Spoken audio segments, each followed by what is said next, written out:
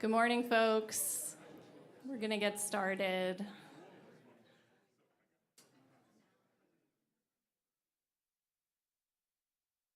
Always good when there's already early morning conversation.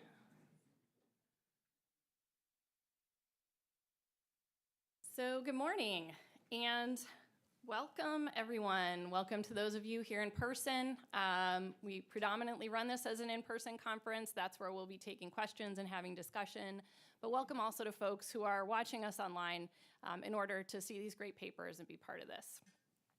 I'm Abby Wozniak, and I'm director of the Opportunity and Inclusive Growth Institute here at the Minneapolis Fed.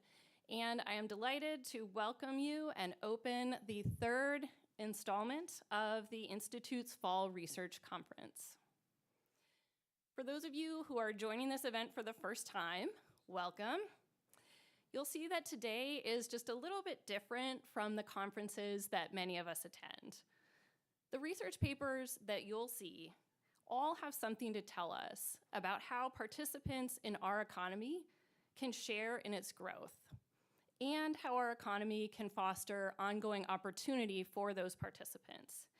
But this is a really big objective, and in order to meet it, we have to be open to a variety of tools, a variety of approaches, and a range of specific research questions. So to that end, we put together a very broad program for our annual Fall Research Conference. So I think many of you will not probably run home and cite half of the papers in the conference in your specific research projects that you have open on your computers right now. But instead, we hope that you leave here inspired to think about your own research in a bit bigger way, in new ways, and in ways that are as well reminded of the larger mission that we're all connected with and interested in pursuing, even though in our own research, we're often chasing down fairly narrow, specific questions. So for those of you who have been part of this event before, welcome back. It is great to see you again. And increasingly, this conference is a place for the wider Institute community to come together. So this includes our current and past visiting scholars, our Institute staff and economists, our colleagues in the research division here at the Minneapolis Fed, and our colleagues and leaders throughout the Federal Reserve System. We really appreciate the opportunity to be a focal point for folks who are interested in this type of work. If you would like to keep up with the Institute's work in between conferences, I very much encourage you to read and subscribe to the Institute's twice-yearly magazine, For All. You have a copy in front of you. And in For All, in every issue, you'll find summaries of some of the research papers that are in our Institute Working Paper series. You can find all of them on the website. And you'll also find lead articles and interviews that explore these questions, these big questions about how to ensure our economy works for everyone from a bit broader perspective, a little bit higher 10,000 feet view, but in a way that we think is motivating and really exciting and interesting. The hard work of putting this conference together was really led by Amanda Michaud, for which I'm extremely grateful. Amanda is a senior economist with the Institute, and she was joined in this work by an outstanding program committee: Robin Cox, Nick Engbaum, Alessandra Fogli, Andrew Goodman-Bacon, John Bailey-Jones, Raven Malloy, and Simon Monge, many of whom are here today. They selected 6 papers from over 120 submissions, addressing a range of topics that are relevant to the Institute's mission. These papers address higher education funding, nurturing children, sharing resources as the climate changes, understanding job separations, seeking drivers of the opioid epidemic, and understanding how markets process social change. I'm particularly grateful to our discussants who are going to be doing the hard work of drawing out some of the bigger lessons from these papers for all of us, and in several cases, providing a perspective on them that comes just a bit outside, from outside of a narrower economic research unit. The same team also organized a full-day mentoring event, and this will be held tomorrow. This is a smaller, not broadcast on the web event, but there we work with 6 scholars to intensively develop their papers so that ultimately this can lead to a greater and more lasting pipeline of institute-style research in our interest areas. We're really excited to have the 6 presenters and their discussants from that event here with us today as well. I hope you'll take a look at their projects. They are listed on the conference website, and seek out the authors of those papers at the breaks too. This year's conference also coincides with the launch of a new resource from the Opportunity and Inclusive Growth Institute. Earlier this week, the Institute made available Income Distributions and Dynamics in America, or IDA, a powerful resource for advancing our understanding of income differences across America. I suspect that I won't have to convince anyone in this room that measurement is an important part of understanding whether our economy works for all. In fact, many of us know firsthand that often we can say little about the economic reality of communities that we care about because we simply lack adequate data with which to measure them. So IDA is one approach to making this measurement easier for researchers and for anyone who cares about these questions. It contains over 6 million statistics describing income percentiles, income shares, growth rates, income dynamics, and persistence for many US demographic groups at national and state levels. The data are built on 21 years of restricted IRS 1040 data, along with W-2 information and Census Bureau demographic information. As a result, IDA provides a picture of income distributions and movements for granular subpopulations of US earners over the 2 decades leading up to the pandemic. It will allow researchers, as well as anyone with an interest in measuring income distributions, to answer a host of new questions. In some cases, this will mean building on an established and long body of knowledge about US income inequality and its dynamics. But in other cases, this will mean answering basic questions about small communities, small populations, and their income distributions for the very first time, because prior to this, we simply lacked the detailed information from large enough populations to do these types of analyses and calculations. I hope you'll explore the website and learn more about IDA and the insights it's already generating for our research team. You can also download and use the data yourself, and also mark your calendars for a 1-hour overview webinar on November 13th to learn more about IDA in detail. If you have questions about IDA today, you can talk to any of us from the Institute, but you can especially talk to Ilan Kondo, who has led our research team along with a number of the research assistants supporting in this analysis along the way. I'm incredibly grateful to him and to Kevin Rins and John Voorhees, our census researchers who partnered with us on this project. So while it's exciting to share this news, I'm very much looking forward to today and today's program. I'm particularly delighted to welcome our keynote speaker, Jed Kolko, who will kick off the day's presentations. Jed Kolko is Undersecretary of Commerce for Economic Affairs. In this position, he coordinates economic analysis for the Commerce Department and provides direction and oversight for the Census Bureau, the Bureau of Economic Analysis, and for the chief economist in the Undersecretary's office. Before joining the Commerce Department, Jed served as chief economist at Indeed, a global job site, and at Trulia, an online real estate firm in the United States. He also served on the boards of directors of the National Association for Business Economics and the California Budget and Policy Center. His research spans employment, housing, local economic development, and technology issues. And if I may, I want to depart from Jed's bio script just for a minute to share a personal story about Jed. I've known Jed for quite a while, and we first met when I was brand new to graduate school. And Jed was almost on his way out of graduate school. And we were both studying for PhDs in economics, if folks had not put that together just yet.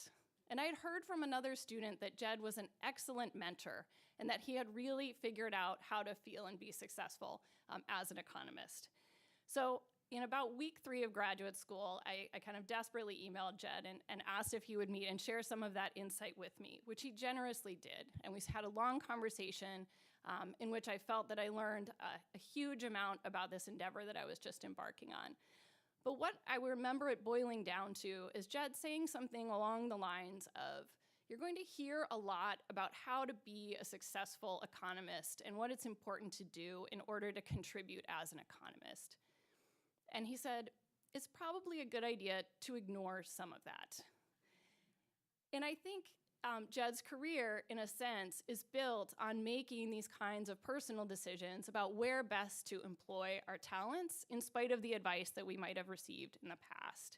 I think of Jed as really pioneering some of the positions as chief economist in tech firms and being early to take on jobs in that industry, which is now very standard and is a huge growth area for economics and economic research, and opens up a lot of questions that we wouldn't be able to answer if we did not have folks like Jed engaging in reaching our talents and the skills and the tools that economics has into an application like that, as opposed to waiting for the application to come to us.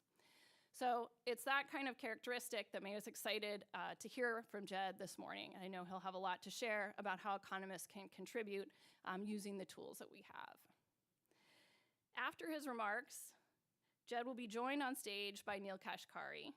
And President Kashkari leads the Minneapolis Fed, one of the Federal Reserve System's 12 regional banks, with a district encompassing Minnesota, the Dakotas, Montana, northern Wisconsin, and the Upper Peninsula of Michigan. He serves as a member of the Federal Open Market Committee, which sets the nation's monetary policy. And Neel began his career as an aerospace engineer developing technology for NASA space missions, which is another great way to start your career. He later held a variety of roles in public service and finance, most notably as Assistant Secretary of the Treasury during the 2008 financial crisis, where he oversaw the Troubled Asset Relief Program.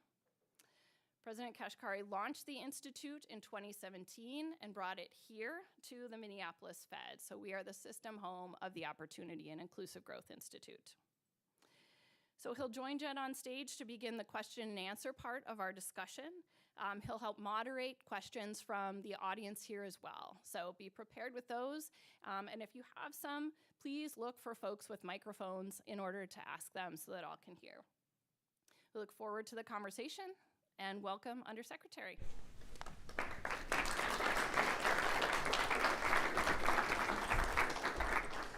Abby, thanks very much for the kind introduction, and I want to thank Abby and Amanda for inviting me, Neel for hosting me. It's really a pleasure to be here. I was here a few years ago at what might have been the first research conference or a very early one.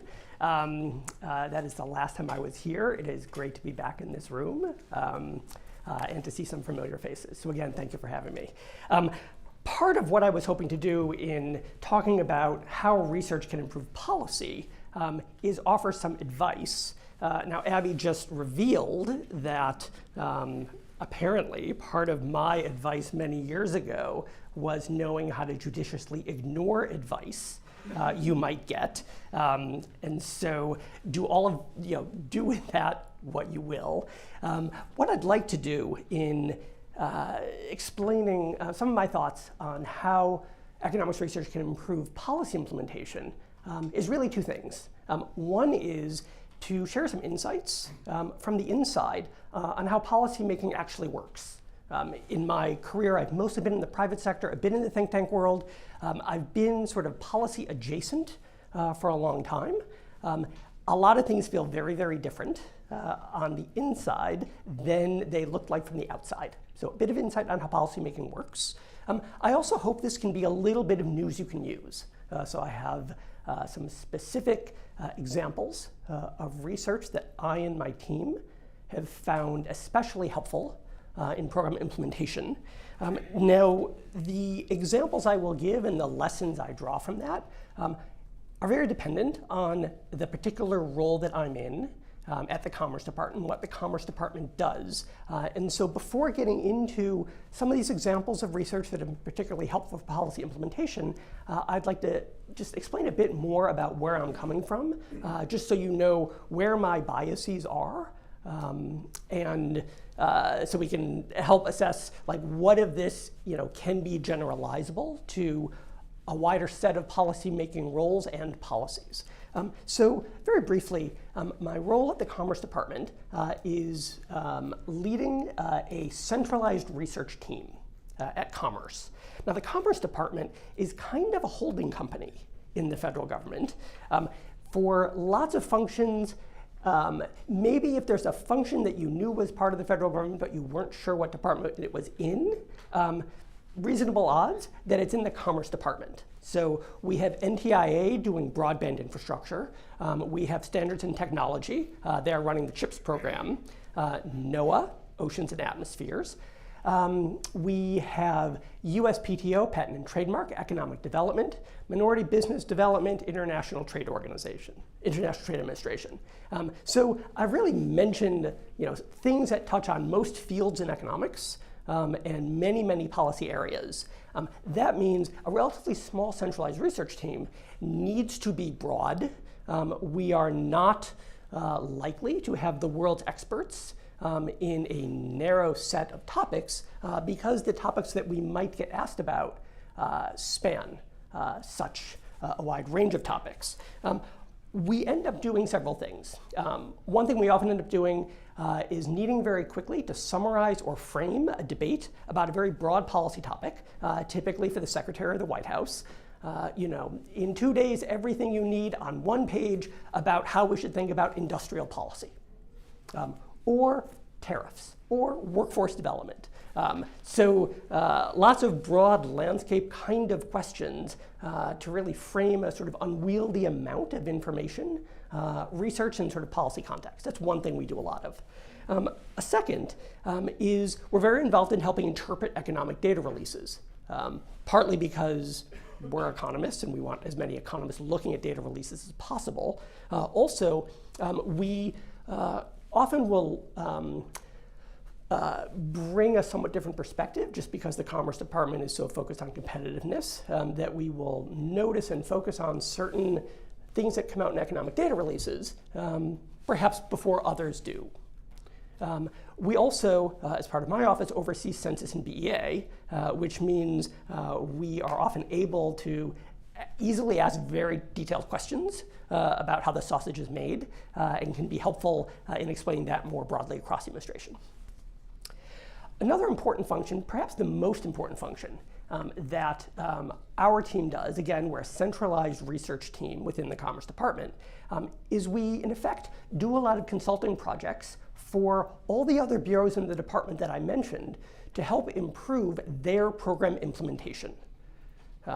To try to make sure that economics and economic research is informing implementation decisions that bureaus running big programs like broadband infrastructure investment, the Tech Hubs program, and all the other programs Commerce has, making sure that that is as informed as possible by good economic thinking and research. And I think that consulting piece is where a lot of the value of research for policy implementation can come from. These are often very constrained problems. Congress and legislation defines the contours and sometimes very specific details of programs. And so trying to inform program implementation through economic research is often conditional on this very constrained set of rules. Varies the level of which discretion is left to departments of the executive branch to implement different programs. There are also a wide range of programs. Some are formula-based. Money goes out to us according to a set formula.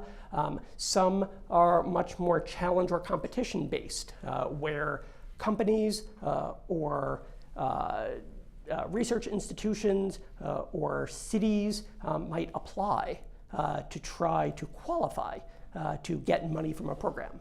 And then there are lots of decisions, therefore, in the implementation about how to select places, how to allocate, how widely do you spread money, or how concentrated should it be? These are all the kinds of questions that tend to come up as we are advising and consulting bureaus within the Department of Commerce. More specifically, my own examples are going to draw a little bit more from labor and urban economics. I'm an empirical labor/urban economist. Hopefully, some of the examples I will give, even though they're largely drawn from those fields, will still be somewhat generalizable. A bit more, though, on the methodology about how I thought about this, how to make research more useful for policy question. Over the past couple months, I've had a bunch of conversations, especially with my own team, asking people specifically, in the course of your work so far in the administration, which research papers have been most useful. Not in the abstract, but actually think about the ones that turned out to be most helpful to you as you were putting together one of these broad framing landscape memos or advising a bureau on how to implement a program. And which ones do you almost keep as reference documents, that you might even go back to again and again over time as the most useful research outputs? Out of those discussions with my team, with others and other economists in the administration who are also in departments that are focused on big program implementation, and thinking about my own role both currently and previously, where in other settings, including the private sector, I've aimed to try to do research that's been useful for policy and have experimented and sometimes succeeded and sometimes failed. Have put together a very personal take on how we can make research more useful for policy. That's where I'm coming from. I am making a couple assumptions also about where you all are coming from. I assume that you are fortunate enough to be in a position to be rewarded for doing research that improves public policy.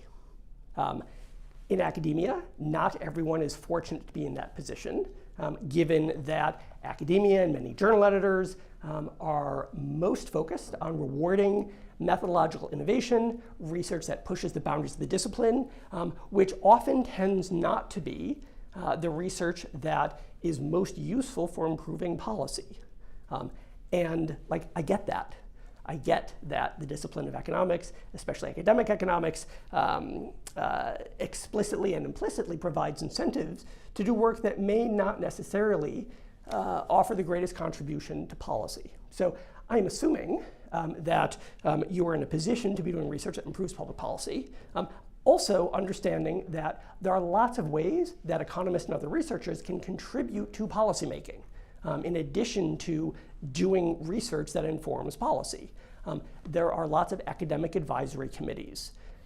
There are lots of requests for comments to respond to. If you ever are aware of an FRN, a Federal Register notice, asking for input about something you care about, whether it is some change to the statistical system or how something is defined, and you think you care, respond. There are not that many mechanisms for getting researcher feedback into government processes. When you are asked, please respond. People actually read these answers and care a lot. There are other ways. Being part of the public debate in a very sort of public way, and picking up the phone when people working on policy questions call. These are all other ways that researchers can help improve policymaking. But today I really want to focus on how research products, research output improves policymaking. A couple other things by the way of preamble before I get to some specific examples and a categorization of the types of research that we found most helpful. So whenever you want to be helpful, it's essential to understand the audience of who these policymakers are, who are consuming or think they want to consume economic research to make their programs better. So two things I've learned, being on the inside. The first is that there is the whole spectrum of policymakers interested in having research inform their work, all the way from PhD economists who are on detail from an academic position, all the way to staffers who really haven't ever taken an economics course before. Which means research that informs policy doesn't necessarily need to be geared toward any one of those particular audiences. Research can be very useful for policy, even if it's written for other economists, because there are a lot of PhD economists within the government who are part of this process of taking research to make policy better.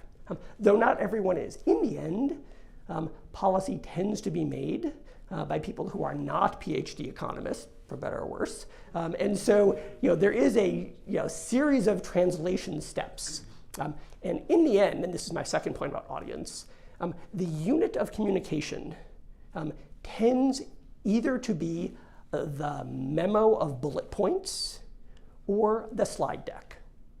So regardless how beautiful the narrative is, detailed the regression output, in the end, it will get translated to a bullet point or two and or a PowerPoint slide that needs to be simple enough to be grasped in about 10 or 15 seconds with minimal or no footnotes. So those end up being the sort of units of communication. And one of the things that makes research useful is research that is not necessarily starting out in that form, but can easily be translated into that form. The other thing I want to say by way of preamble before I get to three types of research that have been particularly useful and some reflections on what they have in common is the last bit of preamble about this particular administration. The Biden-Harris administration has some particular areas of focus that make certain kinds of research and economic insights especially important. I've only been in one administration. I've not been in government before, so I don't really have points of comparison. But my best guess is these are three features of this administration's approach and view of the world that help shape what kind of research is most useful. So the first is a very strong focus on program implementation between the bipartisan infrastructure law, IRA, CHIPS, and others. There has been, particularly in the first 2 years of the administration, an impressive amount of legislation that has led to major investment programs across a range of areas, including a lot of technical and high-skilled areas that many departments in the administration are focused on. And as the administration goes on, the focus is sort of increasingly toward implementing these programs well, rather than, given the sort of natural difficulty in legislating when Congress is divided compared to the first 2 years, that means even more of a focus on program implementation and making sure that this money is being spent wisely and effectively is the first thing I think that sets this administration particularly apart. The second is a really strong focus on distributional implications. So a focus on equity is incredibly important to this administration, whether we're talking about data issues, environmental investments, also very important in careful thinking about targeting particular places and sectors that are particularly in need of investment. And so perhaps more than previous administrations, a very strong focus on equity and distributional implications. I think the third is the macroeconomic context during the years of this administration, and in particular, coming out of the pandemic, being in and then coming out of the pandemic, a unusual, my sense is, an unusually significant set of shifts in how we look at the economy. When I think about the kinds of measures that we look at in regular economic data releases that have become much more important in the past 3 or so years than they used to be, temporary unemployment, incredibly important in understanding what was going on in the labor market in 2020 and 2021, something we tended not to focus on in the past. The split of consumer spending between goods and services. All kinds of ways to measure inflation. We now have numerous ways of thinking about core and super core, lots of arguments about how we incorporate housing prices into inflation. BEA, as part of the PCE index, has just started publishing super core, so core X housing and core services X housing. And so this has been a time where, both because of the pandemic and also because of the increase in the range of proprietary and alternative data sources, there's been a real more shifting sands and more innovation in thinking about how we track the macroeconomy and broad sectors of the economy. So I think those are all three things that shape how the needs for research and value of research might be unique or at least somewhat different in this administration than other ones. So given all that preamble, three kinds of research that have been particularly useful for informing policy, in particular policy implementation, with some examples of each. So the first one is research that really frames an entire landscape of a topic, and in particular makes very clear how to, either in quantitative terms or in qualitative terms, rank or compare different explanations, different kinds of policy approaches to the same goal, to make it possible to then make decisions within programs that tend not to be yes/no questions.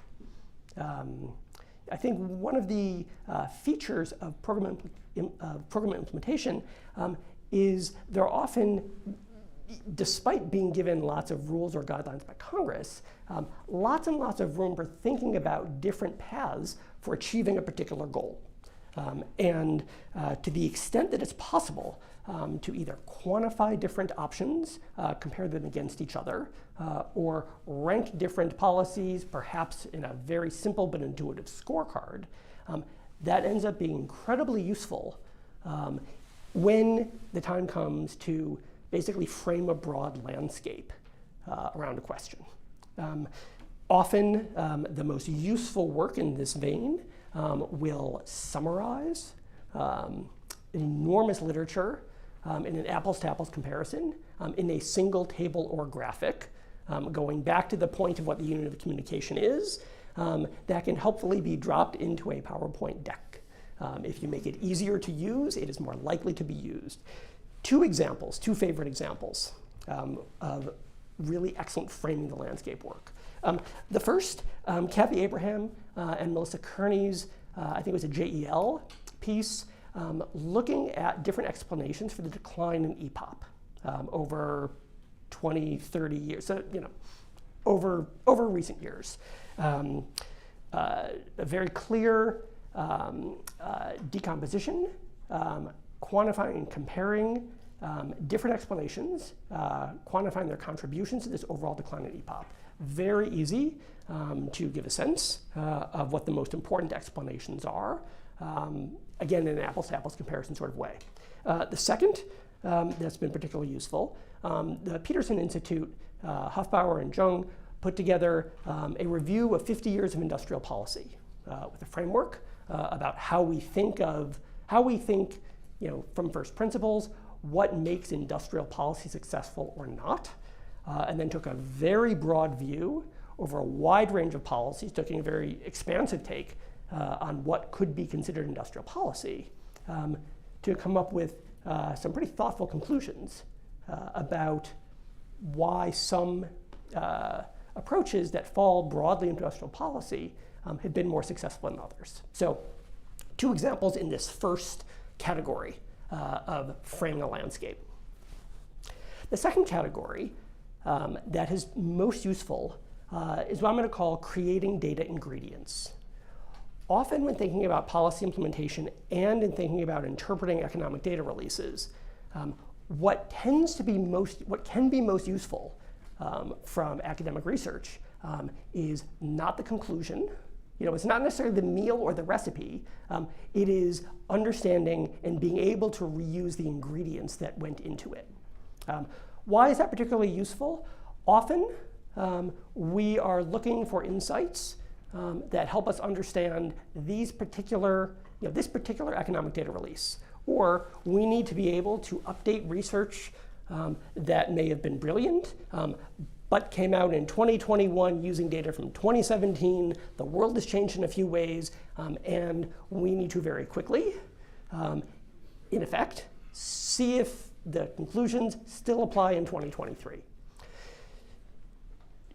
This need to tailor research findings to the current moment or to a slightly different context means that there's a really high premium on research that provides data ingredients, that explain data sources even better, explaining why this data source was used and not that one, explaining some of the norms that economists may take as given, but no one outside of economics would necessarily make the same assumptions. Why income in log form and nonlinear form? Why is this weighted by population as opposed to unweighted? Research that explains those pieces, really things, again, that are so within the norms of empirical economic work that there's no explanation necessary. That explanation often tends to be very, very useful for people outside and who are not accustomed to those norms. Some examples of research that have provided particularly useful data ingredients that I, my team, and others have used again and again. 4 examples. First, Dingle and Nyman's estimate of by occupation and industry of the share of jobs that can be done from home. This came out right at the start of the pandemic. Downloadable data to be able to merge this on to local differences in industry mix, compare it to monthly jobs report data on job growth by industry. There was a headline number that came out of that. I think it was 37% of jobs could be done from home. That headline number, certainly useful as a headline and a broad framing, even more useful for a lot of purposes, were the downloadable data by occupation and industry to then merge onto lots of other data sets in lots of other contexts. Second, Albert Size's work looking at the elasticity of housing supply, and in particular, data on the share of buildable land around the center point of, I think, 200 or 300 metros across the country. Both as an understanding of why we see such different housing supply dynamics, how much that affects prices, where therefore the opportunity is for building more, and what that means for affordability. Again, you can download the data, incredibly useful ingredient into lots of other analyses. Third, Daniel Wilson of the San Francisco Fed's work on weather impacts on employment. And very helpfully, they update this every month, relatively soon after the jobs report comes out. So we can still see every month a summary estimate of how much unusual weather affected employment, and then can make guesses about how that might have affected consumer spending, GDP, whatever else. One could do this all from scratch every time, gathering excellent county-level weather data from NOAA and applying that by count and so on. Or you can go right to Daniel Wilson's site at the San Francisco Fed, pull that down, full series, and get an estimate of how much weather might have contributed to the monthly fluctuations we're seeing. The fourth example I want to give has actually been a series of papers and research, one from John Gruber and Simon Johnson, a few others from think tanks, Brookings, EIG, and others, that have looked at the Tech Hubs program. This is a program within Commerce at the Economic Development Administration to invest in places outside the leading tech hubs in order to both boost innovation and encourage technology investment in places outside the largest agglomerations.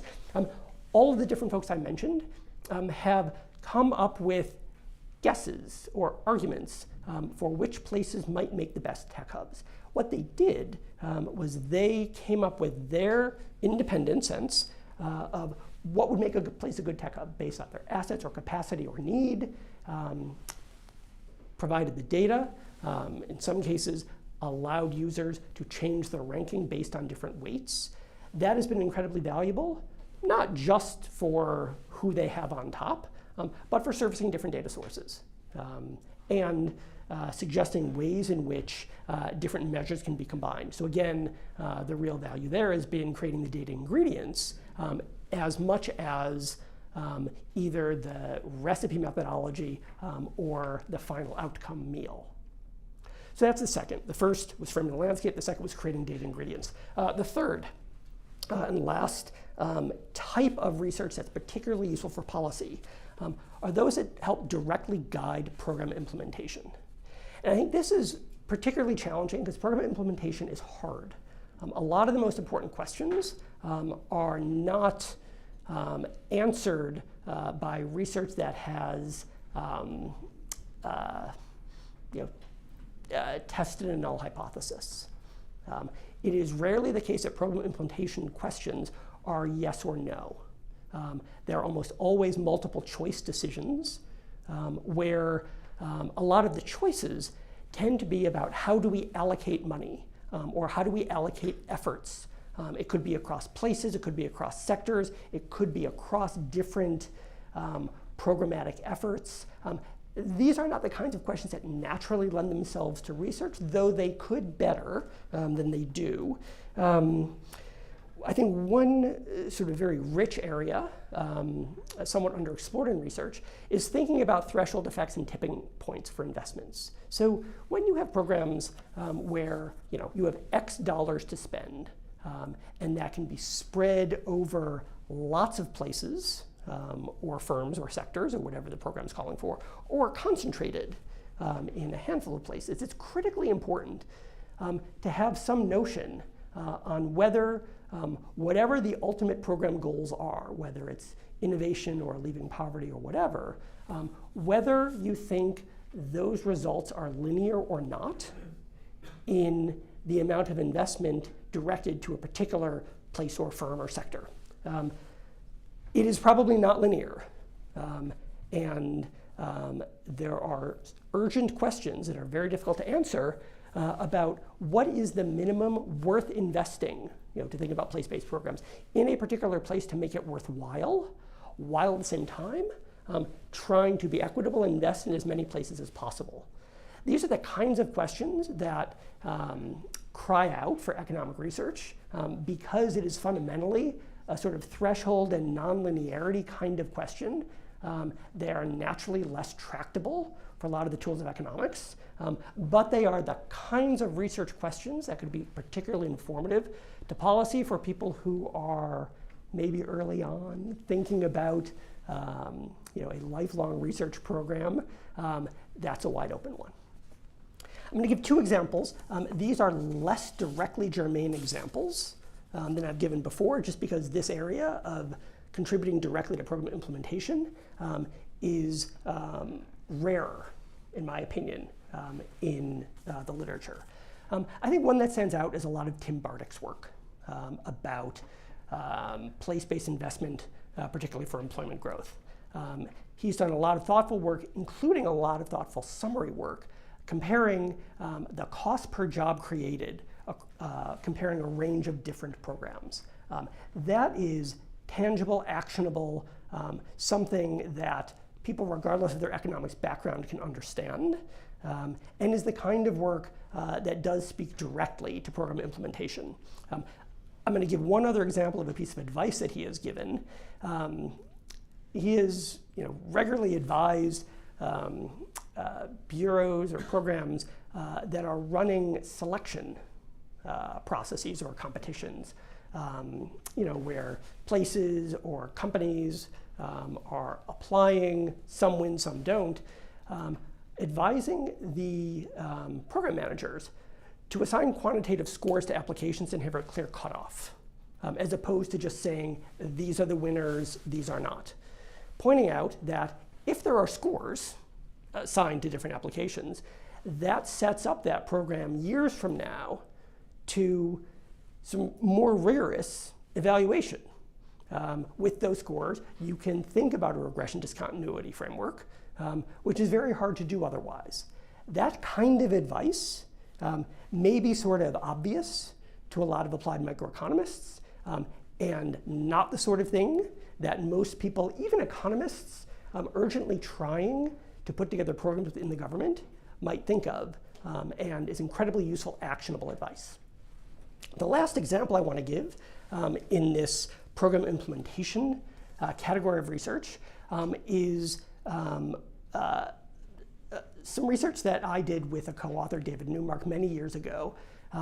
We basically ended up doing two pieces of research, one of which was very useful for one thing and one was very useful for something else, and we sort of didn't realize at the time the ways in which these two pieces of research would be useful. So we began maybe 15 years ago a long research project around the California Enterprise Zone program.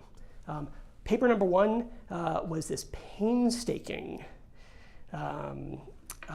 detailed empirical analysis, digitizing lots of PDF maps into shapefiles, overlaying the NETS database with counts of employment out of the Dun & Bradstreet Register at the address level, looking at dates when enterprise zones were formed and changed in order to create treatment and control groups, essentially to measure what happened to employment in businesses on either side of the enterprise zone boundary, and just before and after that part of the enterprise zone came into effect in the program. The title of that paper was, "Do Enterprise Zones Create Jobs?" The summary of that paper was no. Now, is that useful? In some ways, that's incredibly useful to know that, and became part of the debate that led to Governor Jerry Brown ending the enterprise zone program in California. But almost in passing, as we were painstakingly creating shapefiles, we thought there might be variation across the 40 or so zones within California in terms of how effective this program is. These zones all have different local industry mix, and importantly, they have different administrators, like actual people who are making actual choices on how to spend their time and help businesses in the zone. And so in a fit of sort of low-tech initiative, we sent a very simple survey to the 40 or so enterprise zone administrators. How much effort do you put into helping businesses in your zone get hiring tax credits? How much effort do you put into helping them with their marketing and outreach plan, and so on? Taking the painstaking work at a zone-by-zone level, merging that with the results from this incredibly simple survey, basic interactive effects, ended up with a second paper called "Do Some Enterprise Zones Create Jobs?" And yielded quite useful insights for implementing a program like this to understand what kinds of actions different zone administrators took that ended up being associated with bigger positive employment effects, and what are the characteristics of zones that had bigger employment effects. Now, that second paper, much less cited than the first one, ended up in a much lower ranked journal than the first one, and yet more useful for a lot of the program implementation questions that we now focus on at the Commerce Department and the administration. Across all these kinds of research, I think there are some similarities. I want to point out a couple and then wrap up. The first, the most useful research for policy, first of all, often includes downloadable data, things that people can use, incorporate in their own work. The second is the most useful research tends to be, I'm going to call it a one-stop shop, in that it frames an entire literature. It does not sort of scattershot reference 15 other papers to go look at for explanations, but rather makes it possible to get a whole landscape in one piece of work. There's often a clear sentence or chart that summarizes the whole, again, making it more amenable to the unit of communication that we end up often using in government. Fourth, the most useful research typically appears outside of the top journals. A lot of the examples I gave and other similar ones ended up in the Journal of Economic Perspectives, Journal of Economic Literature, not the highest ranked journals. And finally, they are done by people in places like regional feds think tanks, and other research organizations. I think overall, like making research more useful for policy is about two things. It is about a set of choices that researchers themselves can make about topics, about approach, about communication. But as importantly, it is about the institutions and incentives that exist that support researchers who want to improve policy.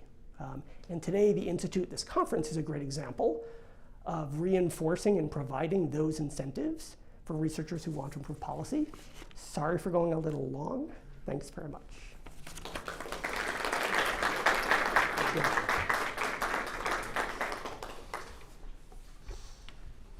Thank you. That was great. So much that I want to respond to, mostly in wholehearted agreement on the policy process.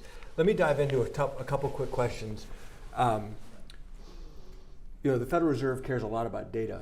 We need data, the best data possible for us to do our jobs. We really rely on data that the Commerce provides, BEA, Census, both under. So first of all, thank you for providing that and continuing to. We've seen, and I know you know this, that the survey response rates have declined over time. And it's concerning because this is really critical data for us and for so many policymakers. How do you all think about that?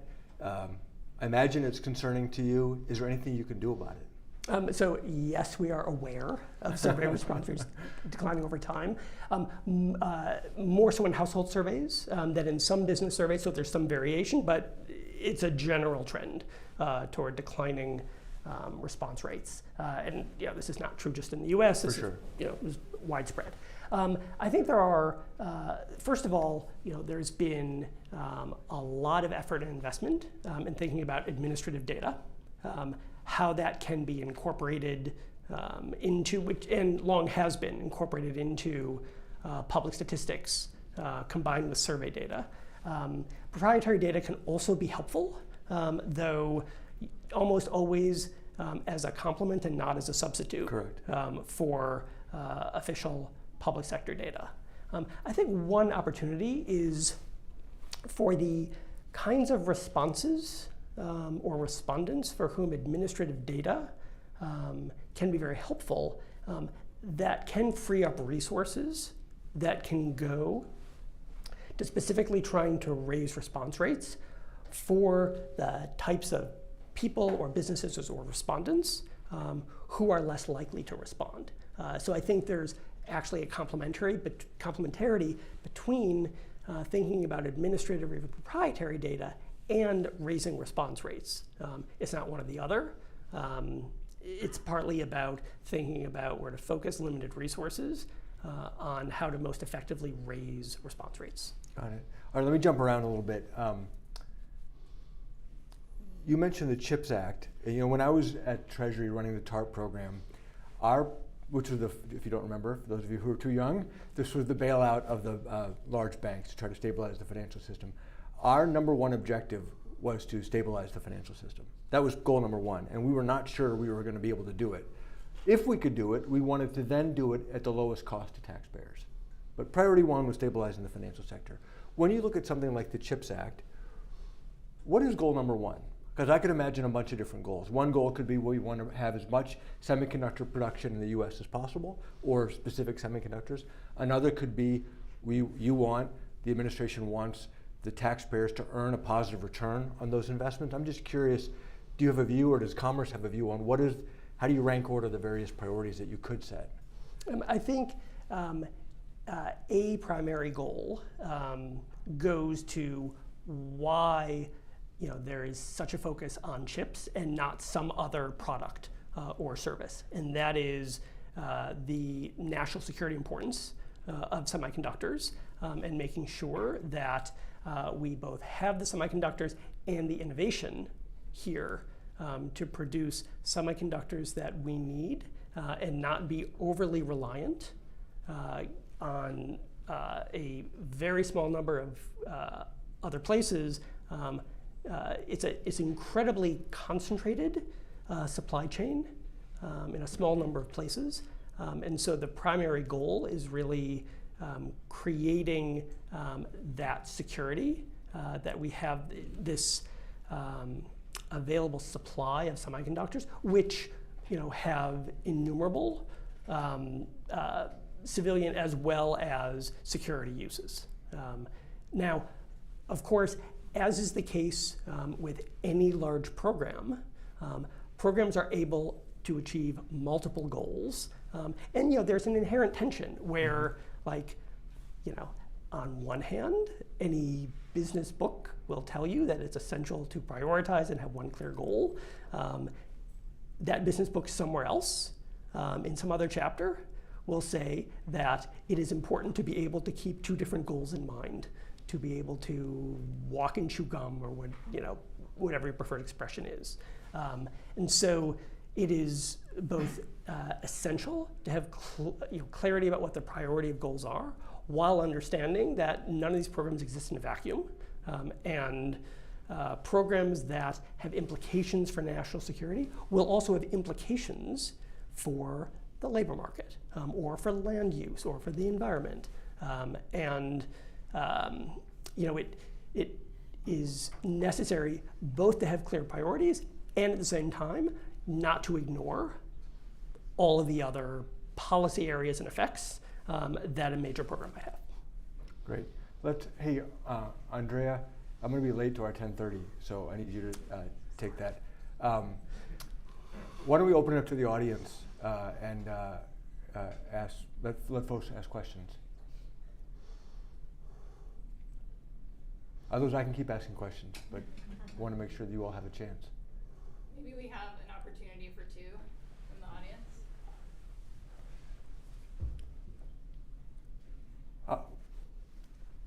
Anisha? Thank you. So you mentioned usefulness of research in policy and talked about how some papers could be very useful. I was just curious if there's a question or a topic where you have very different views and a whole body of literature which gives evidence on one side and the other body on the other side, how do you decide how much weight to put on different results, and how do you make a decision on those kind of issues? The question was, when a literature is inconclusive, sometimes providing a pretty wide range of different conclusions on a program effect or some other element, how do we resolve this? I think some of it is just being transparent about how much certainty or consensus there is around a particular conclusion. I think it's also critical to understand what led to different conclusions. Were there different data sets? Were different assumptions made in different papers? Were they conducted at different periods of time? Are there other institutional contextual issues that could have contributed to different findings? The most helpful papers, because it would save us the time to parse all that out, because that's a lot of work, are those that do a literature review that sort of explain what contributes to the range of different results we get. Because it may be that, looking across a literature as a whole, there's a range of results, but there may be some reason why only one subset of the results are actually relevant for the particular context that a particular program is operating in. It could be that, to completely make up an example, a literature finds negative effects here, positive effects here. It turns out that there are somewhat different treatment effects focusing on different types of people. And it turns out that the program under consideration is designed to help a particular type of people that is reflected by only a subset of that literature, and then gives a very clear answer. So really understanding, to the extent it's possible, and some papers make this easier to do than others, why it is results differ from others in the literature, ends up being a big part of that process. Thanks. David, last question. Jed, first, thanks for your service. You oversee two of the main economic statistical agencies in the federal government. It's a little awkward that you don't oversee the third, the BLS. How, in practice, in your observation, how serious are the problems that arise from the fragmented structure of the economic statistical agencies in the U.S.? How high a priority do you place over the longer term for bringing those more closely together in administrative structure, or is that something that Don Quixote would be pleased to undertake as a project, you know, a closer unification of the agencies? It sounded like David was volunteering for the assignment, but. So noted. I make no predictions about the political and administrative feasibility of making large-scale organizational change to the statistical system. So I'm going to, you know, have at it with your own guesses about what might be feasible. But in terms of what are the implications of the fact that there are, unlike in most countries, there are 3 separate economic statistical agencies in the US, Census, BEA, and BLS, as well as 10 other primary statistical agencies like the Bureau of Justice Statistics. There are 2 at the Ag Department and so on. So it is quite a decentralized statistical system. There are specific ways in which this can be a challenge, particularly when different statistical agencies have different access to certain kinds of data. One example is that there's been a long-running effort to try to harmonize the access that those 3 statistical agencies, Census, BEA, and BLS, has to a set of industry data so that all 3 of those agencies can have the same view in how specific companies are classified in the industry classification. Right now, Census and BLS actually give quite different answers to how many people there are and how many establishments there are in the semiconductor industry, for instance, because they work off somewhat different business registers. I think that's an example where the decentralization can create challenges, you know, for understanding some pretty basic facts about the economy, and that's an area where there have been lots of efforts to harmonize. One other thing I'll mention is within the White House at the Office of Management and Budget, there is a team within OIRA that is tasked with creating that coordination across the entire statistical system to try to create norms that both improve collaboration but also enhance public trust in the statistical system. And that's a very important piece of managing this decentralized statistical system. Even though, as you say, there are ways in which that can be a challenge, including for understanding some sort of basic economic facts. Thanks. Okay. Thank you, Jed. Thank you, Neil. Perhaps we should have an entire conference on these questions. There's a lot to talk about. We really appreciate it. Appreciate your time. And Neil, off to your 10:30. Thank you. Thank you so much. Thanks so much. Thank you. Good to see you. See you later.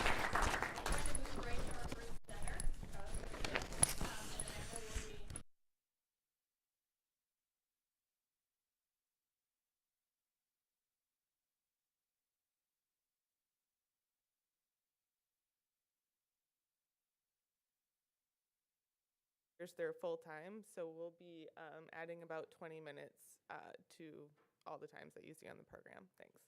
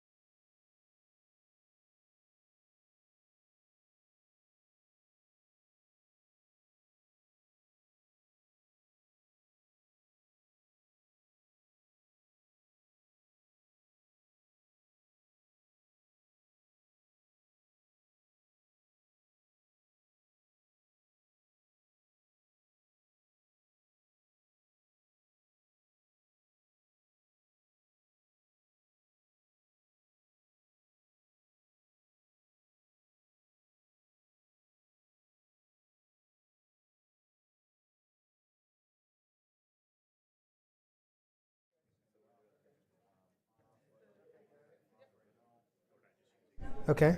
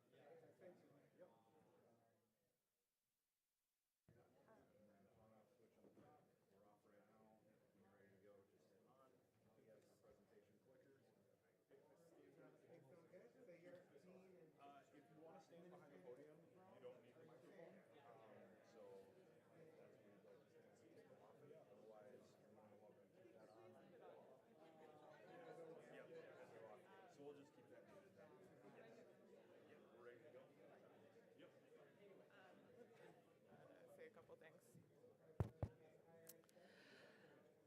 All right, we're ready to get started with the paper presentations part of the conference.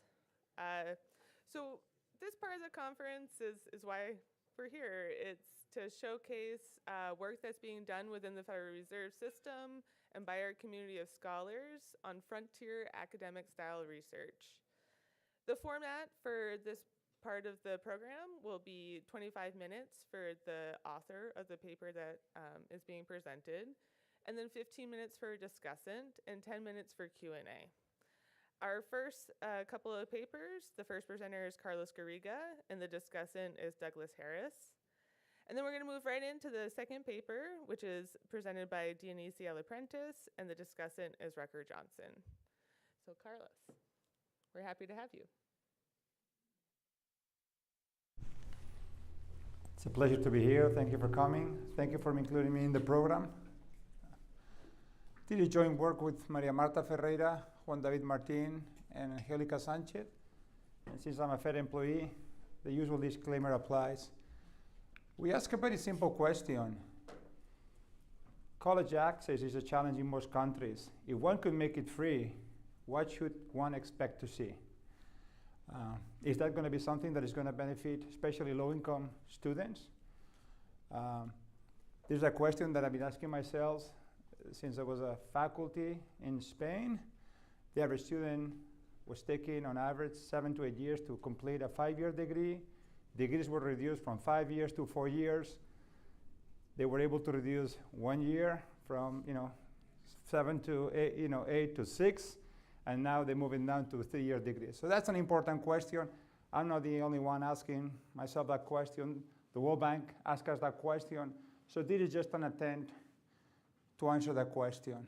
The title kind of hints a little bit the answer, limited effect from that, and I think hopefully that lead a very useful discussion on how should we think about college access and what is the key deterrent for people to graduate and complete college. Before one gets too complicated, one can start looking across countries because many countries have different degrees of subsidies to higher education. So the World Bank asked us for Latin American countries. If you look at Latin American countries here, we can rank countries based on how much they subsidize education. In the bottom axis, you have on your left side the least amount of subsidies. On the right-hand side, you see the most amount of subsidies. And the regression line just try to capture the correlation. You can really see that more subsidies allow more people to enter. So that captures the idea that there's some constraint and resources that impede people to enroll in college. But the most important thing, especially for policymakers and for people hiring in the labor market, is the fact that not a lot of the students get to graduate. So there's a very weak relationship between enrollment and graduation. You may argue, well, that's kind of unique to Latin American countries or developing economies. But if you look at OECD countries, you find a very similar pattern. More subsidies induce more enrollment, but they're really weak on graduation rate. And that's what I used to witness, when I was a faculty in Spain. People sat around for a long time, specifically in countries where education is very inexpensive, and eventually they did not graduate. So the paper is going to have a little bit of that flavor. Why college I think is important? Well, when we're thinking about decision making, and economics is essentially about decision making, college is the first period where, or the first time in life where students get to make their own decisions. When we're thinking about K1 through K12, most of the decisions are driven by parents. So this is the first time for most students where they can make independent decisions. So it's really important to understand what drives those decisions. College is also the threshold where you can really see big differences in labor market returns. People who have a college degree across most countries earn a substantial premium. So completing college is kind of a big deal. If you're thinking about economic growth, having people with education really fosters innovation and economic growth. We have also seen that most of the variation in income comes early on in life with your ability to earn a college degree. Most of the variation that we see afterwards, we shocked, is small compared to the big differences that you have in levels and career profiles when you attain education. So these are things that I think, from an economics perspective, are really critical. But there's some impediments to acquire education, and access and resources is one of them, but there's some others. So what do we do here? We try to build a dynamic model of student choice, trying to get at the core of it. Why do people decide to go to college? What are the determinants, and how do they progress to college? I'm going to ask that question, can free college increase enrollment and graduation? And I'm going to show you it's something consistent with the picture. Making access more available is going to increase enrollment, because it's going to make resource constraint less binding, but it's not going to be successful in generating more graduate students, or people that complete college. There's going to be some selection. You're going to be attracting weak students. You're going to generate less incentives to study hard. So we'll go through all these details. And then something that I'm going to show you, which will be consistent in the data, is we have a high dropout rate. The fact that you have a ton of students coming into college but not graduating can only be reconciled if there's a large number of students that are not graduating. So we'll talk about dropping out. Hopefully there'll be some positive news. Can we do something about it? And what I'm going to do is I'm going to argue that you can provide free access, but introduce some incentive for students to complete. So you can make the subsidies contingent on performing, and combining performance with free access is going to allow you to increase graduation rate. However, for some students that are weak, that's going to generate an incentive to enroll in college. The fact that you're going to be asking them to perform would be a sufficient deterrent. I'm going to show you that these effects are small. So when we think about providing access and providing policies, access is important, but incentives are equally important. That would not be a surprise when you talk to economists. You talk to any economist, I would argue prices are important, but incentives are equally important. This is going to be an application to Colombia. That's kind of what the World Bank asked us, but I think Colombia is a very interesting country to study. I'll talk a little bit about some of the broad evidence that is consistent with what you see across other countries. I'll talk very briefly about a model. I discuss some estimation. I'll go straight to the results. We conduct a whole bunch of experiments on policies, what works and what doesn't. Pretty much follow a kitchen sink approach on what you can do with a model. I'm going to be focusing in two key results. The paper has all the details, but I want to focus on universal access, and then I want to focus on universal access where you're recurring students to complete certain number of credits every year. I'll talk about the cost benefit of some of these programs. Some of these things have to be paid. In the baseline case, when we talk about free, it's going to be really free in the sense that there's free lunch. The guys that are paying for it, they're not in this environment. And then we talk a little bit about what happens when things are not free. This is Minnesota. You're going to talk about equilibrium. I'll talk a little bit about equilibrium at the end. Some people that might not be familiar with Latin America might think, why Colombia? Why do we care? Well, Colombia is actually a big country. It's the third largest country in Latin America. You got Brazil, you got Chile, Argentina, you could argue about it, and then Colombia is there. They have huge rates of return of education. Mexico, that's North America. The returns of education are extremely high. Relative to high school, when you look at means of regressions, they're exceeding 70%. So there's a huge premium. Colombia also has phenomenal administrative data. So the data that we're going to have access is the one that you have when you go to university and you enroll. and the faculty submit their grades, and they tell you whether you pass or not. So that's very useful and is very rich when you're looking at this country. What also makes this country unique relative to a country like the United States is credit markets don't work. You can't borrow to finance your education, which is bad news for the students, but it really makes our analysis substantially easier because this is not an issue on how do I pay for my education. It's going to be upfront cash payments. And the second one, which is also a prevalent thing in the United States, about 50% of the students in the United States work when they're in college. That is not the case in Colombia. If you're in college, you're not working. And if you do see some work, it's mainly for high-income students. As an experience thing, but not as a way to finance your education. So the combination of huge rate of return to education and really serious constraint to access education because you can't borrow against your future income if you do graduate, and you cannot work to pay for it, essentially give us the best possible case for free education to give us a large effect. So if we're thinking about biasing everything towards free education being a positive policy, that would be the place to look at it. I would argue that the data we're going to be looking at is great data. Everything that the schools record from an administrative perspective is going to be there. So we're going to have some idea about the test scores when they graduate from high school.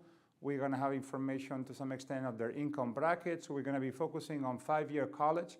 We have some data on 2-year colleges that are not very prevalent. So we want to focus on the long duration programs.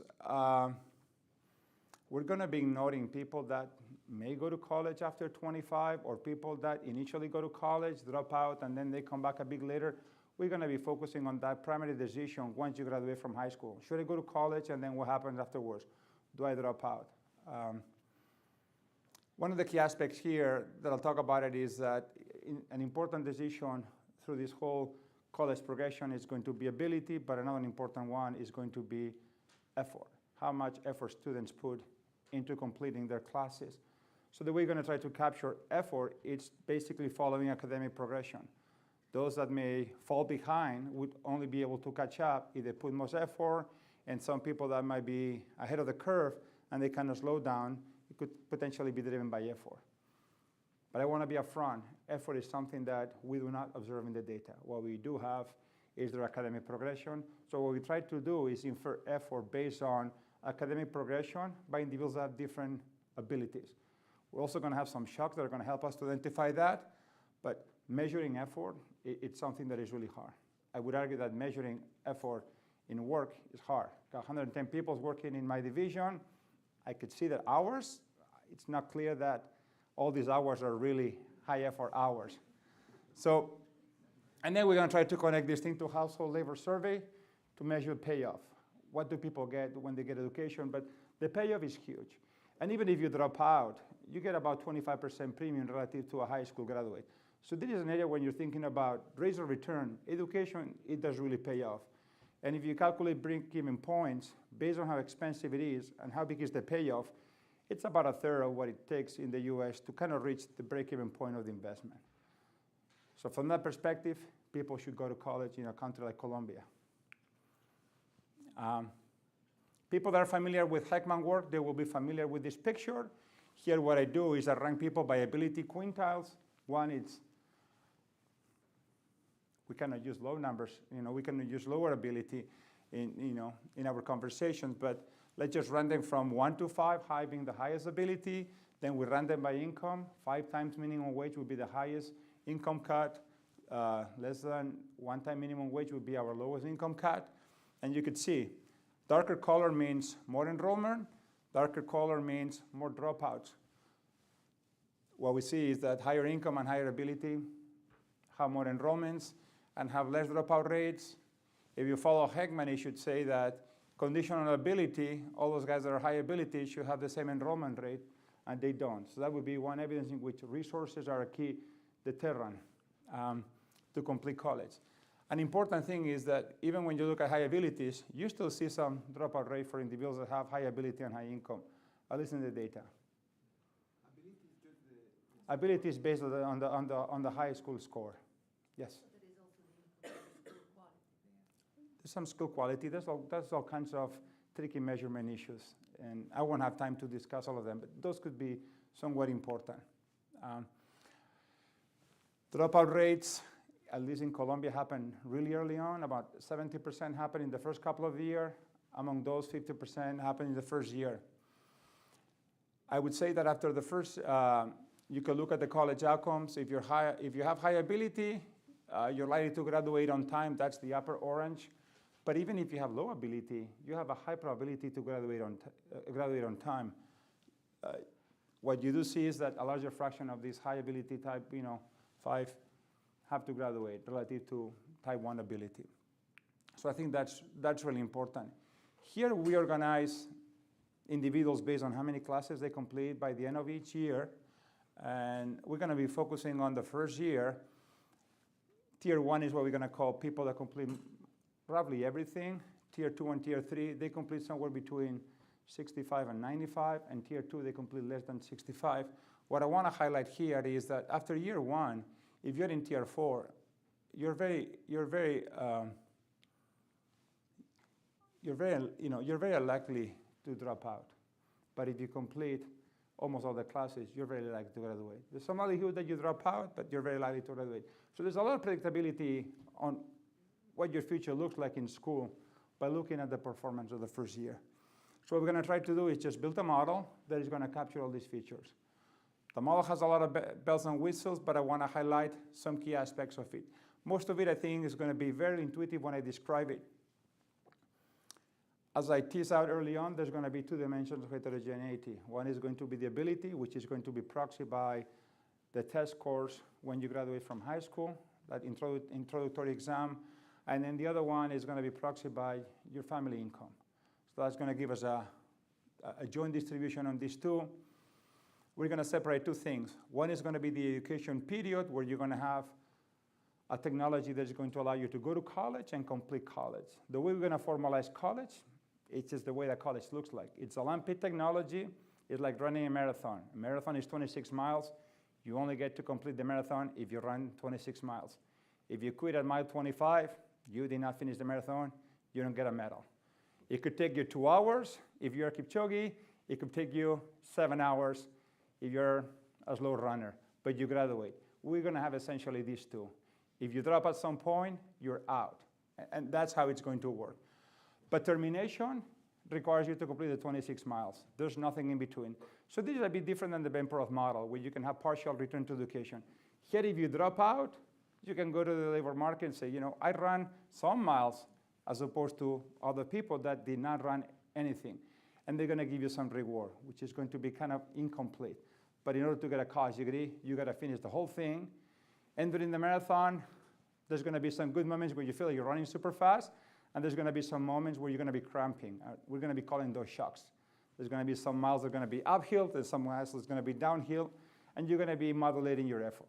That is essentially going to be the model. Some of these things are going to be proxied by shocks, those uphills, downhills, like what you see on the treadmill, when it gets harder or when it gets easier, but sometimes you feel good even when it's hard. All these things are going to be captured here. If the marathon analogy works, the rest of the model is going to be pretty easy. But you can drop out pretty much at the end of every year. Okay? And then when you go to the labor market, they stamp you on the forehead, and what is going to matter in the labor market is your education attainment. What you were when you were in high school, whether you were good at trigonometry or a debate club, it doesn't really matter. The labor market, the only thing that matters is, did you go to college or not? So we're not going to try to exploit some differences across workers on how much that high school variation allows you to have more income variation, because the returns are so high relative to not going to college. These are going to be, from our perspective, second-order effects. Doesn't mean they could be important, but I think the biggest elephant in the room here is the mean return. Let me describe the technology very, very quick, and then I'll drive through the rest. The technology to accumulate credits based on how many credits you register, that's the X bar, is going to combine ability, is going to combine effort, and there's going to be a shock Z that is going to make every mile easier or harder, so to speak. The academic progression, that's kind of the marathon. You start at 0, and XT is the amount of miles that you complete every academic year. When you reach mile 26, you're done, okay? You can keep running for another mile to cool off. They're not going to give you a payoff for that. That's on you. There's going to be two types of shocks. That's what we call risks. The first one is how tough each of these miles. You can think about tests being easy, tests being hard. You can be prepared, but this test can still be hard, and that's going to affect your ability to complete those credits. At the end of the year, based on how well you've done in your past, your ability and your income, you may be cramping and you're out. We had these things being endogenous. It turned out to be somewhat complicated, so we chose to follow that formulation. Two things that I would argue are non-standard. To go to college, you can't finance college and starve in college. You gotta eat in college something. And this is gonna come from parental resources. If you can only afford tuition, but you cannot afford even ramen noodles, you're not going to college. That's one cutoff. So we're giving kind of the best case for universal free college to have an impact, particularly to relax this constraint.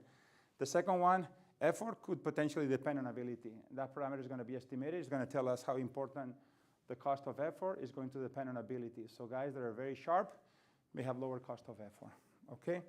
That's gonna be something that is going to be retrieved from the data. As I mentioned, the way it's gonna work is you're gonna start, you're gonna enroll in some credits, you're gonna choose effort, the tests are gonna come, you're gonna figure out how many classes you complete. By the end of the period, you're gonna have some accumulation of total credits, and then you may get a cramping shock and you're out. If you're really far behind, it's more likely that you're gonna be cramping. If you're ahead of the curve, it's very unlikely, okay? This is Minnesota. I put some value functions in here. They're all described in the paper. I'm not gonna describe them, but this is essentially what I just said in words, using math for the initial 4 years. We're not gonna let people graduate before years. After year 5, graduating is an option. And then if you stick around more than 8 years, we're gonna kick you out and we're gonna send you to the labor market. If you're a worker, borrowing constraints are severe. You can save, but you cannot borrow. So the model is geared so that a relaxation of the constraints should give you the biggest payoff, because completing college is gonna give you a lifetime boost in terms of income. There's going to be some discrete choice here to decide who gets to college or not. We learned this thing from Mike King and his early work with Ken Whopper in the 2000s. This is going to be very useful. That's going to allow us to match enrollment rates. Very complicated simulated method of moments trying to match a whole bunch of things. This is the slide where you hope to convince the audience that you did. You gave your best effort to try to match things. When do people graduate? When do they drop? How many of those graduate late by ability? In the paper, we have a bunch of this picture. This is class completion by year, especially those that finish on time. Again, trying to show you that the model does a fairly good job matching this thing. We have a companion paper where we show what happens if you don't have effort, how much of that you can match or not. That would be a more traditional framework with no notion of effort. It's all driven by ability. I'm going to skip that one. That will happen. That's just a description of what happens if you don't have effort in the estimation of the data. Let me just skip that. So what's going to be critical here is when we relax that constraint and we provide free resources, are we going to see more people engaging in effort? And the key thing here is going to be that students are aiming for a certain number of credits to complete that every year. That would be their target, their pace. If you can change their pace, they'll put more effort. If you cannot change their pace, they won't put the effort. So this is somewhat related to the sticky price literature, where firms target some price, and then when they deviate too much, they may want to make the adjustment. So there's going to be a little bit of inaction, and that's what's going to be driving some of the key findings. Everything that you'll see here is going to come out of the estimation. So I'm going to show you a couple of key exercises. If I provide free education to everybody, what's going to happen in the aggregate and what's going to happen in the cross-section. I'm also going to show you what's going to happen if I force students to be on pace. You got to be finishing certain miles per hour. If you are not finishing those, we won't give you any subsidy. You can stay, but it's going to come out of your own pocket. So what that's going to do is going to introduce some risk. There's some margins here. Making it free is going to incentivize enrollment. That will be consistent with the first picture. But then at the same time, making it free may make some students to want to stick around in college a bit longer. It's not so costly. I can go to work, but if I'm enjoying myself, why not stay 1 or 2 extra years? And that's what's going to happen. Also, making it free is going to allow more compensation, and there's going to be some risk effect that I'm happy to discuss later, but I won't have time to discuss now. This is the baseline, the data. Compared to each other, pretty good fit. You can look at enrollment rates, graduation rates, how many people graduate on time, which percentage of high school students graduate, and that's going to be a good metric of the success of the policy. And you can see that when you make it free, a big increase in enrollment rate. All the students are eligible. You have a big increase in the number of students, but a lot of people do not graduate on time. You have an impact on the number of high school that graduate, but if you look at the graduation rate as a fraction of the number of people that enroll, doesn't change very much. You have a pretty flat graduation rate. When you throw in incentives and you force people to be on track, you're going to have an increase on the graduation rate, but you're not going to be so successful enrolling students. The students understand that college is more risky. They know that they won't be able to sustain the pace that you're going to ask them to maintain. As a result, they will choose not to enroll. You can see that comparing effort relative to the baseline. This is the change in effort, and this is the number of cumulative classes. The relevant thing here is to look at the yellow line. When you ask for incentives, people provide more relative effort, especially early on. That mitigates the risk of getting out of college. And then the second one is they progress substantially faster. What is the catch? A lot of people don't want to keep up that pace. This is a much faster pace than the baseline. So the way they're going to be adjusting to that much faster pace is by not joining the marathon. They say, I'm not running 26 miles. It's just too fast of a pace for me. There's some effects in the cross-section.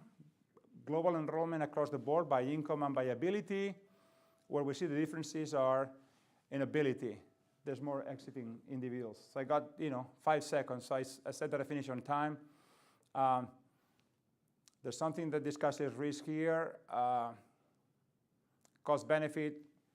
One of the challenges of free tuition for everybody is you're already subsidizing people that was going to go to college no matter what. So it's very expensive. There's better ways to make it more accessible. You can target those that are high ability, high need, and those are cheaper policies. The final thing that I want to mention here, what happens with equilibrium? If you graduate more people, potentially the college premium is going to drop. In order to answer that question, you need to have an idea on how the college premium responds to the number of enrollees.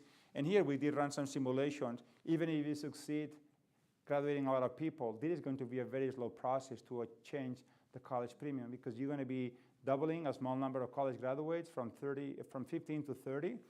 And it's going to take a long time before you get to the steady state. So that's not going to be a deterrent for people to accumulate education. And I went over time. Thank you so much. I got some conclusions, but you can read them.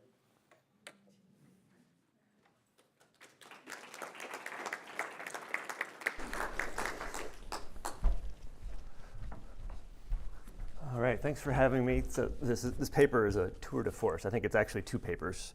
I'll get into that in a minute, but I want to start just by framing the conversation a little bit. Higher education has become kind of a dividing line, and especially in the U.S. I imagine this is true in Latin America as well. Kind of haves and have-nots kind of mentality, and concerns about costs that I think are, in terms of the data, actually a little overblown in terms of what's happened with prices, but still concern and concerned about not just the average or total number of students who are graduating, but the equity implications of this and trying to make college more accessible. So I think the way to think about it is in terms of that's the problem, and we're trying to think of ways to solve it. Free college is the thing that has bubbled up in part because other things haven't worked. Right? This conversation's been going on for a long time, but we haven't really been able to solve this. So let me talk a little bit about why I'm here, or at least why I think I'm here, why I was invited to do this. So I started an experiment back in 2009 in Milwaukee. At the time, it was the first randomized trial of a free college-like program. And I'll be working on it until I can get the journal to accept it. We're almost there, I think. So it was an ability-based, semi-needs-based program in terms of the terminology of of this paper. We also find very limited effects. So it's interesting, or at least we come to the same conclusion. I think what we mean by limited effects, as you're going to see, turn out to mean pretty different things. I'm going to come back to the study in a minute or later in the presentation because it's relevant here. Pros and cons of free college. I think it's worth thinking about things. Instinctively, most economists, I think our gut instinct is anything that starts with free is probably bad. But I think there are some arguments for this, some of which are equity related. A lot of the issues at hand here of making college more affordable, making the investment less risky, making it simpler, reducing the administrative burden of the financial aid system. And these are all very real problems, and they fall particularly hard on more disadvantaged families. So there's a real problem here, and I think there is a case to make here. There are also the arguments against, which are the things that we're more familiar with.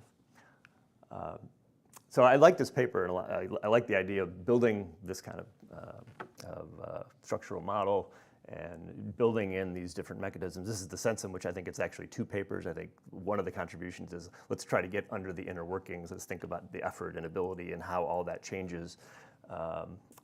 And then I think there's the kind of second paper is more on the welfare analysis and cost benefit. Like, okay, so what should we do as opposed to how are we getting there with all the inner workings of the policies. So they're fitting this to Colombian data using this SMM method. I think this is an especially useful model when you want to do comparative policy analysis. To Jed's point earlier that we want to be able to compare the alternative ways of solving a problem. This is a really good way to do it because once you build that model, then you can put in all sorts of different policy counterfactuals, as opposed to trying to do 50 different RCTs of different policy programs and then trying to infer. That's not going to happen. So we need this mix of methods to pull things together. So I thought it's very helpful.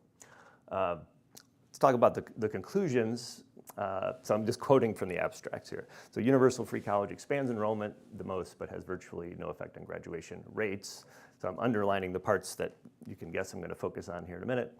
The second conclusion there, free college programs expand enrollment, but have limited impacts on graduation and attainment due to their limited impact on student effort. So let's dig into those pieces for a second. So I think it's too focused on the graduation rate. So again, the rate here is the percentage of students who enter who graduate. And I think the reason maybe you ended up there was partly because of the stylized fact that you started with, which was this correlation or these patterns in the enrollment rate and the graduation rate, which I think are interesting. But when we think about the second purpose of the paper in terms of welfare analysis, I don't think the graduation rate is actually very helpful.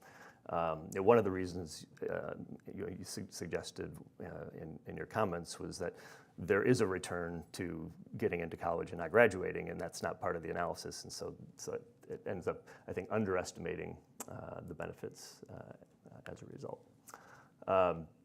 So I guess I don't see the fact that the graduation rate didn't go up. It wasn't the way I was thinking. I thought you would expect the graduation rate to go down, right? And so to me, the fact that the graduation rate didn't really go down was actually surprising and positive, surprisingly positive. Because you've got, on the one hand, students who would have gone to college anyway, who are getting free college, they're more likely to stay, perhaps a little bit more likely. But then you're throwing all these additional students in, doubling the enrollment rate, you're throwing all these additional students in who clearly have a much lower probability of graduating to start with. So I was actually really surprised that you didn't see more consistently across the policies. I know some of them showed a drop in graduation, some of them didn't. I thought you would have seen a drop in all of them. But even if you had, it wouldn't necessarily mean that it's, from a cost-benefit standpoint, not a good idea. So I would, I think, focus less on the graduation rate and kind of look more at the more traditional human capital. Let's look at the returns that each of these different groups are going to get and add those up. The focus on effort, I think this I didn't realize it until you were presenting it. That's this two-paper idea. So I think the focus on effort is really about the first part of the paper. The first paper is really about all these inner workings. But I think trying to tie effort to the explanation, I think it ends up confusing things a little bit in my mind. Because you're trying to explain the effect. If you go back to the conclusion, you're saying, well, it didn't increase graduation rates because it didn't increase effort, but it wasn't supposed to do that. So free college programs aren't designed to increase effort. So to explain the lack of an effect in those terms just didn't seem like the right focus of attention. it would be a great focus of attention for just understanding the inner workings, right? Okay, how does effort play in? How does ability play in? That's really important for understanding where the effect's coming from. But it seemed to overemphasize that and tie effort too much to interpreting the graduation rate. All right. Oh, and thanks for explaining how you were getting effort. I couldn't figure out where effort was coming from in the paper, so you mentioned that you were inferring it. That's what I guessed you were doing, but would have liked to have seen more on exactly how you were doing that. All right, what policy comparisons are we making? So they're comparing it to a baseline. There was a little bit more in the presentation than there was in the paper about what the baseline is, but I still think more there about what's being compared, especially when we're thinking about cross-country comparisons where the contexts are different, the income levels are different, the policy design, the baseline policy design is different. So I wasn't quite sure what the baseline was. Cost, what's the price per student at baseline? How does that relate to family income? A couple of examples. All right, cost-benefit analysis. So there's a statement, again, quoting from the abstract, performance-based free college triggers a more modest enrollment expansion but delivers a higher graduation rate, again, at a lower fiscal cost. So let's dig into that a little bit. So this is just a figure from the paper that documents that, so I'm going to skip past that, except that the y-axis is this average net cost per graduate. All right, so again, I think I would reorient the cost-benefit analysis here. Fiscal cost is omitting opportunity costs, which is actually, in most places, I think the larger cost is the opportunity cost involved, as well as any other subsidies. Again, I don't know what the baseline is, whether there is a government subsidy to start with in your model.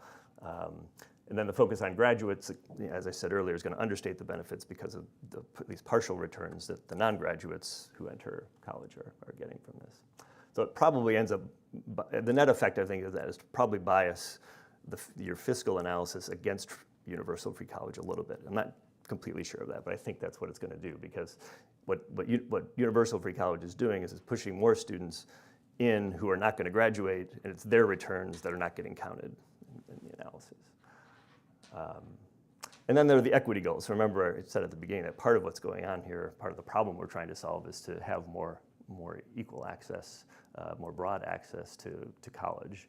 And it looks like, from my reading of the results, is that it actually has quite a positive impact certainly on enrollment, and even graduation. Another way of reading this paper, if you just look at the results, is you almost doubled enrollment and almost doubled the graduation fraction, right? So in your last table, went from 14 to 27 or something like that. That's a massive increase. I mean, I can't think of any program I've seen generate those kinds of effects in real life. So, in that respect, seems positive. I don't think you reported the change in that fraction for low-income students. I think that would have been interesting to see viewing the policy from an equity perspective. And then you could also, another way to handle equity in a cost-benefit analysis would just be to weight up the low-income students in the calculations to come up with a bottom-line cost-benefit calculation. All right, we're at the Fed. I think the motivation here is clearly partly about the conversation in the U.S. about free college. Does this tell us a lot about the U.S. context? Probably not. I don't think free college in the U.S. would double the fraction of people who graduate from college. I don't think anybody thinks that, because our baseline rate is much higher. So that's one thing that's different. The policy context, all those things I talked about earlier in terms of thinking about what the baseline is, are pretty different here. So I think it doesn't probably have direct implications, but I think applying a model like that to a US baseline would be really interesting. Maybe that's the third paper that you could write. So since we're on the topic of the cost-benefit analysis, I'm going to come back to the paper that we're working on this, where we add in a cost-benefit analysis at the end that does the things I said a minute ago, that accounts partial returns for students who get some college, it includes opportunity cost, and so on. So, and this is a summary, again, to Jed's earlier suggestion, comparing the studies and showing how the programs differ and trying to explain the differences. This is what we're trying to do here. So we've got the degree project is the one that we carried out. That's the one we did in Milwaukee. the Kalamazoo Promise, the Tennessee Knox, Pittsburgh, Buffett Scholars. These are all programs that are free college oriented. And then the last two there are just the averages from reviews of the financial aid literature in terms of what kind of effects you can expect. The middle column, or the second column, is the different policy design. So are there merit requirements or ability requirements? What the research methodology was. Does it only apply to 2-year colleges, 4-year colleges, and so on? And then the third column is fiscal cost per student, which is approximately what you did, except because it's fiscal cost, but it's per student who was in the program, not per graduate.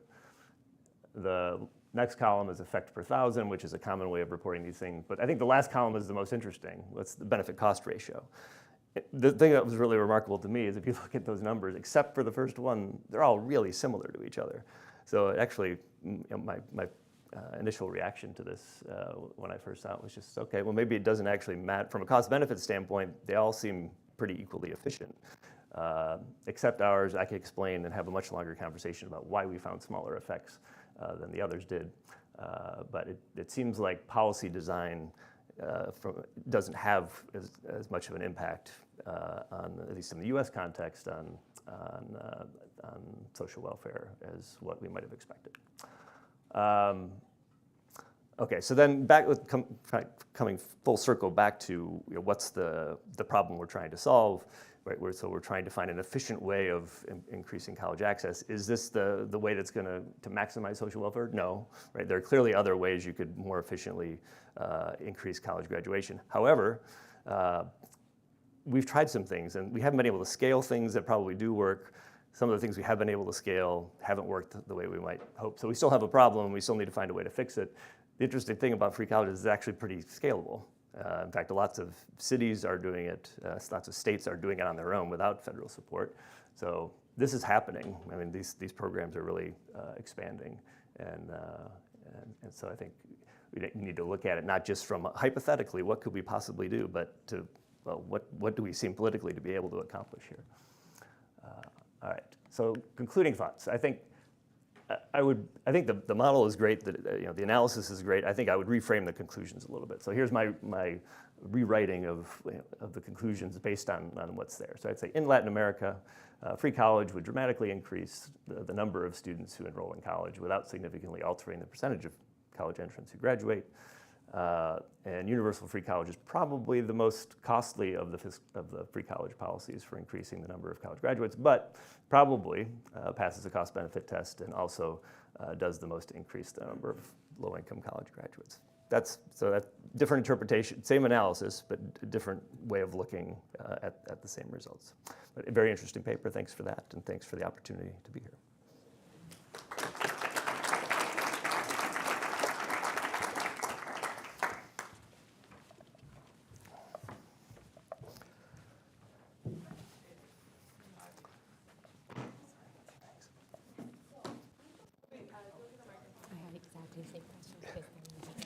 Thank you. So super interesting analysis. I was just wondering about one thing, which is whether you can exploit some heterogeneity at the geographic level. Like there are two ways for these kids to get ahead. They need to have this high ability, but really there is a lot of input also going in there. That is pure talent, but also the quality of the schools they went to during, up to 12. Grade. So if you have variation, across the different regions within Colombia to see how much, it could be that having good schools up to, degree 12 can help in afterwards, getting some gains from your marathon. It seems like getting them ready, right, is really what matters for long-term success. So I was wondering if that maybe using the geography can help. Any other questions? We're going to collect questions, and then Carlos will respond.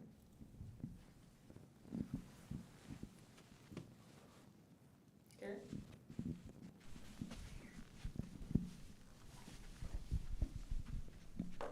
Yeah, I think it's related to Alessandra's question. I'm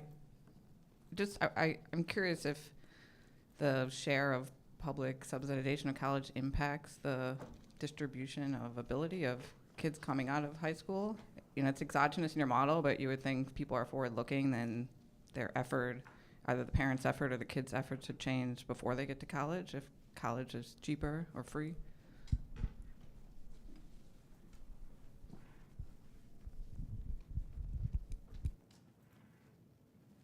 We have one more question. Thanks. Okay. Well, where do you think, or how would it affect your model if you had to think about where all the new college students are going to sit and live and who's going to teach them and the sort of college supply side? Great. And feel free to also respond to Doug's comments. No, first of all, Doug, thank you for your discussion. I think it's spot on it. Early on, part of what we wrote was tailored to policymakers. So they use different language. Graduation rate and enrollment rates are kind of get-to-go language, but I agree with you. That's why we also try to report the fraction of high school students that graduate. And as you pointed out, it goes up from 14 to 28 roughly. So I think that's a success. And maybe we ought to emphasize that a bit more. As you know, with policymakers, if they get too optimistic, they start spending not only what they have, but also what might pop up in the future. So we're trying to moderate a little bit the language. But I think your analysis is fairly spot on it. We're doing a major readout of the paper, so I think your suggestions are really spot on it. So I welcome those. So thank you. We talk about the supply side. The supply side is really dumb here. We have a constant scale supply side, so we can accommodate everybody. We're not increasing the tuition cost as we're running out of good facilities and good university professors, and that's an important thing. If we had that moving against us because the school quality gets worse, that would be kind of analogous to have worse academic progression. Those that go through a worse program, they may stick around a bit longer. So those are important considerations. From our perspective, it's mainly a measurement issue. I mean, I have my colleague Osana Lukina that has been spending the last few years looking into school quality. That's an important topic, and that is also a rabbit hole. Once you get in there, at some point you may get out of it, but it also relates to Alessandra's point. You got the quality, you got the variation, how far some of these kids need to go to the nearest school, and those are important things that I think at some point we would like to get to it because they might help us out to be more precise about some of these elasticities. Will that change the results? Maybe, maybe not, but I agree with Karen's point that we take the initial distribution as given, and there's some models that have tried to formalize that feedback between what's going to happen afterwards and the early education, and that's critical. In this framework, what we could do is exogenously change that and see how much you need to change the initial distribution to have better outcomes, and at least try to back engineer how do we get there. That is an answer question.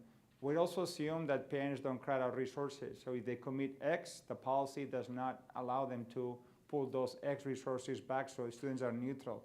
So a lot of it is biasing towards having the largest impact. I do not believe that our assumption, it's a realistic assumption, but at least from a policymaker perspective, it gives an idea of how big of an effect you can have in the most biased exercise.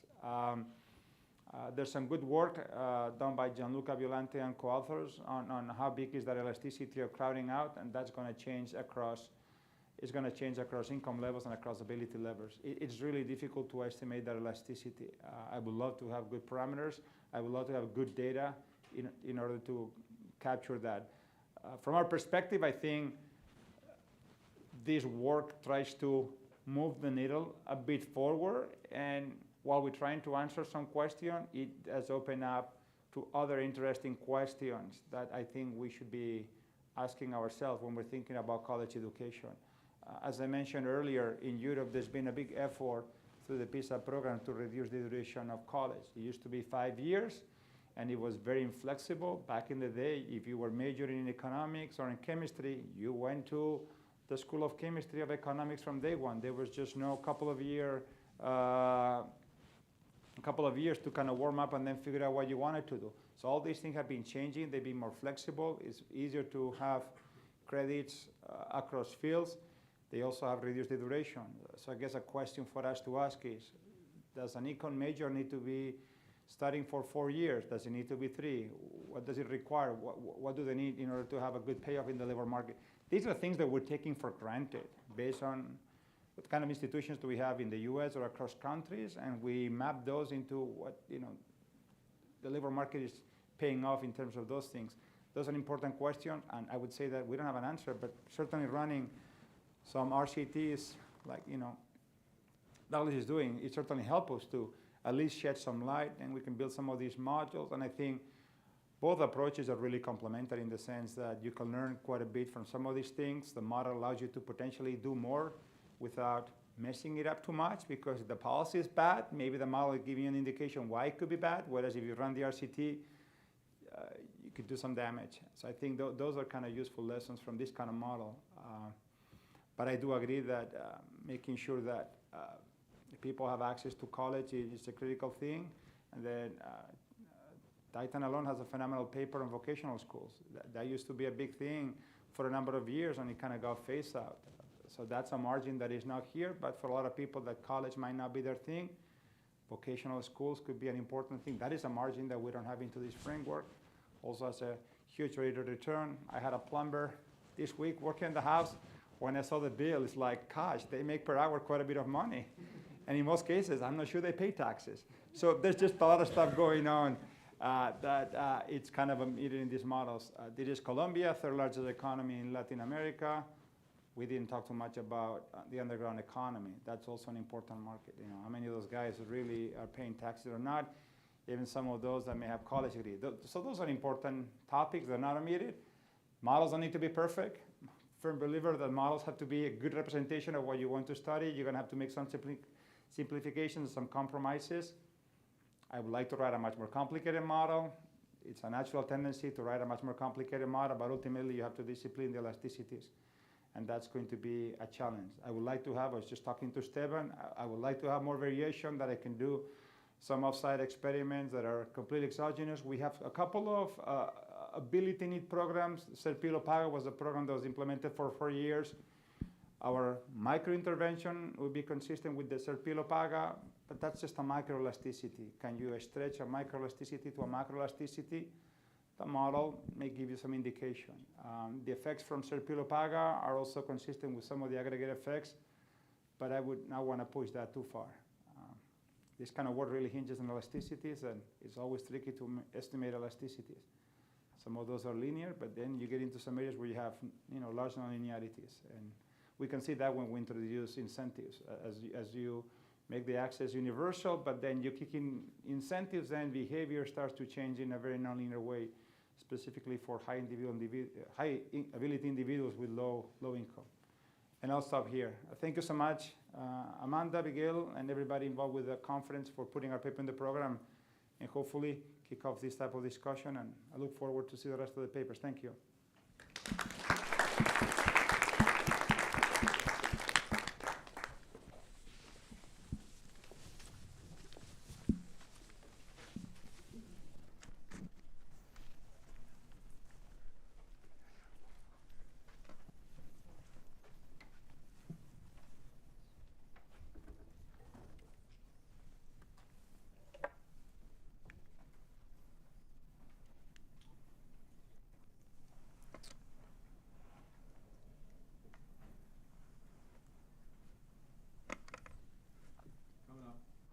Okay, cool. So I'll get the disclaimer out of the way then. So I'm Denis Alaprantis from the Cleveland Fed. Thanks to everyone for being here. Thanks so much to the organizers for having this paper. And yeah, standard disclaimer applies. These are my views alone, not speaking for anyone else, not for the Federal Reserve System, for the Cleveland Fed, or even for my co-author, Kristen Tauber. So let's see. All right, so I wanted to start with a slide that shows the residential segregation in the United States. So on the x-axis here, we have this measure of neighborhood SES. And that's just a combination of things like educational attainment, labor market outcomes, poverty rates. And these are just percentiles of the overall distribution in the US. And for each percentile here, you have computed kind of the racial composition of the neighborhoods of this tracts, the census tracts. And what you see is just how far this is from uniform, right? So If black residents in the US were uniformly distributed across tracts, this would look very flat, but instead what you see is just this really strong concentration in the lowest of like really segregated tracts that are also very low SES. And I think this has a really strong impact in kind of maintaining racial inequality in the US through a number of mechanisms, but one of the important ones is exposure to violence and just kind of violent crime. So here we have data from the gun violence archive on the y-axis, and we're just showing the average number of gun homicides per tract. And you see that it follows the same pattern before, but you just see that there's just this really clear uptick, and that in the lowest SES neighborhoods, you see this really high rate of exposure to violence of these gun homicides. And in case you were wondering, well, do those racial patterns track? Something you can do that some sociologists and a statistician at Penn, they looked at something very similar. And if you classify tracts by whether they are 20% black or more or less, what you see is that there's something, even conditional on neighborhood SES, there's just this really clear kind of racial composition effect. So there's clearly something going on here, but especially in these like really low SES neighborhoods, you see that there's something really going on. So we really want to focus on this in this paper, and there's this classic work of ethnography by Elijah Anderson, and every time I present this, I keep saying that I'm going to go back and ask him if he still agrees with the statement, but I keep forgetting to ask him. So he made this comment, doing this ethnography, asking people about their lives, and especially young males, about how they're navigating their environments, especially in poor, segregated neighborhoods. Things like, how do they navigate those environments? He concluded that kind of dealing and navigating these areas, this is one of the most pressing concerns for people in those neighborhoods. And whether we think it is the most important, the point is it's something important. And there's a lot of evidence of short-run effects. So especially when we're focused on black young males, who really, I think, bear the brunt of a lot of this. Males and females maybe socialize with different groups, experience the same spaces very differently. So for black young males, for both the 15 to 24 and 25 to 34 age groups, and this has been the case for a very long time, they have 8 times the homicide rate. It's also the case that when you think about witnessing a shooting during childhood, which we're going to elaborate on, black males are 4 times as likely to witness that shooting. And there's a literature on these short-run effects here. So the short-run effects, it looks like being exposed to violence makes you more likely to engage in violence later on. So my own work and some by a number of other researchers, academic attainment, academic achievement, it looks like being exposed to violence has this kind of negative effect on people, especially on black males. So in this paper, what we're going to do is we're going to think about, okay, well, especially because we have the NLSY, which has these really nice measures of exposure to violence, let's start looking at these long-run effects. So we have this evidence from short-run effects, but do we know, do these long-run correlations, like, do they persist? Do they fade out? And how much should we think about these as reflecting causality versus selection? There's been some controversy in the literature up to this point. So we're going to use some new tools to try to look at that. We're going to think a little bit about robustness by race and ethnicity. And we're really going to focus on trying to think about what are the mechanisms here and how should we be interpreting these effects that we estimate.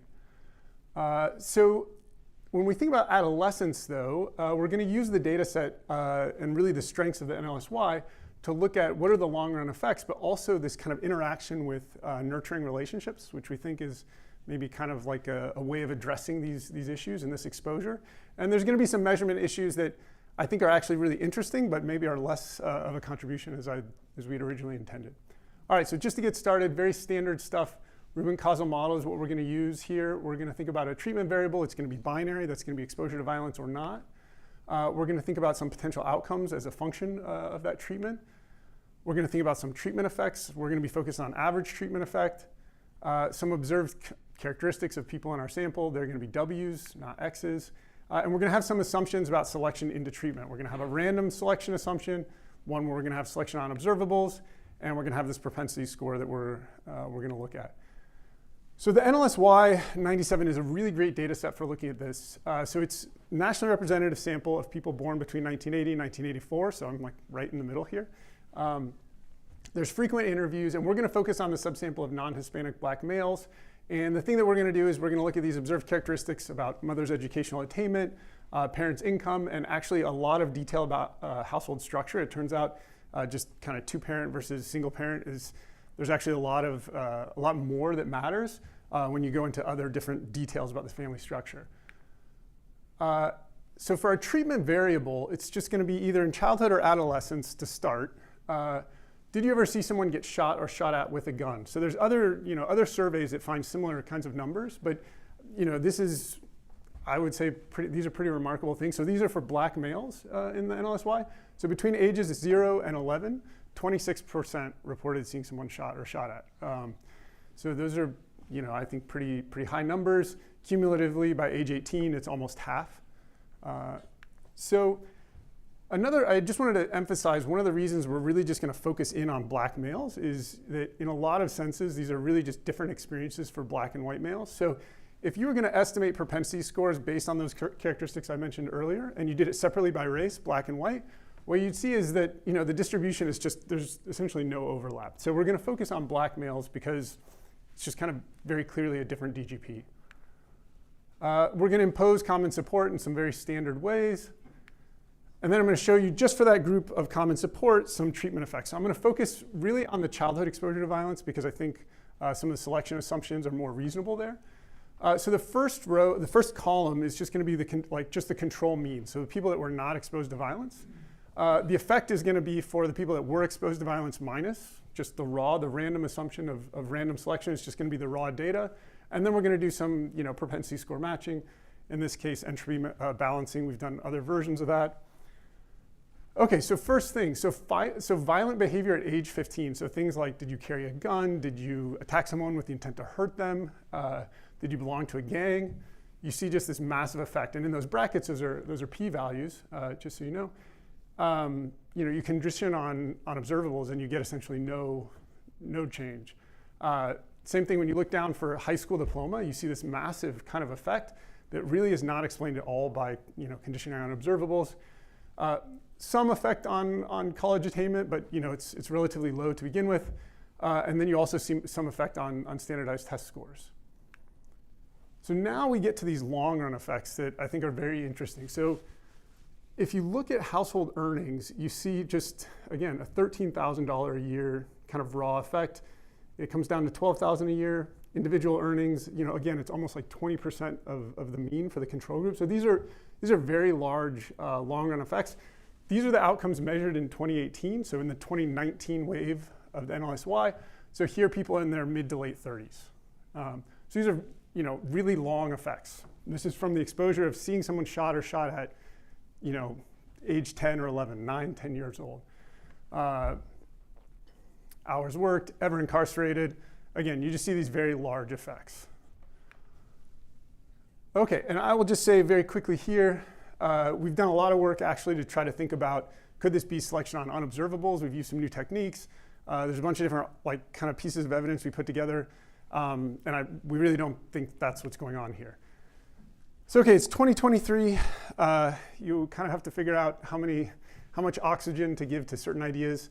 But here's one that we kind of decided we should kind of address head on. So this is from Charles Murray's recent book, Two Truths About Race in America, where he says that nobody wants to acknowledge these facts, that he sees these differences conditioned on race, and interprets them in terms of racial essentialism. There's something inherently different about black people.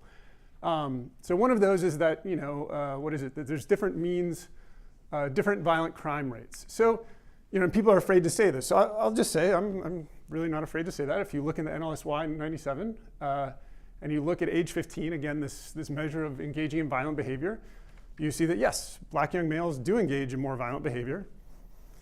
There's different ways of interpreting that. So one is, again, appeals to racial essentialism. I would offer a different interpretation, which is just otherwise similar human beings being in different environments. And so here we see, if you just condition on someone being exposed to violence or not in childhood, you see that now everything lines up absolutely perfectly by race and ethnicity. So you get the exact same pattern. So people that are exposed to violence before the age of 12, 10, 11, those that are exposed are way more likely to engage in violence themselves. Those not exposed are way less likely.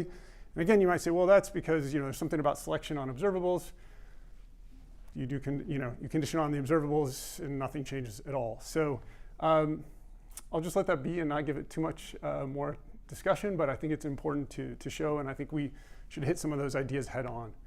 All right, so there's this other issue when thinking about these effects. So now we're just going to be thinking about mechanisms and interpreting those effects that we saw earlier. So one of the issues is, and this is one that I, in discussing with co-authors and just, in general, it was like, well, how can you distinguish, somebody being exposed to violence from just growing up in like a low SES neighborhood? Because these things are very highly correlated. So something you can do with the gun violence archive data is, this is what we've done here, is you just say, okay, take the number of black people in a census tract, multiply that by the number of gun homicides there, and then just, over at neighborhood SES, create the CDF. That's what this is. So this is telling you that 10% of the exposure to gun homicides for black Americans, 50% of that was experienced in the first decile of neighborhood SES. So this is very concentrated in the lowest SES neighborhoods.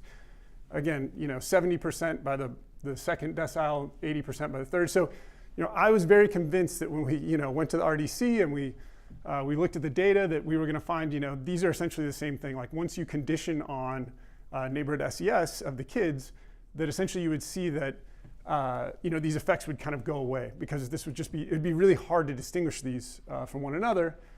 And what we find is actually the exact opposite.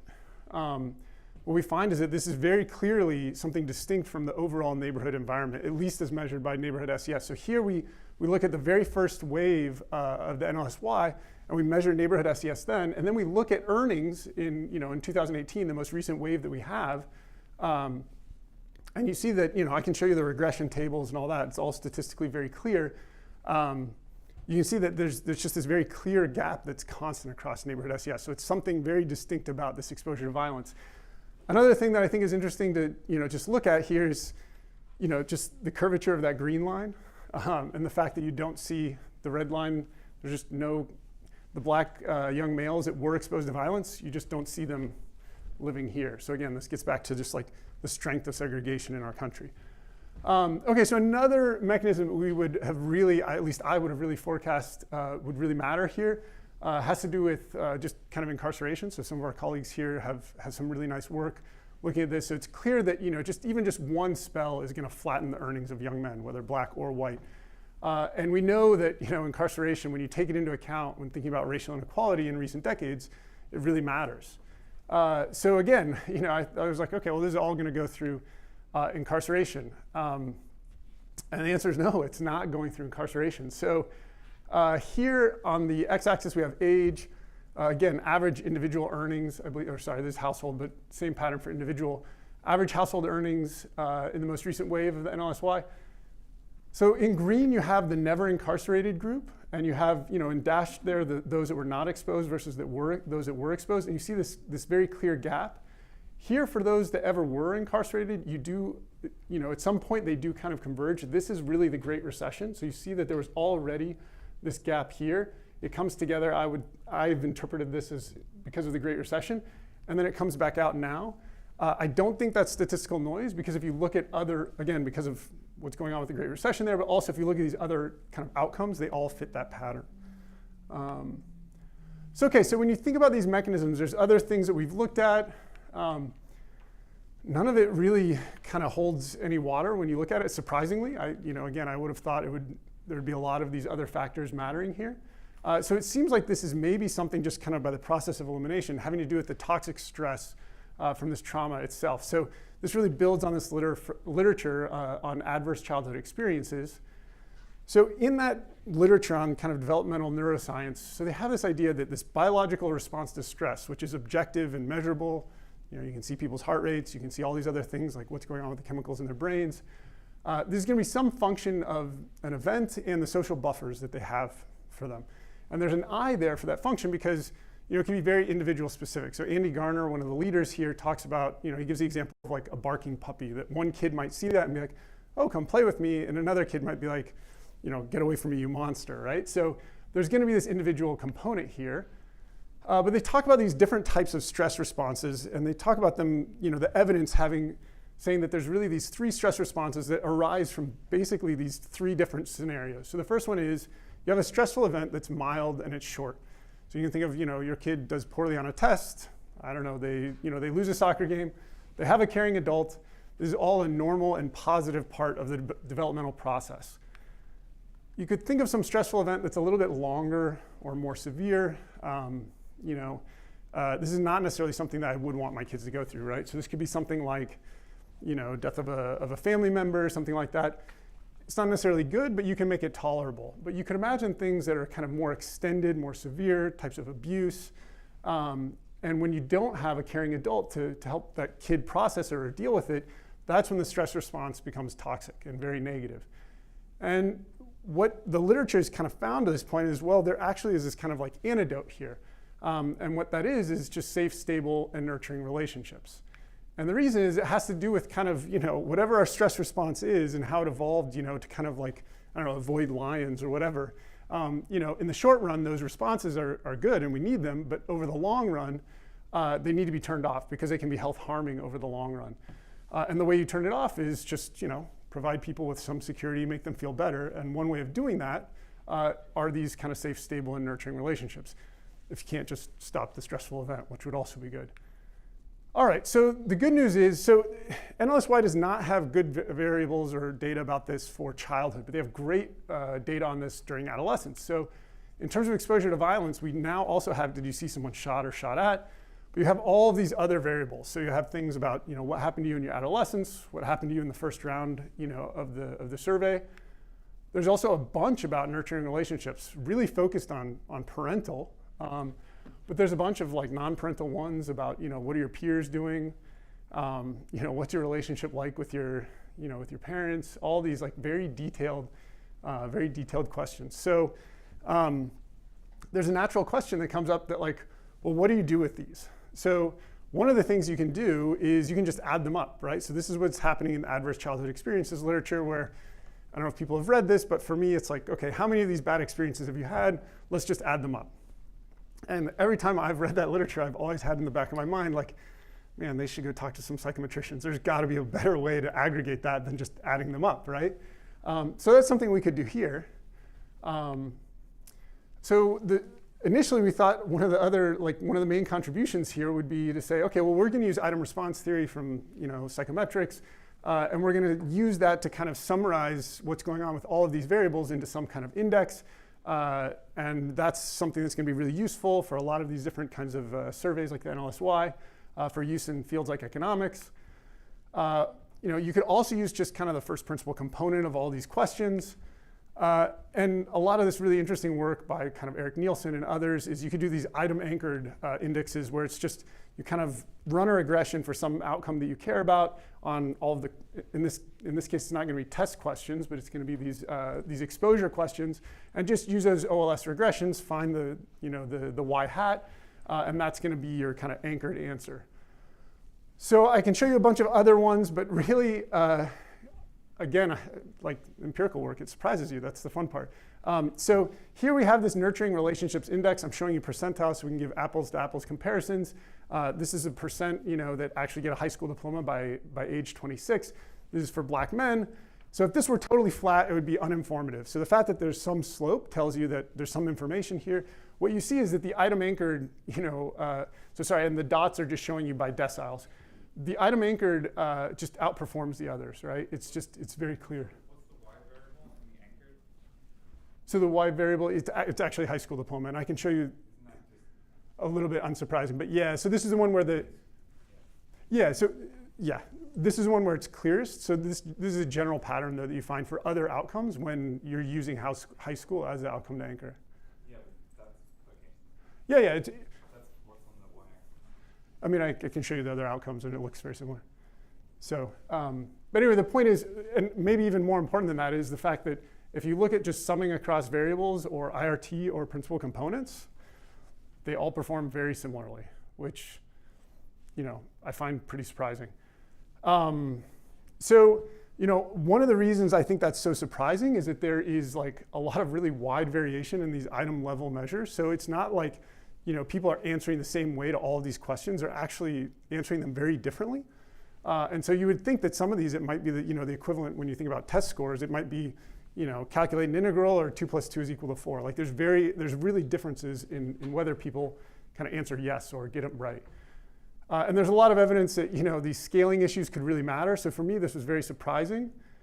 Maybe it's not surprising. So actually, my colleague Karen has some work looking at this health frailty index, where you just look at kind of a first principle component, and you compare that with just adding all these measures. And yeah, it turns out that just adding them up performs just as well. So I think it's actually really good news for the robustness of the literature using these adverse childhood experiences. All right, so to finish up, in terms of potential outcomes, there's lots of different ways we could have cut the data. I can show you descriptive stuff, but we really want to look at interactions. And so what we're going to do is we're going to think about, OK, what's the theta of this anchored just to high school? And then we're going to look at other outcome variables. And then we're just going to use this Imben's suggestion about how to actually implement this selection on observables assumption for getting potential outcomes. And so here's what we're going to get. So here on the x-axis is low nurturing relationships and high nurturing relationships, low exposure to violence, high exposure to violence. So what you see is having low nurturing relationships and high exposure to violence on the y-axis. When you look at high school graduation rates, they're the lowest. The thing that's interesting here is giving people high nurturing relationships or low exposure to violence has pretty similar effects on graduation rates. Also doing both is really good. So we should try to do both.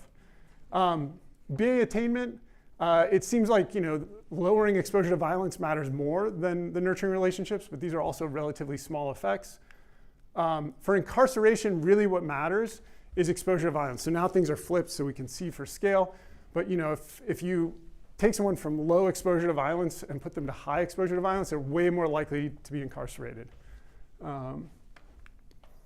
And then when we think household earnings, kind of again, mid-30s, mid to late 30s, increasing people's nurturing relationships is almost as effective or very similar as exposure, kind of like reducing their exposure to violence. So these are really large effects. And yeah, they seems like pretty important what's going on in terms of these nurturing relationships. So table summarizing, and I'll go quick. So OK, so thinking about this in terms of some kind of choice problem. So just looking at the beginning, just the top table there. So this is just thinking, so imagine you have some program, and imagine it kind of is able to induce, say, 10% or 25% of black males to kind of comply in some sense of getting this treatment, right? So then you can look at black males' individual earnings, thinking about from like 25 to 54. We can scale those up, the effects that we find. What do we think that would look like in terms of the actual benefit to black males?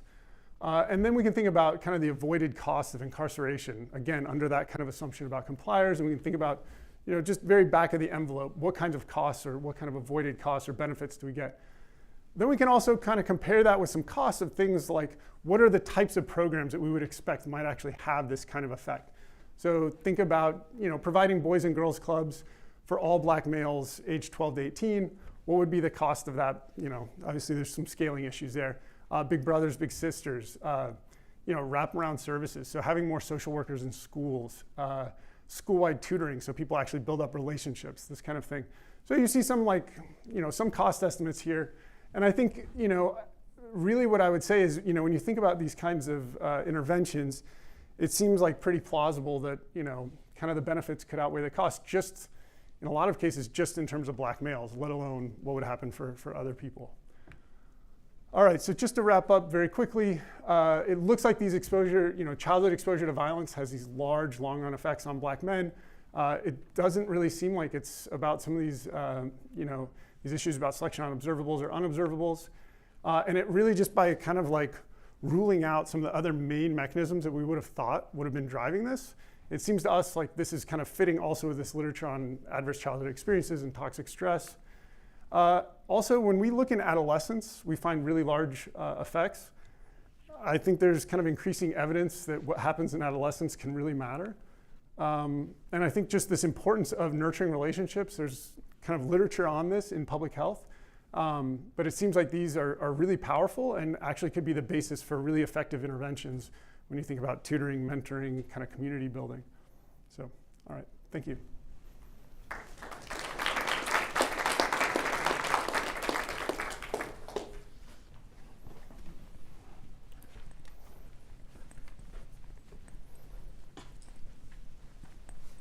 Great. So I'm very pleased to be with you all and have had the opportunity to be discussing on this really great paper that's really taken on a big question. and doing it in a very rigorous way. I want to thank Abby for convening and bringing us all together. I think that, let me just try to make sure this is the pointer you use? Yeah. Okay. I think they're loading it, yes? Okay, so while they're loading my slide, let me just first try to highlight that I think I came into this particular paper with a degree of skepticism about the causal claims that were being made, in part because of the very significant and thorny causal inferences from such associations have been plagued by the possibility of selection bias. There's a whole, large literature that has really grappled with that, but have very difficult overcoming that. And I would say this particular data and analysis is really leveraging all of the best qualities of what the NLSY has in its longitudinal national representative structure and the detailed measures of the adolescent period. And I think using the new method for sensitivity analysis, these effects are being able to be shown to be robust to selection bias. And really, in many ways, the econometric methods in my mind build directly on Joe Altanji's et al. 2005 piece. Really, that's about documenting the unobserved factors would have to be unreasonably strong to account for the associations, in this case, between childhood neighborhood exposure to violence and the outcomes. And so the Joe Altanji kind of approach, right, is really in some way, the idea is, right, to think about the amount of selection on the observed explanatory variables on a model to provide guidance on the potential amount of selection on the unobservables. And so in terms of a bounding exercise, bounding potential omitted variable bias, so that a recognition, thank you. Are we good? Yeah, okay, good. All right. So, a bounding exercise to think about what degree of selection on unobservables would be requisite to undo or to kind of explain away. And so in this study, they're able to demonstrate that the cause would need to drive selection into exposure in a way that's stronger than parental income, stronger than mother's educational attainment, stronger than family structure, all collectively. And so what I want to do is kind of one of the things that I think I was also very skeptical of when they came into this was that they were going to be able to disentangle the effect of concentrated poverty from the actual exposure of violence. And again, they're finding effects of childhood exposure to violence that are independent of neighborhood SCS, independent of gang activity, and not mediated by incarceration. So again, those are things that surprise me. Now, another piece of this, right, is exploring the different ways of measuring childhood exposure to violence and validating that through using different sources of data, not just the NLSY. And I think that was, again, the item-anchored scale, which weights variables according to how well they predict a later outcome, both in the measurement of violence and exposure, but also in the measure of nurturing relationships and how we can mobilize that even for measuring socio-emotional development and the like. So in my discussion comments, what I want to do is zoom out to connecting this to the broader literature, some of it connected to my own work that's focused on how early public investments in education and health have these kind of synergistic effects that affect both socio-emotional development, academic trajectories, as well as student learning, and really this emerging consensus among the neuroscience, make sure this is, among neuroscientists and child development scholars regarding trauma and adversity on student success. And we don't yet know through the research how to map services and interventions to mitigate the effects of trauma, but the need and explicit interventions to mitigate the impacts of concentrated poverty, and really drawing on the insights from neuroscience and developmental psychology on brain development and the critical period, sensitive child development periods, in this case in adolescence, that are critical. So you can't really think about this without considering how experiences build the brain architecture, but the brain is connected to the rest of the body. And so it's really how that's affecting the immune system, the metabolic system that regulate how the body uses energy, the cardiovascular systems, and this recognition that excessive and prolonged activation of the stress response systems in the absence of this buffer protection of supportive relationships can lead to this long-term disruptions, not just in brain circuitry, but the immune system, metabolic systems, cardiovascular function, gene expression. And so we want to tie this. So I'm going to try to, in my comments, outlined the race and place, examining the unequal geography of child opportunity to contextualize the study and the more broader set of research that contributes to it, how neighborhoods demonstratively shape the health of boys and young men of color, how the economic opportunities are connected to those pieces, and then leading to the kind of solutions-oriented policies and most promising program strategies to try to change the way the exposures take place in the first place. Can you tell me this is coming back? I hope so. So, while that's coming back, I hope it is. Thanks. So we're thinking about how neighborhoods shape opportunities for healthy child and young adult development. And really, these include both the cognitive development that's tied to traditional school outcomes, the safe environments that shape exposure to trauma and chronic stress, and the opportunities for economic mobility. And so it's really about how the housing and neighborhood features are concentrating this disadvantage. What I want to kind of highlight, though, in this is that there's endogenous skill growth where early learning begets future learning, where there's a cumulative nature of that learning, including socio-emotional development, which posits that when children gain access to these learning opportunities sufficiently early, they benefit more with each additional educational experience. It's akin, we're at the Fed, it's akin to compound interest, like what I would call developmental multiplier effects that have to be thought of both in cognitive and socio-emotional development processes, where here they're considering conversely, does violence beget violence, okay? What I'm only suggesting is that when you think about the longitudinal data and the unequal geography of opportunity, let me just give you a few points so that we can reinforce what's happening from the NLSY. I want you to give a picture that's being reinforced through analysis of the PSID, the Ad Health. Most of our major nationally representative data sets that have been brought to bear on this have really shown very similar descriptive portraits and then trying to get at the causal connection. So here, using the 2000 census, you can compare neighborhoods where white children live in the 100 largest metropolitan areas. This is certainly true in 2010, 2020, versus the ones that Black and Latino children. 76% of Black and 69% of Latino children lived in poor neighborhoods versus neighborhoods of the 25% worst off white children. So it's not only just about the socioeconomic status, but we're seeing that the average African American and Latino family earning more than $75,000 a year is living in a neighborhood with a higher poverty level than the average white family earning less than $40,000 a year.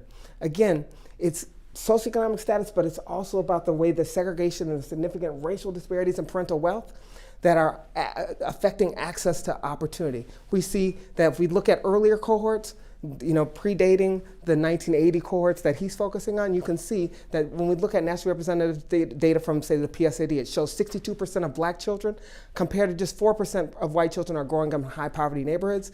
We're seeing 49% of Black children from middle class families compared to 1% of middle class white children growing up in high poverty neighborhoods. Now, all of this is going to be connected to the exposure to violence in the adolescent period. But notice that if we look forward in terms of the children born since 1985, we see 66% of Black children compared to 6% of white children growing up in high poverty neighborhoods. And it's really these two areas where the neighborhoods are negatively impacting health in profound ways, both the cognitive development and here again, the exposure to violence, trauma, and chronic stress. So again, when we think about other measures and other sources of the exposure to violence that he's going to connect with the NLSY data.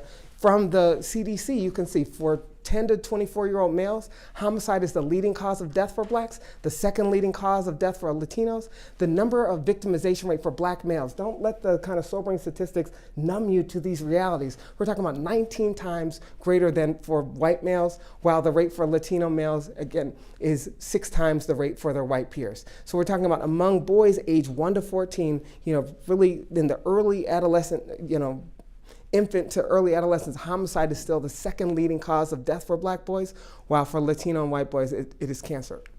So what we're kind of trying to discuss here is the connection to that, where other studies have shown that neighborhood context, socioeconomic status, the social physiological processes, particularly witnessing or being victimized by violence, they're getting estimates that roughly 47% of Black boys are being exposed by the time, 18, being exposed to witnessing or being victimized by violence. that explains most of the relationship that has been documented between race, ethnicity, and violence. I hope it's going to click. Yes. So it's really when the trauma,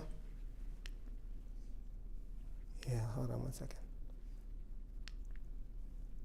Yeah, so what we want to kind of think about is it's not just the exposure, but it's how the resilience is affected by the quality of the nurturing relationships. And so when we think about the trauma, let me just highlight first that the trauma and chronic stress results in a physical rewiring of the brain that the cognitive neuroscience research has documented. And so what in some way is being said is that after this happens, that the importance of adolescence as an age of opportunity, referencing the brain science, indicates that the adolescent period is one of the periods in which advanced cognitive skills develop. It's one of the kind of periods in which both the kind of frontal lobe of our brains, the prefrontal cortex, which has previously undergone exuberant growth of neural circuits, the kind of neural circuitry activity that begins to then prune in the adolescent period to allow our brains to take on the higher level ordering and reasoning.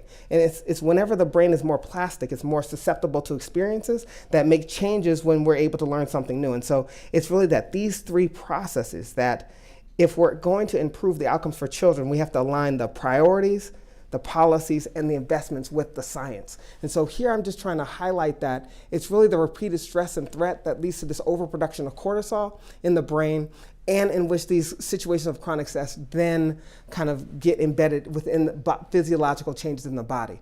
And so when we look at this kind of in concert, say a study by Pat Sharkey using the Chicago data, they were able to show that when you looked at the timing of the interview, and you looked at people who were interviewed before they had been exposed to the violent shooting, and the people who it happened after, but within the same even neighborhood context, but where the timing of the interview predated the exposure, but we're looking at basically children from the same neighborhoods. They were able to document that the children taking the assessments within a week of the homicide occurring within the neighborhood had achievement scores around half a standard deviation lower than the other children. Okay? Again, importantly, the study compared children from the same neighborhoods of concentrated disadvantage. So these are very complementary to the points that are being made here. Now, another important finding is that the impact of cognitive performance on children is not just limited to those victimized or those who directly witness an act of violence, but is felt by children across the community who live in close proximity to the extreme violent events. Again, these are things that are talking about not just in socio-emotional development, but disparities in verbal ability, language development. And again, not just in Chicago where a lot of these studies originally started, but with quasi-experimental evidence that have been able to show this more generally. Let me just try to think about it in the interest of my time. So let's think. A family's exposure to high poverty over 2 consecutive decades is found to reduce the average child's cognitive ability by more than half a standard deviation. Again, the point here is just that the intergenerational transmission of disadvantage, that these are having generational impacts that we want to kind of think about.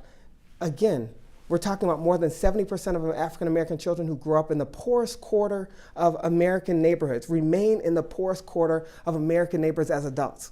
Okay, so it's not just that we're talking about today more black men receiving their GED in prison than graduate from college. It's not just that as a sobering fact, but it's the way in which these exposures to the childhood period of violence. So we're kind of trying to highlight first how it's potential to impair cognitive development.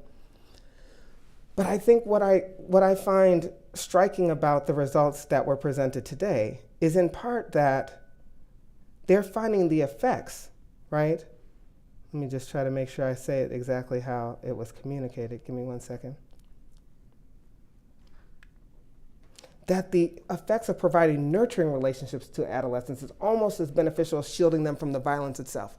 And so I just want to highlight that we're all a product of our earliest experiences, that the fact they're able to show this basic similar patterns across every racial ethnic group, right, that is exposed. It's not like it's differentially affecting blacks different than whites, but it's about the brain architecture and the ways in which anxiety and fear, and particularly the way the kind of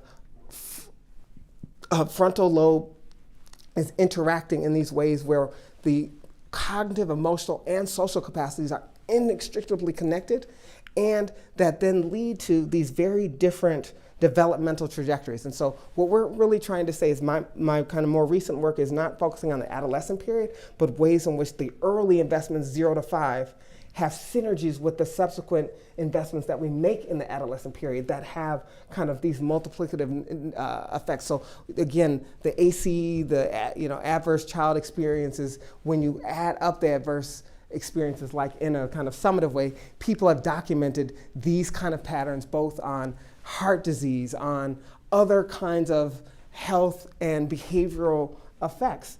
And with the ways in which the biology of stress helps us explain some of the underlying causal mechanisms that affect both learning, behavior, physical, and mental health.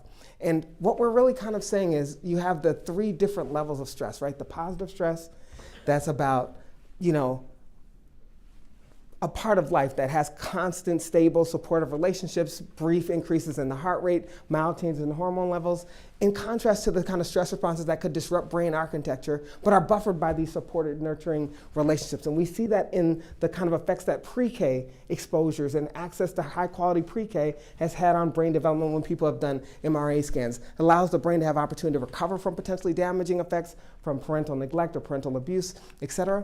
And notice that with the toxic stress, though, it's the prolonged activation of the body's stress response systems in the absence of this buffering protection of adult support. And it's really the highlighting that it can damage the developing architecture and create a short kind of fuse for the body's response systems that in the short run are very protective, but in the long run are maladaptive to longer term healthy development. And so it's really kind of understanding the continuum and understanding what targeted interventions are requisite to undo that. So again, positive, tolerable, it's this piece of the toxic stress. And then what I'm only just trying to turn to is it's really the elevated kind of that increase being sustained over time without the access to supports. So what does that mean in terms of thinking about the policy prescriptions that may give promise to like how we should be thinking about these inflammatory system elevations and what kinds of ways in which the brain circuitry leads to this fight or flight nervous system reaction inflammation and the ways in which it then affects behavioral development, what kind of policies would then that suggest we would want to highlight? Okay, I'm hearing you on the time. Can I just give 1 or 2 minutes just to get to the 1 minute? Okay, thank you. So let me just give a few examples of kind of what I think are some of the most promising examples. So the Chicago Child Parent Centers has documented reductions in incarceration rates 27% lower than the control group. These are RCTs, depressive symptoms was 57% lower for the control group. We've seen like an example of the cognitive behavioral intervention for trauma in schools where the randomized controlled trials have demonstrated that youth who participated in these showed a significant reduction in post-traumatic stress and symptoms of depression in comparison to youth assigned to the control group. We've seen other violence intervention programs in Maryland and others. So I'll stop here, but I think the main point that's important is that there are scalable solutions to not just reduce the incidence of the actual exposure to the violence, but couple it with the interventions that we know are already happening that require schools, health providers, and local nonprofits to convene to address and change the trajectory to be upward. Thank you so much.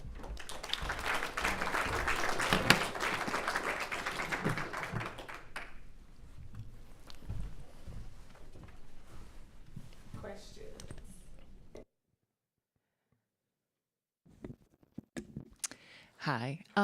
So, a lot of, absent the child parent center discussion, most of the policy interventions are really focused on the children who are exposed to violence. And I'm wondering if there are any examples or thoughts about policies that support the parents or caregivers to be the nurturing, because they're also being affected by this violence going on.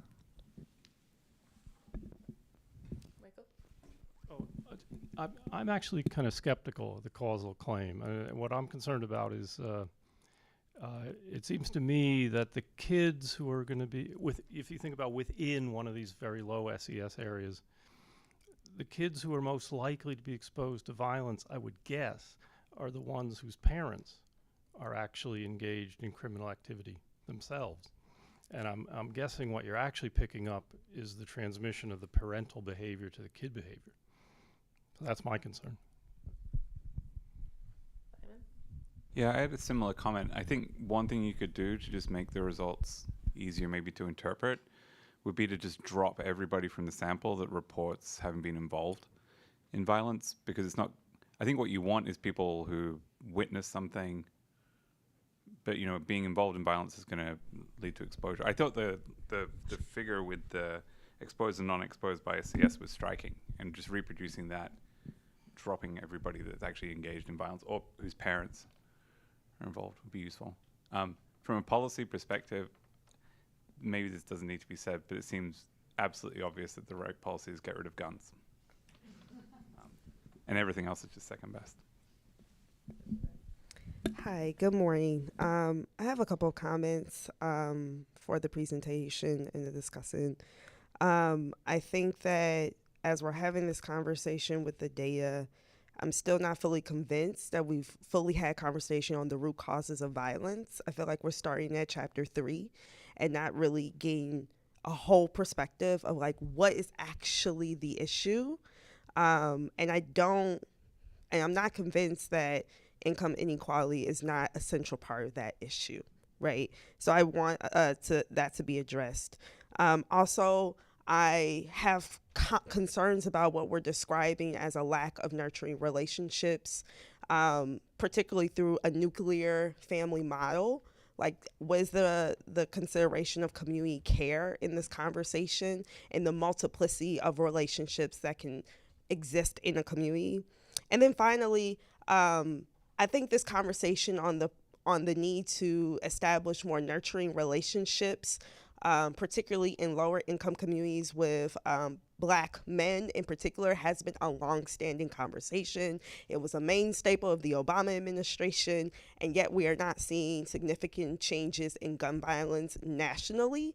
And so I just wonder, why are we censoring this as the solution to support the end of gun violence, as well as to support young people who are exposed to it? I think there are much more of a multiplicity of solutions that need to be put in the conversation that particularly deal with systemic inequality and not a sense of problematizing the actual people who are being impacted by violence in that conversation. So thank you. We'll take one more question. I saw a bunch of hands in the back. I just wanted to inquire about did anyone take into account the historical context of this issue, particularly as it relates to mental health, trauma, prefrontal cortex, extracortisol? There is a thing that's called generational trauma. It is born. We are born with these factors in our DNA because of what happened 400 years ago and continues to happen to this day. So placing it out of context as if 1980 or 2000 that these things happened, this has been a violent system, violent society since its inception. So when are we going to address the violence of the country and how that has impacted people, particularly Black males, Black people?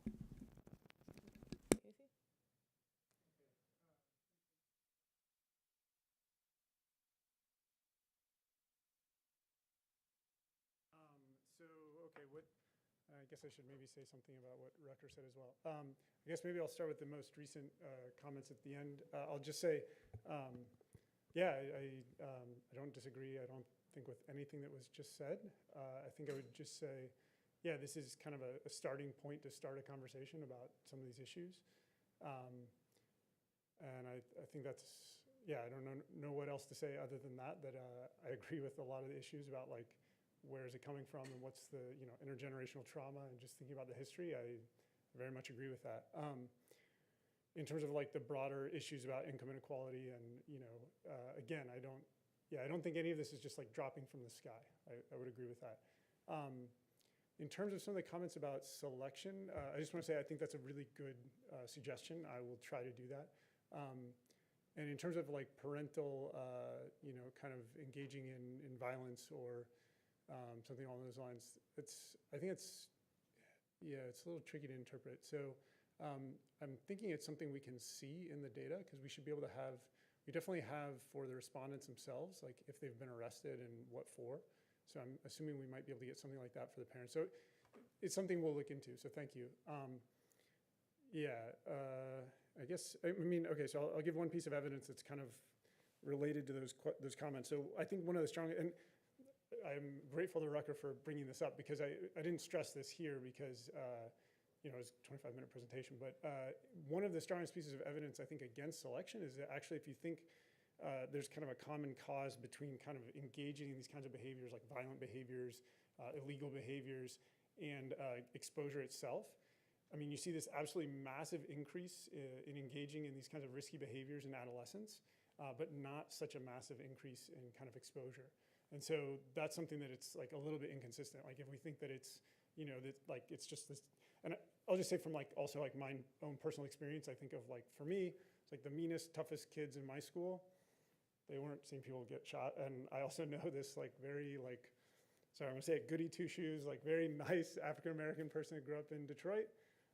I was telling her about my research and she was like, oh yeah, like I saw someone get shot at, and tells me a story. And so it's like just anecdotal, but anyway, but I think in terms of the data, I do think that issue about kind of what you see in kind of childhood versus adolescence in terms of exposure and engaging in those behaviors, I think it's actually some of the most kind of convincing evidence for me, but we'll look into some of the suggestions.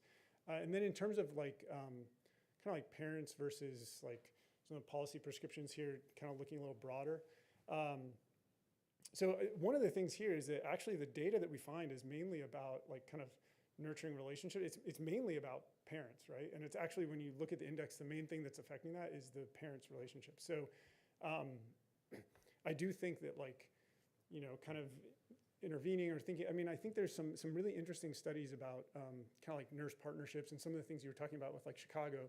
I'm actually really interested to read more about that program in Chicago, because I think those are really promising interventions. But I also do think that there's this broader issue about, I think this was brought up earlier, just like kind of community and things beyond just like the nuclear family, and thinking about supports and the ways that we can instigate or kind of like implement those supports in schools or other structures that I think could be really powerful.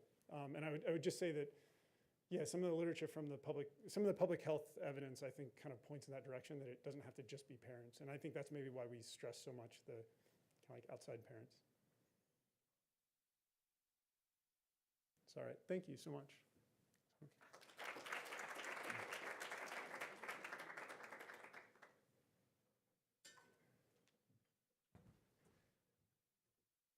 So we're now going to have lunch up in the reserve, and an important component of this conference is for us to talk to each other about research and to try to improve the research that we're doing. So I want to preserve the time we have with each other. So we're going to reconvene at 1:20.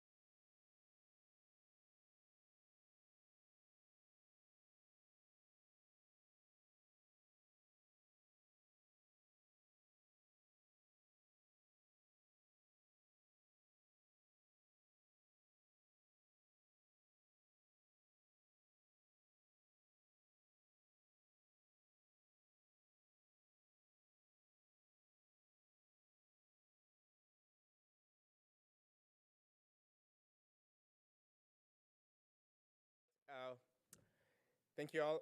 My name is Nene Kondo. I'm an economist with the Institute, and I'm just pleased to introduce our next session with two papers, starting with Riding the Waves by Stevie Fried. Nafisa will be the discussant, followed by Chris, who will be talking about cost and labor markets, and the discussant will be Gregor. Thank you so much for agreeing last minute to discuss the paper. You have 25 minutes, Steffi. We'll wait for the slides to load up and take it away.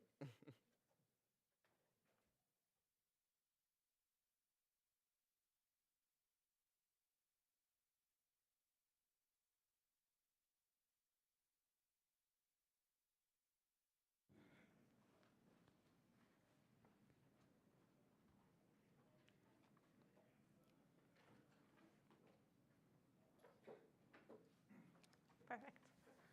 Thank you very much for including my paper on the program, and like all the other papers, we have the normal disclaimer.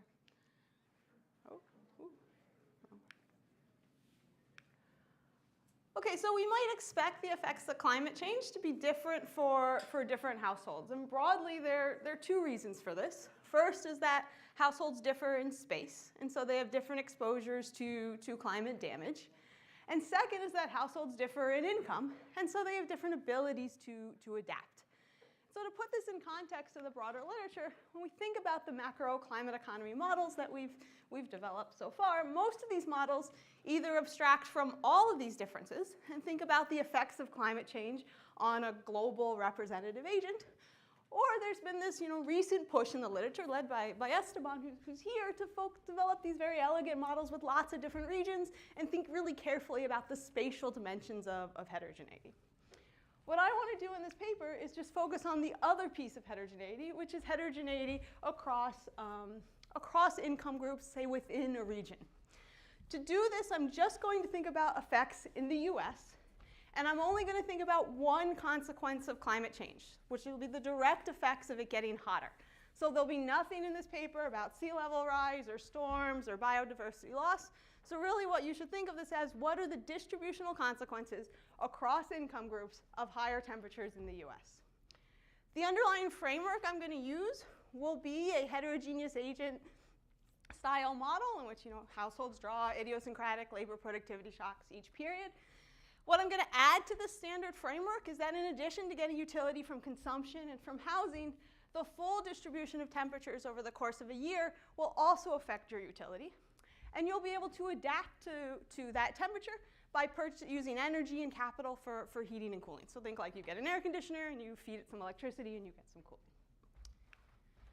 So what we'll find, the kind of overall message here is that income heterogeneity will matter for how we think about welfare consequences of climate change, where again, climate change is just the direct effects of these higher temperatures. So first, we'll see that the welfare impacts of climate change vary considerably across income groups. Among the rich, we'll see very small kind of negligible effects. The middle income households, we'll see that these households benefit in the colder regions of the US, but are hurt in the hotter regions of the US. And then we'll find the reverse patterns at the bottom of the distribution. So we'll see lower income households are hurt in the colder regions of the US and benefit slightly in the warmer regions. And we'll talk a lot about what's driving these different effects. What I'll also find is that if I look at these welfare differences that we see across the income groups, these are going to be entirely driven by differences in households' abilities to adapt by using this energy and capital for heating and cooling. And if we were to shut down this adaptation channel, then all of this heterogeneity we see goes away.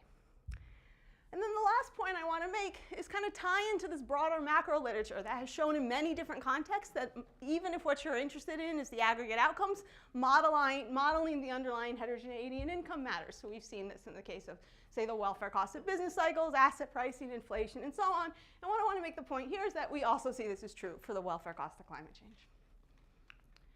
So this is, of course, not the first paper to think about distributional consequences of climate change. I'm going to skip over these details, though, in the interest of time, other than to say I'm building on a lot of other people's very good work.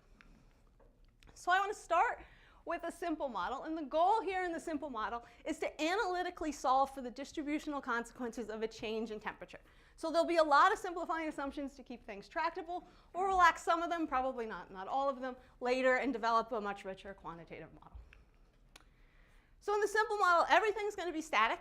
There's a household I that gets utility from consumption C and from housing H. But the utility the household gets from its house is going to depend on the indoor temperature T of the household's house. So the idea is that if your house is a comfortable temperature, then you get full utility from your house. That damage function D of T is 1. But as your house gets a little bit too hot or a little bit too cold, then you get less than full utility from your house, and so that D function is going to fall below 1. Two other pieces of the utility function. First is this function out in front, G of zeta. Zeta is the outdoor temperature. So you can think of G of zeta as being the amenity value of, say, a nice day. Again, this is coming from Esteban stuff. Or the other piece here is that you get the utility on the first line of this function if the indoor temperature of your house is you can think of within the bounds necessary for life. If it's outside of those bounds, so it's extremely hot or extremely cold, then you die and you get the utility on the second line of this function. So the household's optimization, well, no, I should say, hang on. Indoor temperature is something the household can control. So it's going to equal the outdoor temperature zeta plus any energy the household purchases for heating minus any energy it purchases for cooling. So the household's optimization problem then is to choose its consumption, its housing, and its indoor temperature to maximize its utility, subject to its budget constraint that just says its income on the left has to equal its total expenditures on the right. So what I want to do is solve this model for the household's optimal decisions, and I'm going to focus on the case of a cold day. So think about that outdoor temperature zeta being something less than the bliss point zeta star. So this is what you get. The first line is showing you the optimal choices of consumption, housing, and indoor temperature. This is implying your optimal choices of heating and cooling energy. Cooling energy is just 0 because we're thinking about a cold day. And what you can see from these expressions is that the outdoor temperature, zeta, acts as a transfer from nature to the household. So it's augmenting the household's income by essentially the value of that transfer. So take an example. Let's think about the outdoor temperature as being, say, 10 degrees. The lowest possible temperature in the simple model is 0. So that's like nature gave all households 10 degrees of heating for free, which augments their income by the value of that heating. So this transfer is going to be the same for everybody. Everybody got 10 degrees of heating for free, but it represents a larger share of lower income households' budgets. So it's more valuable to the lower income households. Exact same intuition for, say, why lump sum transfers are progressive from the public finance literature.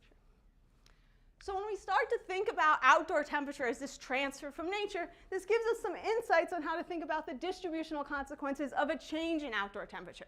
So let's think about moving to a more extreme temperature, say going from 10 degrees to 5 degrees. Then that corresponds to a reduction in that transfers from nature, and in welfare terms, that reduction is more costly for the lower income households because they value that transfer for more to begin with. So in general, we would expect that if climate change moves us to more extreme temperatures, which is going to be true in the hotter regions of the US, then this channel would suggest the effects would be regressive. Whereas if climate change moves us to fewer extreme temperatures, as is true in the colder regions, then this channel would suggest climate change would be progressive. Okay, so that's all I want to do with this simple model. And what I want to go to next is a richer quantitative model to help us get at what are these distributional effects. So the goal here is to preserve this intuition that we had from the simple model, that the outdoor temperature acts as this transfer from nature, and then add some features. So first, we're going to bring in heating and cooling capital. So you'll need an air conditioner and a furnace in addition to energy to produce heating and cooling. Second is we'll model the full distribution of temperature over the course of the year as affecting households' decisions. As affecting household utility. This is going to matter because a lot of the interesting actions happening at the extremes. And finally, we'll embed this in a fully dynamic heterogeneous agent model. I'm also going to take away two features that were in the simple model. First is that amenity value, and second is the mortality. I'm going to show in the paper that when we're interested in the relative welfare effects of changes in temperature across income groups, these two channels are not critical for that. This is with the important caveat, though, that I'm focused here exclusively on the housed population. If you were to extend this to consider the unhoused population, then that mortality channel in particular will become a lot more important. So an overview of the model, I'm going to break the US economy up into 5 regions. They're going to differ based on temperature, so think cold, hot, and so on. Within each region, there are a continuum of heterogeneous households. These households are drawing labor productivity shocks each period, which in equilibrium will generate endogenous distributions of income and wealth. Then the households are solving your dynamic consumption savings problem where they're choosing consumption, saving, housing, heating, cooling, capital, and energy. There's nothing interesting going on the firm side. We won't talk about them at all today. They're just producing the goods we need for the economy. Finally, there's a federal government. The federal government's role here is to provide energy assistance to low-income households, broadly in line with the federal, state, and local policies that we have in the US, so think like LIHEAP, and it's going to finance this with taxes. So I want to walk through some of the key pieces of the household's optimization problem. So first is just thinking about how do we model the temperature distribution. So what I'm going to do is assume that there are 100 possible values of outdoor temperature, ranging from minus 40 degrees Celsius to 59 degrees in 1 degree increments, because this is the range we see in the scientific models. So then I'm going to break the time period up, which is a year, into 100 different subperiods, one for each of those values of outdoor temperature.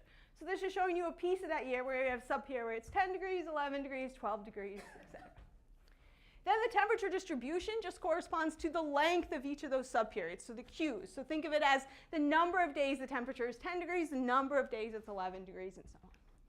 And there's uncertainty over the distribution. So households know that the range of temperatures, but at the start of the period, they don't know if it's going to be a hot year or a cold year more generally. Okay. So this is the household's utility function. So this is showing you the utility for a household I in region N. It's going to depend on consumption and on housing, like we saw in the simple model. And Q here is those Qs from the previous slide. This is the length of each of those different subperiods. So think of your utility over the course of the year is the sum of your utility in each of the subperiods, weighted by the amount of time that you're in the subperiods. D is going to be the damage function, just like we had in the simple model, that depends on the difference between your indoor temperature, T, and the bliss point. So to determine indoor temperature, so this is showing you the indoor temperature of a household I in subperiod J in region N. Like in the simple model, this will equal the outdoor temperature in that subperiod, plus whatever heating you produce minus whatever cooling you produce. But unlike in the simple model, we have a more general expression now for producing heating and cooling, where you need heating and cooling capital, so that's the X's, as well as energy to operate that capital, so that's the E's. I'm also going to assume there's a fixed cost of operating your heating and cooling capital. Mechanically, this is so the model can match the fact that not all households in the US will have heaters or will have air conditioners. We're not going to talk in detail about the calibration, so I just want to highlight this here, which is that to get these thetas and etas, what I'll do is estimate those directly from product level data on heater and air conditioner efficiency, prices, capacity, and so on. And we'll calibrate the A's to match heating and cooling budget shares in the data. The last piece of this is this H. H is your level of housing services. So what this is saying is if you have more housing services, you need to produce more heating or cooling to change the temperature of your house by a degree. Intuitively, this is because higher values of H correspond to bigger houses, which require more energy to heat or cool. But there's this gamma here, thinking about that gamma as being something less than 1, reasoning being that the relationship between, say, a bigger house and more energy to heat and cool it is not 1 for 1. So think if you double, say, the square footage of your house, you less than double your heating and cooling needs, because a lot of the heat loss is through the building's envelope, which doesn't double when you double the square footage. So the timing of the household's optimization problem is the period will start, and the household learns their labor productivity shock. At this point, they choose their housing, heating, and cooling capital decisions, and these are fixed for the entire period. So if you can't go out and say, okay, it's cold out today, I'm going to buy a furnace, and I'll return it tomorrow when it's warm out. You have to have your furnace for the whole year. After you've made your housing and heating and cooling capital decisions, you learn the temperature distribution. So you learn, was this going to be a hot year or a cold year? And then you march through each one of these different subperiods, choosing consumption, heating and cooling energy, and then saving at the end of the day. And you're doing all of this to maximize your expected lifetime welfare. So this is the value function in math, but we'll skip that and go right to the calibration, which I think I'm also going to skip. Yeah, so the calibration is basically standard. We're thinking about the time period as a year, having dividing the US up into 5 regions, and then the usual 2 steps of choosing some parameters from the data and others from others, so that a set of moments in the model match their targets. And then there's some external validation exercises as well to try and evaluate the fit. So going to the experiments.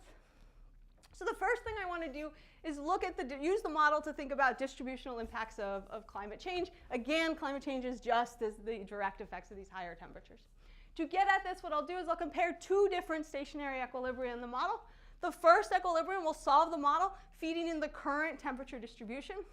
And then we'll solve for a new equilibrium, which I'll call a climate change equilibrium, in which I feed in the temperature distribution in 2100 under RCP 8.5, which you can think of at this point as a relatively high emissions scenario. So just to give you a sense of what these temperature distributions look like, again, I've divided the US up into 5 regions. This graph on the left is showing you the temperature distributions in the baseline and in the climate change equilibrium in the coldest region, so that would include Minnesota. The graph on the right is showing you the temperature distributions in both of those cases in the hottest region. And so you can see climate change is essentially shifting these temperature distributions to the right. And to measure the welfare impacts of climate change, I'm going to use a consumption housing equivalent variation. I'll define this as the percent increase in consumption and housing a household would need in every period in the baseline.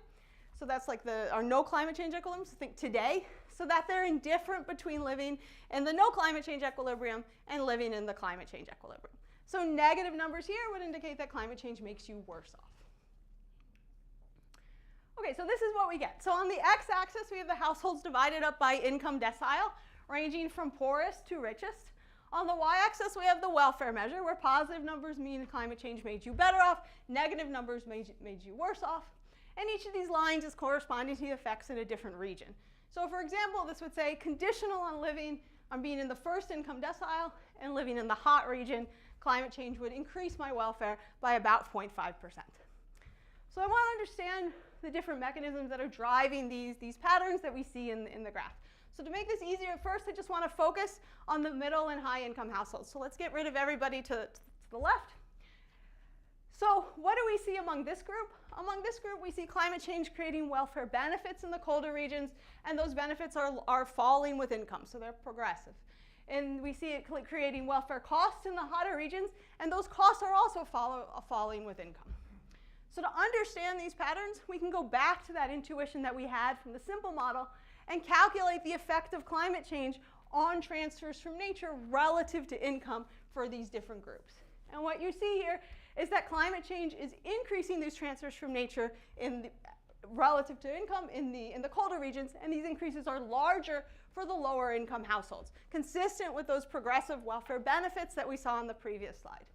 In the hotter regions, we see climate change is reducing those transfers from nature, and that reduction is larger relative to income for the lower income households, again, consistent with those regressive welfare costs that we saw on the previous slide. So these transfers from nature can help us understand kind of what's happening here to the middle and the high income groups. But if we want to understand what's going on at the bottom of the income distribution, we need to bring in another channel. And that second channel is what I'm going to call changes in specialization. And so the idea is that to produce heating, I need a heater. To produce cooling, I need an air conditioner. Pretend there are no heat pumps. They don't end up mattering a huge amount. And so what we see then is that, and so ideally, I'd be better off in a world where I only had winter days or I only had summer days. So I only needed to buy a heater or I only needed to buy an air conditioner. And by shifting the temperature distribution, climate change essentially affects how able I am to specialize and only have heaters or only have air conditioners. So what I've plotted here is what I've called the specialization index, where this index equals 1 if I have only summer days or I have only winter days, so I can fully specialize and just have a heater or just have an air conditioner. It equals 0 if I have equal numbers of winter and summer days, meaning it's really hard for me to specialize and just have one of those types of capital. So in the baseline, we see that the colder regions are more favorable to specialization. This pattern switches when we go to the climate change equilibrium. And this kind of changes in this favorability, say, of the temperature distribution to being able to specialize will matter across the whole income distribution, but the effects are particularly acute at the bottom of the distribution, where they're essentially affecting whether households move in and out of these corner solutions of, do I buy a heater at all, or do I buy an air conditioner at all? And so we can think about this, these effects is really binding a lot here at the bottom. And so to just kind of give you the intuition why, let's think just about the cold region. In the cold region, we saw climate change increasing transfers from nature and increasing them more for lower income households relative to income, yet at the bottom of the distribution, we see these welfare costs. And those costs are coming because climate change is affecting whether those very low income households need to buy an air conditioner at all. And so what this is showing you is that in the cold region, in the baseline, which is in blue, virtually none of the households have bought an air conditioner. Everybody is fully specialized in heating. But once that temperature distribution moves to the right, that corner solution is no longer optimal for the majority of these households. And they're having to go to an interior solution where they're choosing both an air conditioner and a heater. And so that decrease in the ability to specialize is creating welfare costs, which are larger than the welfare benefits that they're getting from the increased transfers from nature. And you can tell similar stories in the hot region and so on. Okay, so the second experiment I want to think about here is what is the role that adaptation to temperature is playing in this framework. And so households can adapt to temperature by using capital and energy for heating and cooling, but we could think about a world where they can't do that adaptation. And so in that world, there's no capital or energy for heating or cooling, and so your indoor temperature always exactly equals your outdoor temperature. And we can solve for no climate change and a climate change equilibrium under those no adaptation assumptions. So we do that, and on the left, we can look at what are your welfare consequences of climate change with adaptation. This is the graph you've already seen. And then on the right is showing you what do you get if you take away that adaptation. And so there are two observations to make here. First is that the y-axes on these graphs have really different scales. And so we see in particular that the ability to adapt to temperature, both today and in the future, is substantially reducing the welfare costs of climate change. And second, we see that virtually all of the heterogeneity in those welfare impacts across income groups is due to these differences in the ability to adapt. And that when households cannot adapt to climate change, these lines are essentially flat, implying that we get the same welfare impacts across all income groups. Reason being is that all these households within a region are getting the exact same shock, and if there's nothing they can directly do to reduce the effect of that shock on their indoor temperature, then we see very, very similar outcomes here. So then the last experiment I want to think about is why does modeling income heterogeneity matter if what maybe you might be interested in is not necessarily the distributional effects, but say just aggregate welfare cost of climate change. And so to do that, I'm going to run an experiment in which I change the amount of heterogeneity or the extent of income heterogeneity in the model. And so I'll think about taking that labor productivity shock and essentially having its variance so that we still have some heterogeneity, but there's not going to be as much as there was before. And then we're going to solve again for a no climate change equilibrium and a climate change equilibrium in this lower variance economy.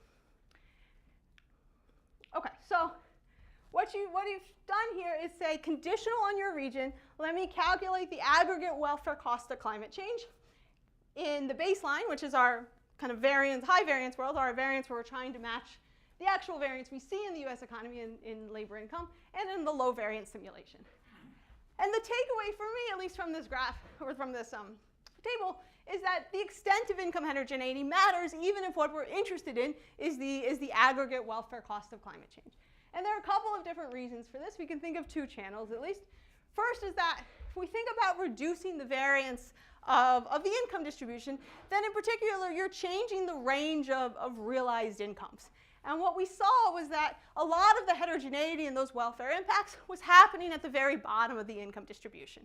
In the low variance simulation, those households that have the very bottom of the income distribution are not included. And so we're missing those and they're not showing up in the aggregate. The same is also true at the top in that we don't have the richest households either in the lower variance simulation, but the welfare effects didn't vary that much for the richest households with income. And so not having them is not as important as not having the bottom when we think about the aggregate impacts. The second channel here, which I'm still trying to wrap my head around a little bit, is that in that lower variance simulation, we see more households choosing these corner solutions. And so relatively more households are, say, choosing to have air conditioners or choosing not to have an air conditioner or choosing not to have a heater. And so the larger prevalence of households in those corners is increasing the importance of this change in specialization favorability channel for the aggregate welfare impacts relative to what we have in the baseline. Okay, so to conclude, What we found here is that thinking about income heterogeneity matters for how we think about the welfare consequences of climate change. We see meaningful differences across the income distribution. These differences are driven by changes in transfers from nature and changes in that specialization favorability channel. We saw, though, that if households cannot adapt, and so we see indoor temperature exactly equals your outdoor temperature always, then we don't have, all this heterogeneity goes away. And so it's differences in this ability to adapt that are really driving these effects. And then finally, even if we're not interested in the distributional consequences per se, understanding the underlying heterogeneity is important for understanding the aggregate welfare impacts. So that's all. Thank you.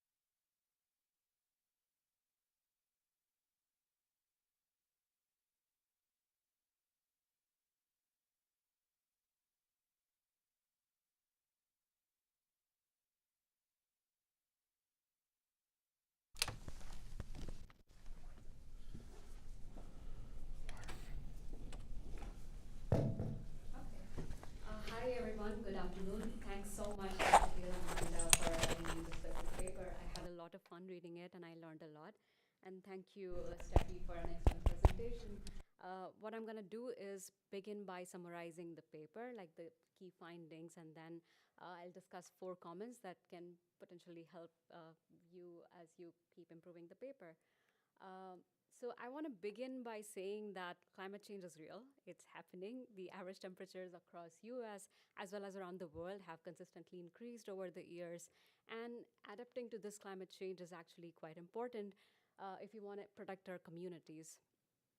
And what this adaptation will require is the understanding of multifaceted impacts of climate change and designing policy responses so that we can develop resilience. And within this very important background, this paper asks a crucial question, which is that what is the climate change-induced shift in temperature distribution? How is that going to affect income inequality within the US? And very specifically, the paper focuses on the channel of residential energy. So some households may be just exposed to really uncomfortable temperatures as a result of climate change. Others may have to spend a lot of money dealing with those temperatures, and all of those can be more burdensome for some income households than others. As a next step, the paper disentangles the role of different factors. So there's a section that discusses the role of adaptation to temperatures through heating or cooling expenditures, and there's also a section in the paper on the role of energy assistance programs. To answer these questions, the paper has a really rich, dynamic, heterogeneous agent model. And just to summarize the key features of this, so what happens in the model is that at the start of each year, the households don't know if it's going to be a hot year or a cold year, but they have expectations of how hot or cold the future is going to be. And depending on that expectation, they choose to buy or repair their ACs or their furnaces so that they can use them later on. Then during the year, the households actually see how hot or cold the year actually is, and then they choose how much to use, how much energy to spend on their ACs and their furnace usages. What happens if there is climate change then? Well, that's going to change the expectation of households about the future temperature distribution. So of course, more households may buy or repair ACs, and then some households may just get rid of their furnaces. They might not need it anymore. And some households may just use their ACs more often or their furnaces or heaters less often. So the paper calibrates this model and runs some counterfactuals with and without climate change. And here I'm going to show you a very simplified version of the paper's figure 7, which is the welfare consequences. What the key finding is that the welfare consequences of climate change are going to be very different across regions and across the income groups. So here on the left, on the x-axis is the income decile, on the y-axis is the welfare measure. Anything below 0 is a cost, anything above 0 is a welfare benefit. The red solid line is a hot region. And the first finding that the paper has, which I thought was really cool, is that, well, first of all, there is a welfare cost because of to the middle and high income households, because now they have to spend more money on cooling energy. They have to use their ACs more often. And the cost reduces this income. What that means is that in the hot regions of the US, income change is going to be generally regressive. Well, that's not what happens with the low-income households, and that's because some of these households no longer need a furnace to heat their houses in the winter, so which is why they actually have a welfare benefit. What happens if you look at the cold regions instead? Well, again, focusing on the middle and high income households, you'd see that there's a welfare benefit because now these people don't have to use their heaters so much in the winter. And the benefit reduces with income, making this a progressive outcome. That's not what happens with the lowest income households, however, because some of these now have to buy an AC to deal with extreme temperatures in the summer. And another interesting finding of the paper is that adaptation actually plays a really important role in generating these heterogeneity patterns. If households were not allowed to have these additional heating or cooling expenditures, then climate change is basically the same for everybody. Income doesn't matter. So I'm going to focus on the 4 comments now. I guess let me begin by this measure of welfare. The paper measures welfare using this consumption housing equivalent variation, which is mostly in percentage terms. And I guess the key comment that I had, what I was wondering there was, can this be monetized? Because the level effects, the actual dollar values of the welfare, that's also going to be really interesting, especially when formulating a policy response to this. And then going for, more about the welfare, what I was left wondering is, can these effects also be decomposed? So it seems like they are arising because of one of the 2 channels. One is because of well, you're exposed to these uncomfortable temperatures. The second is that you are also spending a lot of money on energy expenditures. And I guess what it would be interesting to see is, how do the average indoor temperatures vary across income distributions in the hottest month, for example, in the baseline and in the climate change equilibria? And also, how does the energy budget, but also dollar as well as the share with income, how does that vary across income groups in the climate change and in the baseline equilibria? My second comment is about implications for policy design. So the paper has this section, Steffi didn't get the time to discuss this, but it has a section about role of energy assistance programs in affecting the distributional consequences of climate change. And that's really great because, well, as we saw from the keynote in the morning, distributional consequences are actually really important for policy design, and the recent OMB guidelines on policy evaluation are just an example of that. I think the paper is really well suited to dive into this even more. In fact, a richer modeling of the budget constraint can actually allow you to compare different policies that are designed to mitigate the climate change-induced income inequality. So you could, for example, consider comparing the effectiveness of this LIHEAP, the Low-Income Heat Energy Assistance Program, with the Weatherization Assistance Program. And the reason I think it's important is because both of these have like really different ways in which they deal with temperature distributions. The former will only offer you an immediate assistance. In fact, it will only help you cover your energy bills today if you're facing like really uncomfortable temperatures and if you're a low-income household. The Weatherization Assistance Program can offer you a more permanent solution just by reducing your energy usage across the future years as well. And that's a nuance that I think would be really useful to add to your model. You could also consider comparing this with other federal assistance programs that are more like a direct benefit and not directed towards energy expenditures. My third comment is about other channels. So the research question, while it focuses mostly on how does the climate change-induced temperature distribution affect income inequality, but even just considering temperature distribution, and so the key focus here is only on the residential energy usage. But even just considering temperature distribution, there could be other channels why temperature distribution might matter for income inequality. So just for an example, low-income households may face more severe labor productivity shocks, especially if they are employed in outdoor activities. So for example, because of low crop yields or because of disrupted construction activities. And the model is really suited to deal with these kind of shocks. You can basically just vary them across income groups. There could also be a rise in food prices just because of lower crop yields, and that also affects income inequality because food tends to be an important part of everybody's consumption. And I understand that all of these are going to be difficult to incorporate. Maybe some are more doable than others, but it would be helpful to discuss these mechanisms in the paper. My final comment is about climate change-induced migration. That's something the paper abstracts from. The reason I bring it here is because it can interact with energy expenditures to generate like some really different patterns of income inequality across different regions. So just as an example, consider these two blocks. The orange one is a hot region. The blue one is a cold region. The size of the circle, all the circles represent different households. The size of the circle represents the income of the household. So this is the baseline situation where basically there's same amount of income inequality in both the regions. Based on the paper's results, you would see something like this, where the hot regions are generally regressive, the colder regions are progressive, the highest income households are not affected much, but the lower income households are affected in the hot region and in the cold region.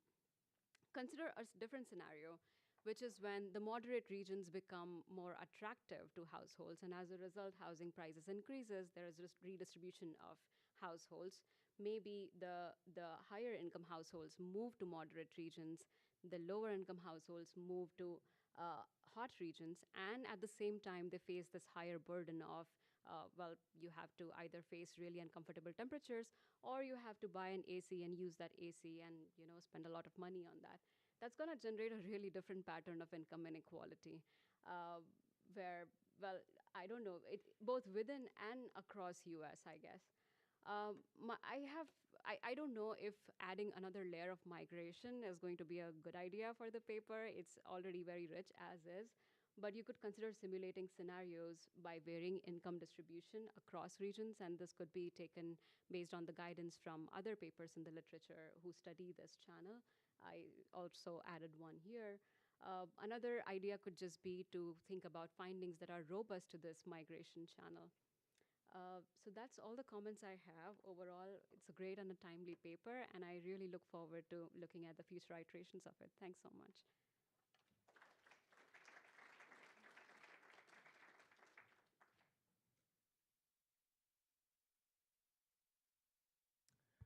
All right, time for questions.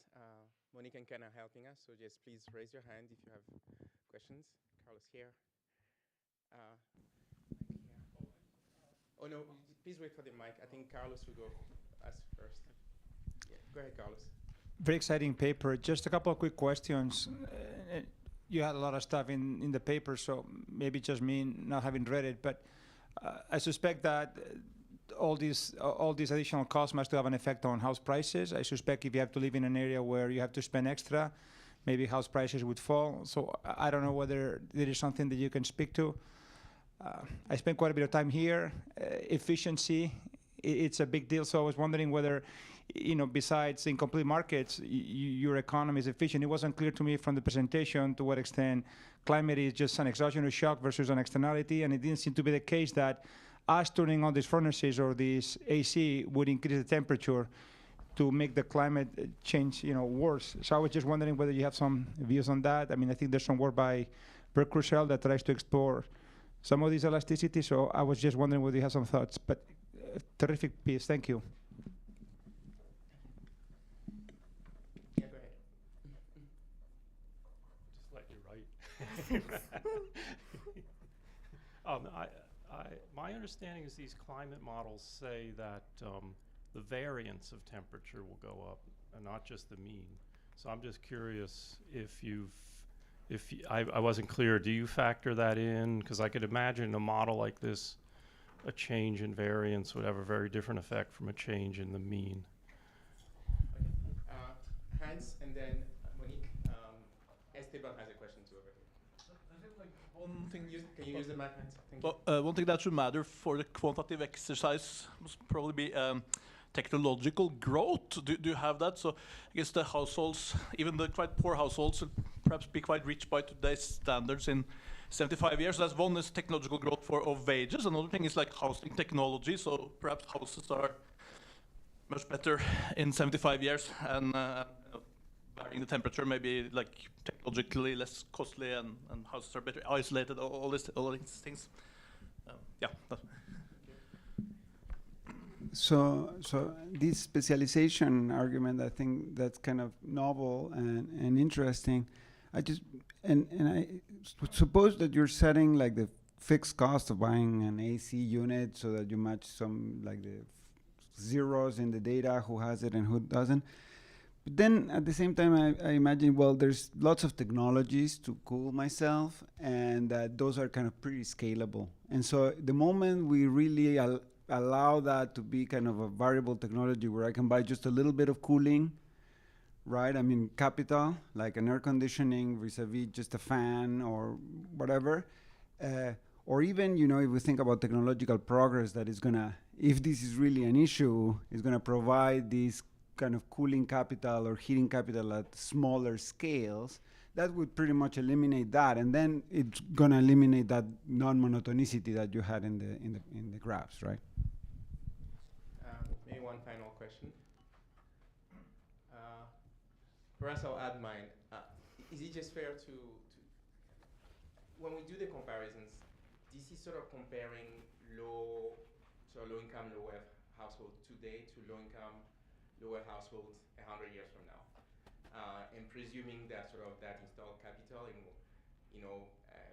housing unit today will be the same sort of in 100 years from now. And maybe you may want to comment about the transition and what that means. All right, thank you. Take it away.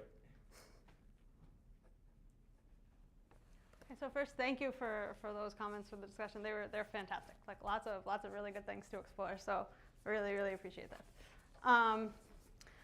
So yes, temperature is exogenous. So changes in so when we think about climate change, it's changing both the energy we would use for heating and the energy we would use for cooling. And so there's the Climate Impact Lab group has a paper where they're looking at that globally and what are the broader implications for total energy use, since that's emissions, and they're finding globally that's a kind of a net loss actually. So we're using less energy overall for that, so we might see less climate change. So you could think about feeding that in, but I haven't. So really interpret the climate scenario here as exogenous. Endogenous house price I think would be very interesting to explore. So again, I think there are lots of interesting kind of things to sort of push a little bit harder on the firm side of this model that I haven't done that, and looking at the house price thing I think could be an interesting thing to look at.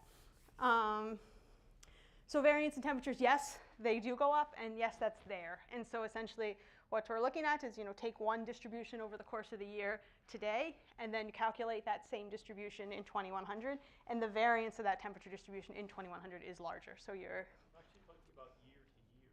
So year to year, no. So it's within year is what I have. I don't know. I have to look at kind of where they stand on kind of year to year fluctuations in temperature. I'm pretty sure they say it'll go up. Which increases the chance you might need both heating and cooling. Yeah. So I can play with that. So I can kind of set this up to increase the variance year to year too, and see what happens. I think that's a great idea. So technological growth. So you're right. There's no technological growth. I think one area that'd be very interesting to explore, and partly is with bringing in heat pumps as well, is technologies are changing, and so you could imagine that as we get richer, just everyone getting richer, the relative cost of, say, an air conditioner or a heater falls. And so this would also change it. So you could think about an experiment where you make that relative cost fall, or essentially improve that technology. And I haven't done that, but I think that would be interesting. And would imagine that would reduce the welfare cost of climate change for everyone. And then so there is this fixed cost of heating and cooling. If you take that away, then everybody has an air conditioner and everybody has a heater. You could, and you're right, you could have a fan. There are window units there in the data. So this is trying to think, what's the smallest air cooling unit you could have that's not that's say not a fan. And a window unit is relatively cheap, and you still see 14% or so of households reporting that they don't have these window units, but they probably do have a fan. So we could take that out, and then that specialization channel goes away, and then everything is perfectly monotonic. So it's entirely driven by that piece. I think that was everything. All right. Thank you, Stephanie. Thank you.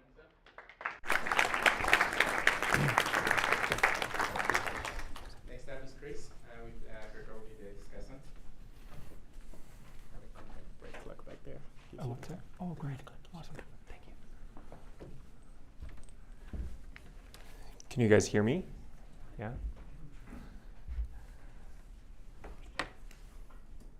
All right. So first of all, big thanks to the organizers, Abby, Amanda, foremost, but the whole OIGI team. I know it's a team effort. Really happy to be here. I'm going to present on a theory of non-Coasian labor markets. I'm going to demystify that title on the next slide. This is joint work with Andres Blanco and Andres Drenick, and then Emilio, who's a graduate student at Columbia. Okay, so quick motivation. What is this all about? In 1972, James Tobin gave, I think, an interesting address to the AEA in his role as president. And he asked the following question. In his words, does monetary policy, quote unquote, grease the wheels of the labor market? So what did Tobin have in mind here? So adopt like your standards of Keynesian framework. Imagine the economy now is thrown into a recession. Think of a sequence of negative TFP shocks. But there's some stickiness in the labor market and in price level and in wage levels. So nominal wages are kind of somewhat sticky. TFP goes down. So real wages compared to productivity are relatively high during these times. Well, Tobin's idea, going back to Keynes's proposition, was that that might actually be a good environment to have a bit of inflation. Why is that? Because the price level rising will bring down real wages relative to productivity, and so we kind of back more toward efficient employment outcomes. Now that's, I think, an inspiring story. In the Keynesian tradition, this is almost omnipresent. In this tradition, which I'm going to label as non-Coasian in the sense that rigidities on prices prevent the efficient allocation, that's sort of at the heart of every new Keynesian model, rigid wages may obviously lead to inefficient employment through these channels. But on the other hand, there's a large tradition of studying labor market outcomes in a lot more detail than the new Keynesian literature maybe has. And specifically, I'm thinking of the search theoretic literature. In this literature, there's been a lot of emphasis on things like the theory of unemployment, job and worker flows, job creation and destruction, and things like pure wage dispersion, so unequal wages for identical workers in the labor market. Now, it's maybe unfortunate that these two traditions have been a little bit separate in the sense of in the Keynesian tradition, usually the labor market is modeled quite sparsely. And in the search theoretic tradition, usually you have something like monetary neutrality. So there's been efforts by people in this room, and we're trying to follow step here in trying to bring these two literatures a bit closer together. I'm going to take only a first step in this direction today. So what do I have in mind? Why do we want to do this enterprise? Why are we trying to adopt both of these views in one framework? Well, after thinking about this for some time, I believe actually there are good theoretical reasons to study rigidities in the labor market. And so what are these reasons? I'm going back here to an older paper by Barrow in 1977. Some people may remember this as an indictment of the allocative role of wages in the labor market. But if you read that paper closely, there's actually an entire chapter dedicated to reasons why the Coasian bargain between the worker and the firm may break down. In other words, why wages may be allocative and matter for employment. So why would this be the case? Myers and Satterthwaite, Hall, Lazier, and follow-up work have told similar stories related to asymmetric information between the worker and the firm in an employment relationship. Secondly, you may think that things like morale effects, status comparisons, and fairness norms prevent the otherwise flexible adjustment of wages. Why would that be the case? And Akerlof, Yellen, Bewley, others have formalized this. Well, morale effect says that if I get a wage cut, maybe I'm just intrinsically unhappy with that. I feel demotivated. I might spit in the soup of my employer. Second, status comparisons. So this, by the way, is mostly a downward rigidity story, I would say. But the other two, status comparisons and fairness norms, which have been explored by David Card, Alex Mass, and many others in rich empirical settings, they actually have this idea that my pay relative to my peer group's pay, which could be the employer, the other employees at the firm, or it could be people in my friend network, that these kind of status comparisons actually matter for my relative evaluation of my current employment. And so in such a world, if I get a raise or a pay, there's going to be sort of spillover effects, and an employer who internalizes these spillover effects may find it costly to make individual adjustments, more so than if I think about an individual in isolation. Lastly, you may think plainly of institutional constraints. Think of minimum wages, unions. In some countries, wage cuts are literally outlawed except for special circumstances. Now, these are just a selection of, I think, a large list you could accumulate. I want to talk about some empirical reasons why we think that maybe labor markets are not all Coasian. And we may be lucky that there has been a recent search in people documenting empirically the role of wage rigidity in employment outcomes. I'm going to mention only a couple here. Let me start with some old works. It just seems, and this might be shocking to an economist, but totally natural to a non-economist, that a quit is maybe not exactly the same thing as a layoff. Why do I say that? If someone gets laid off, usually they tend to be quite unhappy with the outcome. If someone quits, they happen to have in the data quite different trajectories in the labor market going forward. I'll elaborate on this in a second, but Mike Elsby with co-authors have a sequence of nice papers delineating this in the US data. Secondly, there's a large and growing literature showing that monetary policy is not neutral in the labor market. So prima facie, this is evidence that there must be some kind of adjustment process in response to it. And this very nice paper by Sebastian Graves and co-authors, I think, does, to the best of my assessment, a most convincing job at measuring these convincingly in impulse responses in the US data. Third and lastly, there is a small number of but very nice pieces of recent work arguing based on survey evidence that stickiness in wages actually has real consequences for employment relationships. Specifically, people separate when actually the wage could have in theory adjusted downward, both the worker and the firm would have remained happy. So now allow me to just briefly go a little bit into these three empirical motivating points here before I tell you about how I interpret these through the lens of my theory. So fact number one that I want to elaborate briefly on is Elsby et al. 2010 is a Brookings paper, a very nice one with discussions by Bob Hall, Rob Scheimer, and many others in the appendix to it. What this graph here from the paper, I'm borrowing it, shows you is between 1968 and 2011, three types of inflows into unemployment.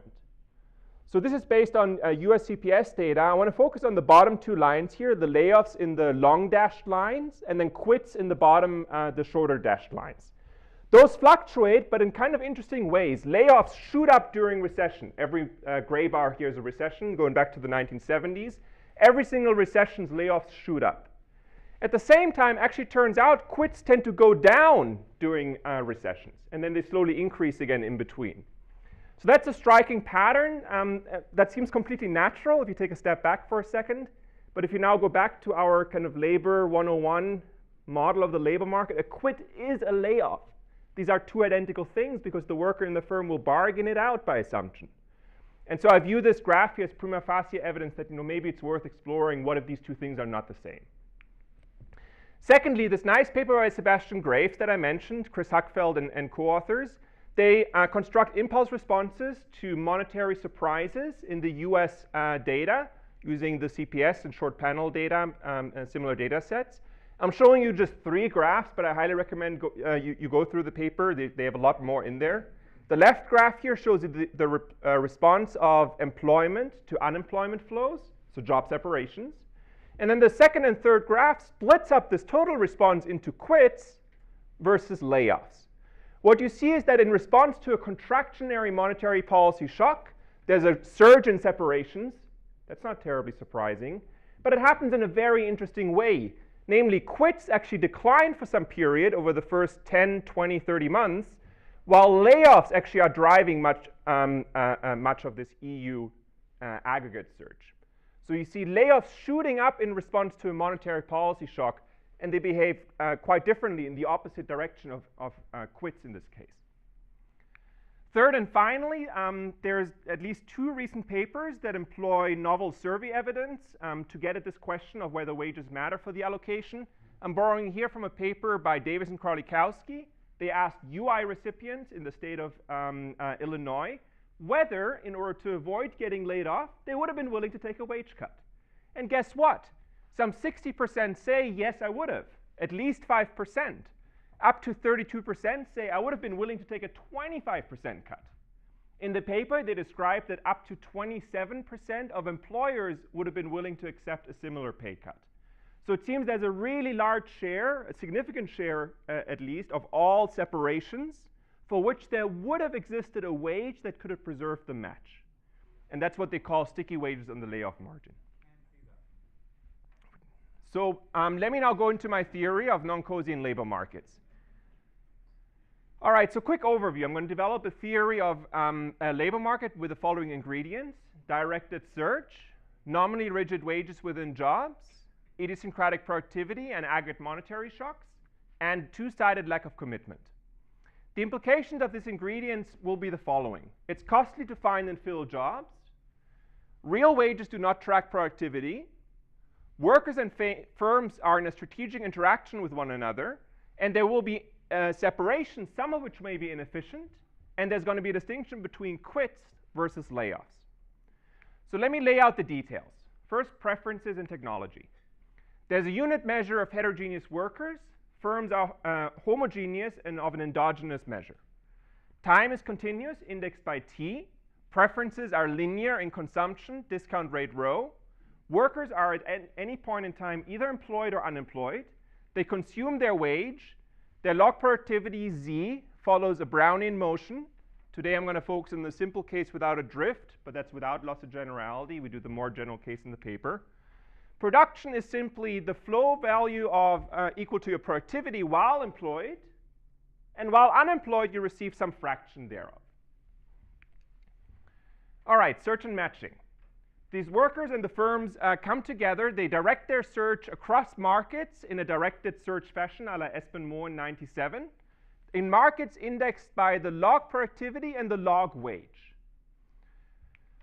Firms post vacancies in each of these markets at some flow cost, K, times the productivity in levels.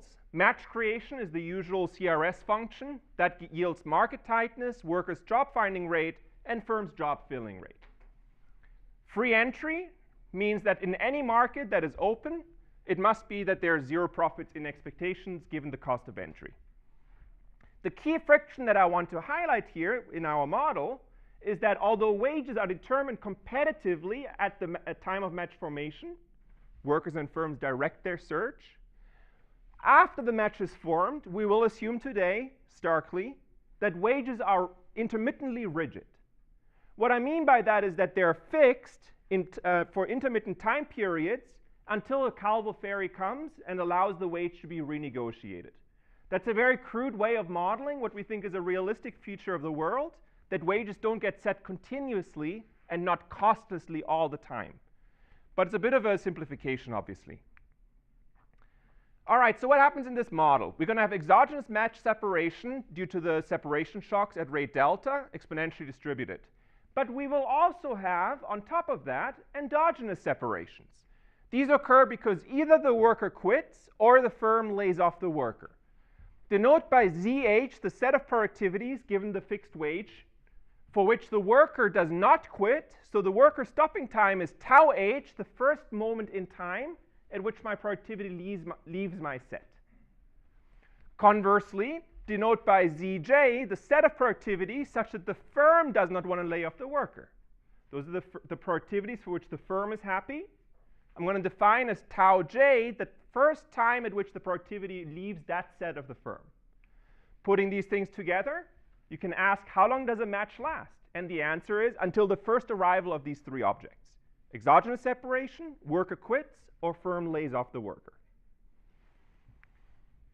Okay, in a graph, here I'm plotting values for the worker in blue, for the firm in orange. The dotted lines are the outside options. That's a 0 flat for the firm, and I'm drawing it as a linear increasing line for the worker. The solid thick lines are the actual values of the match. You see here that in the region between Z minus and Z plus of the productivity space for a given fixed wage W, there's some room in which the firm is happier than being alone, and the worker is happier than not having the worker. And the worker is happier than not being with the firm. Now, in the middle of this region, you know, both are happy and the match continues. But as you move toward either side of the continuation set, too high or too low, one of the two parties says, I'd rather separate, even if the other party would like me to stay. And that's a direct consequence that this is possible of the two-sided lack of commitment. Okay, so first, key result. Although this looks like a bit of a beast, this model, in terms of the dynamics, there's a stopping time, you know, I have to choose my strategy given what you do, it's strategic interaction, it's forward-looking, and so on. It turns out this beast can be tamed. And so specifically, we proved that there exists an equilibrium within the block recursive class and that it's unique. This extends some existing results by Menzio-Shi to the case of two-sided limited commitment. It leverages continuous time methods to do so, specifically the Birkhoff-Tartar fixed point theorem. Now let me tell you what this equilibrium looks like.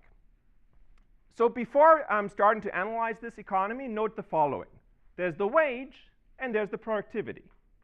But it turns out really all I need to track here, all I need to care about is the wage to productivity ratio, which I denote by W hat. I will write normalized values of the worker as W of that wage hat for the firm J of W hat, and I'm going to normalize the discount rate. I'm going to write the unemployed workers policy, what wage to ask for, to search for, as W hat star, and then I'm going to define an optimal continuation region as this interior region of the productivity space, here the wage to productivity space, in the midst of which the match continues. And it turns out that once I define things in such a way, now I can map the entire economy into an inaction region in the midst of which, you know, things are good, the worker is happy, the firm is happy, both continue. And on the outside of this match, one of the parties separates. Define match surplus as S, the sum of the two parties' values, and worker surplus share as eta. Then we get the following second key result.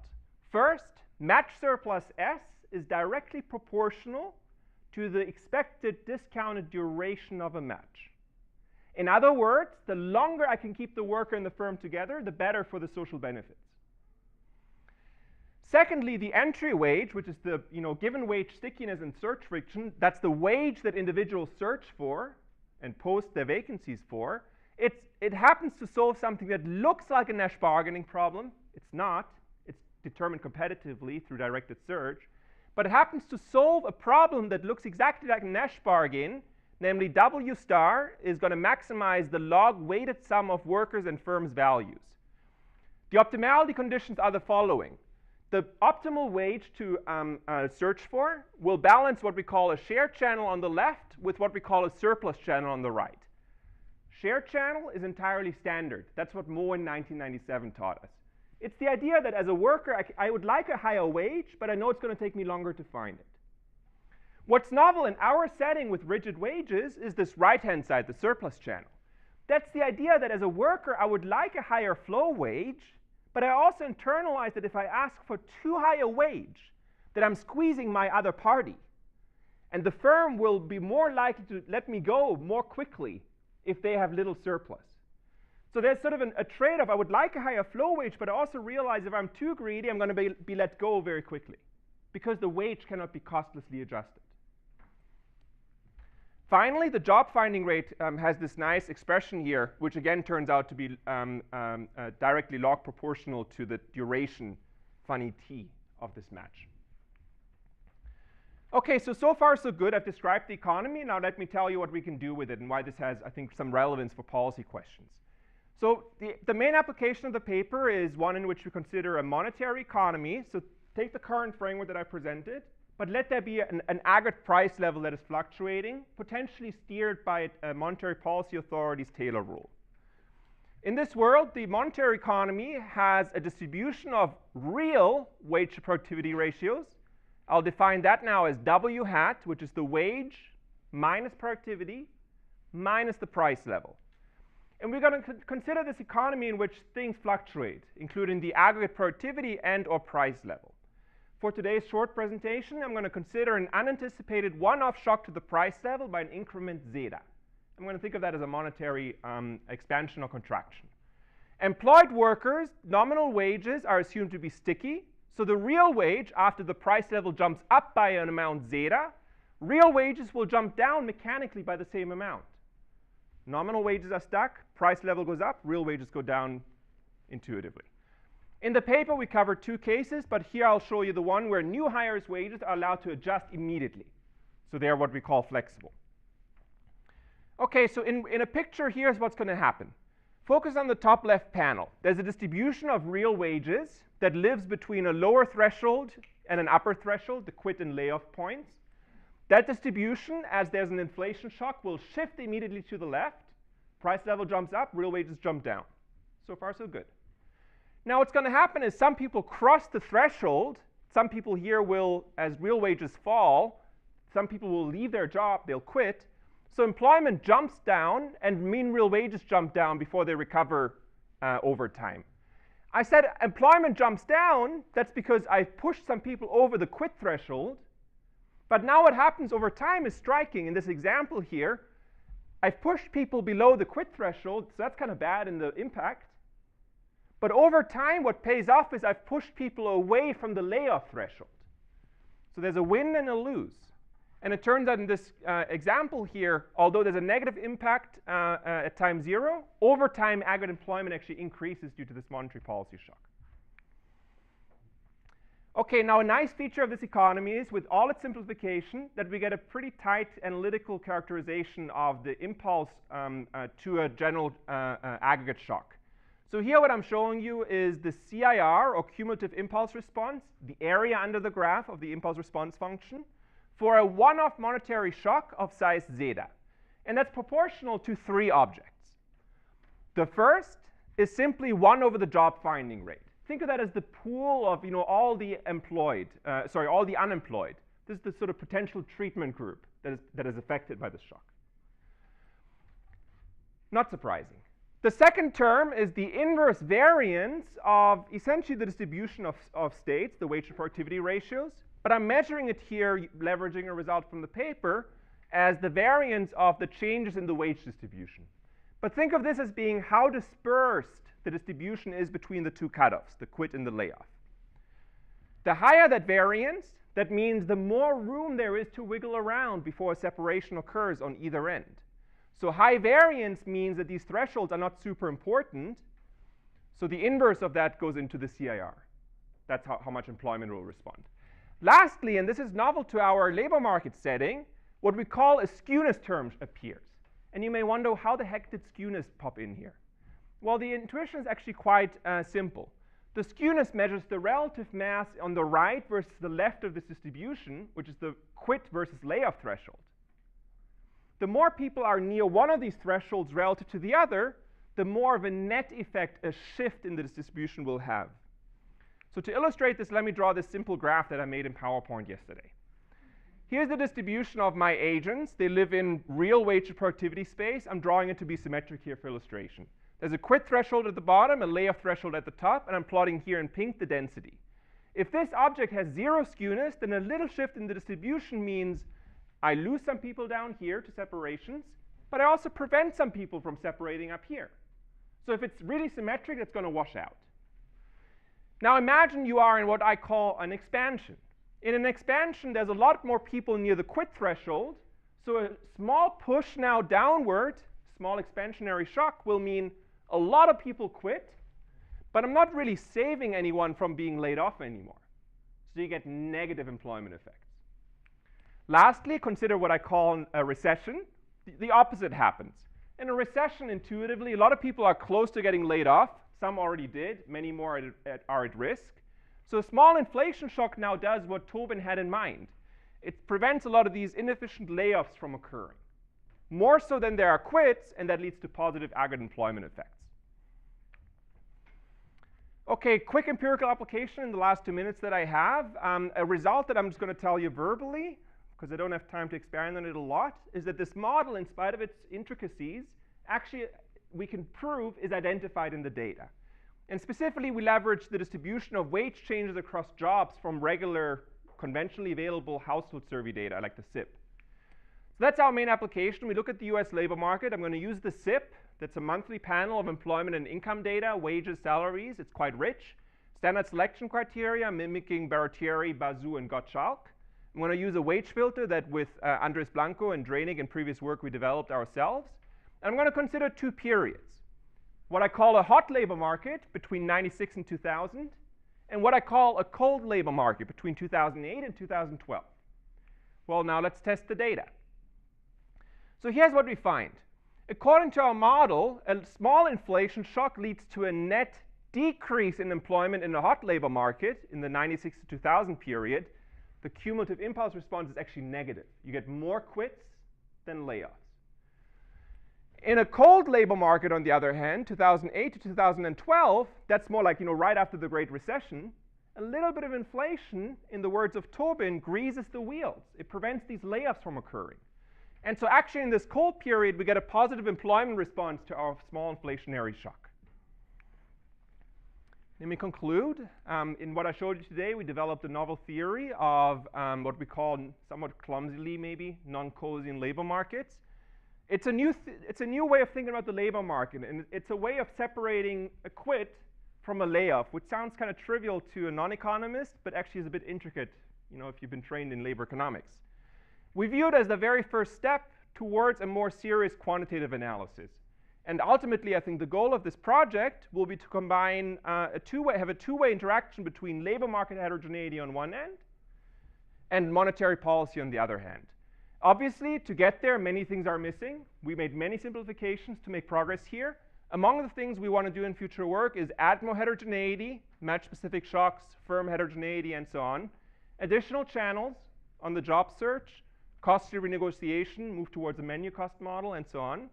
And then finally, we have in preparation and application, including optimal monetary policy, labor market policies like severance pay, and also to study phenomena such as wage indexation. To this end, we're going to leverage data from the US, which is low to medium inflation, with all respect, high inflation, Brazil, and hyperinflation from Argentina, for all three of which we have monthly detailed employment records. I'm going to finish here. Thank you very much.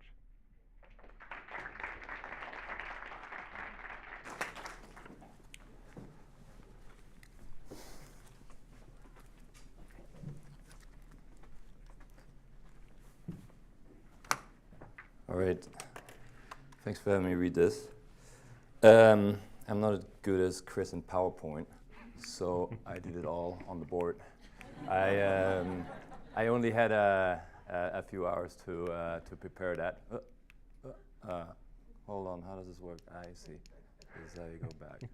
Okay, so it's a theory paper, as opposed to most of the other papers in the program, so I'll give a bit of a theory discussion.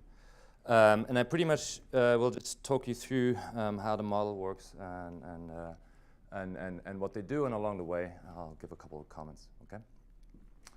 All right. Oh, Lord. Okay. So there's some time zero. It's a labor market with frictions. Some aggregate productivity initially, and the worker and the firm meet. And so now the first claim is, they can get together and produce Y0, but there's going to be a range of wages that's going to make it worth their while. Okay? And so that range starts at a lower bound, and that lower bound is below current productivity. And the reason it's below the reason the worker is willing to accept a cut below productivity is because there's frictions. It's going to take the worker a while to find other employment. The firm is also, in general, willing to pay even above productivity. The reason is that there's an option value to keeping the worker because productivity might go up, and so the firm might take the worker on board, keep the worker on board. So in general, there's a range of wages. Sometimes people call this the bargaining set that makes it a viable match for the two parties. Yeah? So then you can adopt your favorite bargaining protocol or your directed search model, and that's going to pick out a wage in general in the interior of this set of this feasible set, and the two parties get together. Okay. So now by assumption, or at least until the Calvo ferry visits, that wage in their model is going to be fixed. Okay? The next thing that's going to happen is that productivity stochastically moves around over time. Okay? You just draw some random sample path. Okay. What happens as that moves along is that the highest, the set moves with that. Okay? In particular, in a boom, the firm is willing to pay even more, and in a boom, the worker is also jacking up their reservation wage because the outside opportunities get better. Okay? But eventually, we might hit the boundary of the set. Okay? And so I drew that here. That's where the lowest acceptable wage to the worker, conditions get so good, the lowest acceptable wage to the worker exceeds the current wage, and so you get what he calls a quit. Okay? So you get an endogenous separation. Why is that? Well, because the wage can't give. Okay? So we call this an inefficient separation. Why is it inefficient? Well, look up there. The firm is willing to pay way more to keep the worker on board, but it can't do that by assumption. Okay? So I just want to point out it's a pretty strong assumption. Okay? He showed us Davis and Kolikovsky, but of course that's not about the inability to raise. That's about the inability to lower. Okay? And so here, the firm, would really love to give the worker a raise, but by assumption can't. So that's already a pretty strong assumption. Second comment is, I'm not entirely sure how deep a theory of sort of inefficient separations this is. The paper's title is A Theory of Non-Cohesion Labor Markets. If I entirely assume away the allocative role of prices in a market setting, bad things happen. That's just how it goes. Okay, and that's you get it. Yeah, inefficient separation. Okay, just to complete the picture. This is how you get, another inefficient separation where the firm, here I'm drawing a sample path, we're going into a slump. The firm would love, the worker would love to take a cut. The firm somehow can't accomplish that, so we call that, a layoff. The worker gets fired. Okay. All right. So let's go back to my first setting. Note here, I just sort of, drew this from the perspective of a single worker, but in general, this economy constantly sort of onboards workers from the pool of unemployed. So in general, there's a whole distribution of wages at this point in time. So I added a second worker here. I added a third worker from way back in the past there. So in general, you have a whole distribution of wages at this particular point in time. Okay? So I drew it like that. It's a bit of an example. But what you can see is that this recent little slump that sort of cleared out some mass from the distribution because all these guys up there got fired and the economy hasn't added new workers in that range yet. Okay, that just sort of shows the state dependence of the distribution of wages in this type of setting. Okay, so that's kind of it for the theory. So it's not overly complicated. And so now we want to ask what happens when this economy, this is 2021, gets hit by an inflationary shock. It's similar to the type of expansionary monetary policy shock Chris considered. Okay? So now what I'm going to do is I'm going to flip this distribution around and look at sort of 2021. Okay? So this is 2021. There's no workers here because we had the recent slump. You can think of that as the brief, the short-lived COVID recession, and you have your lower bound there, and so you get an inflationary shock that just devalues the distribution of nominal wages in real terms. So it shifts out there, and you have all these guys down there quitting. They're quitting into unemployment because they're so unhappy with their current real wage, they're doing better off in unemployment. Okay, that's sort of the story they're telling. Again, subject to sort of the question of why the wage can't give.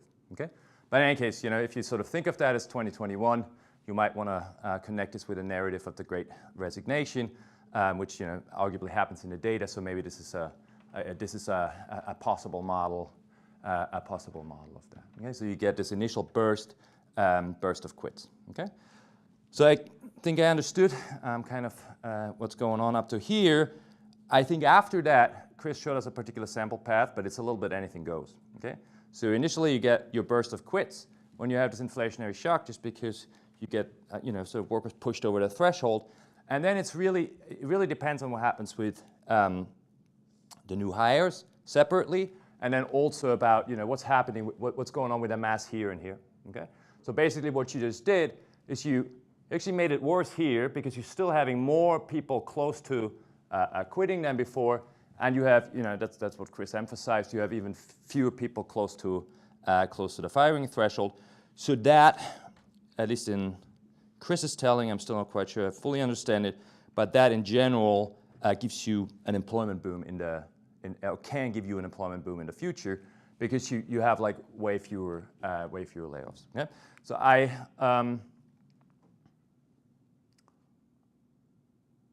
so basically I do think, and this was also in Chris' PowerPoint plot towards the end, that you really get a differential response depending on whether you're sort of coming out of a recent slump or a recent boom. So this is sort of my words on what happens after. I think I'm mostly going to skip over this because, so in my view, there's one way of thinking about this, which is just, if you just have one single aggregate shock, then your incumbent workers, they just get shifted down there, but now they just sit there. It's not entirely clear to me why that contributes to future employment dynamics in the absence of aggregate shocks, but maybe I have to sort of like have Chris explain that separately. Okay, and then there's obviously a role for the new hires. If the new hires, if their wages are fully flexible, like Chris assumed in the presentation, I don't think you get any kick out of that. So from that perspective, I would have thought there's really no grease whatsoever you're getting out of inflation. Again, when these incumbents, you just shifted them, but now they're just sitting there, and the new hires, everything is as normal. I don't really see how you get any grease out of an inflationary shock. If wages are sticky on the hiring margin, on the new hiring margin, sure, you just reduce, real wages for new hires. Of course, you're getting an employment boom. That's not particularly. So I guess what I want to say here is it would be useful to clarify and sort out the forces a little bit. Okay, so again, to me it seems all about the new hires wage. To which extent, I mean, it's kind of interesting, this stuff about history dependence and how much mass do you have close to the two thresholds and how's that being moved by the inflationary shock. It's still not entirely clear, would benefit from some clarification in my view. Okay, I have a couple of additional how much time do I have? 5 more minutes. Okay, sounds good. So I have a couple of additional comments. So quits to where? We've been using the word quits as if it was clear what I meant, but quits, the important distinction to me is whether they're to unemployment or non-employment or to other jobs. Okay? And we didn't talk at all about movements to other jobs. Okay? And so arguably, you might think, get hit by an inflation shock, your real wage starts looking really bad. What do you start doing before you quit before you're so desperate that you quit into unemployment, or you start looking for other jobs on the job? Okay? And so that's not in our model, and one might argue that might be important. So a little bit of evidence on that. Full disclosure, the author that's falling off the slide here is my wife. So they have a paper on where they ask hypothetical scenarios to workers about inflation expectations and what they would do under different inflation expectations. And so the main takeaway is that they would really start looking for other jobs. They would really start doing E2E search if inflation expectations are high. Okay, so that sort of points to an important role of that margin, right, where the E2E margin sort of matters. Okay, so the St. Louis Fed has a couple of research briefings on the Great Resignation, and so what they say is, we provide evidence that E2E transitions are underlying the Great Resignation, the big spike in quits. Okay, so again, that sort of suggests that there's a potentially important omission, just focusing on the sort of E to U quits. Final piece, and that actually, so I pulled, this is the Fujita Moscarini Postevina corrected E to E time series that many of you might know, and that is JOLT, which has all quits. Okay, and so presumably, this is the E to E quits, this is all quits, so the difference is E to U quits. Okay, and so what comes out to me here is actually an important role for the E to U quits that Chris is sort of emphasizing. Okay, because total quits go up a lot more than the E to E quits. Okay, so that would be sort of a piece of evidence that maybe supports your modeling approach. Forget about the level differences here. This is two different data sets, so I don't want to make too much of the levels. Okay, there's a final measurement idea, which Chris didn't emphasize in the paper, but it comes from the monetary literature. And so what the monetary guys are interested in is sort of what is, a response to, in terms of the price changes, a response to you going over a threshold versus, I guess some sort of Calvo shock. And so basically, one of the models has some sort of triangular shaped price change distribution. The other one is all leptokurtic. And so you combine them and then confront the empirical price distribution, and that tells you something about the weights on these two models of price changes. And so these guys have the idea to do something similar to learn about the fraction of inefficient separations through the lens of their model from the distribution of wage changes. Now, I think it's great to do intellectual arbitrage, but you shouldn't forget that it's very different if one and the same firm prices one and the same object over time, whereas compare it with two different firms pricing one and the same worker if the worker is still the same after an unemployment spell. So there's a bit of a leap involved that I think needs to be cleaned up a bit and clarified. Okay, so I was really torn about putting this up. But it's a bit of a different conference, so let me throw it out there. It's a bit provocative, but I got a bit frustrated reading the paper. It's a 125-page behemoth of math. It's extremely hard to cut through what's going on, and I think at the end of the day, it comes down to the first couple of figures that I've shown you. Okay, and so I think I've written hard technical papers. I'm all for being clean and formal and concise. But I also think that in general we should have a standard where we use math not for the sake of math, but just where it sort of plays a useful role. And so reading through, Pierre Courcelle in discussing a recent Acemoglu paper that's meanwhile in Econometrica, of course, used this term, publication by intimidation. I was a little bit reminded of that. And it's just to say, I think the ideas here are potentially useful. They're simple. They're also, I think, largely well understood. But this could be a useful model. But sort of if I think of the stakeholder coalition, me or students or the Commerce Department or not, then I kind of can't help but thinking that the current shape of the paper is not exactly cogent because it's really hard to cut through it. And so just to because inclusivity is in the title of the institute, if we put excessive math in our settings, they get very intractable and hard to sort of understand. Okay, but I just throw this out there.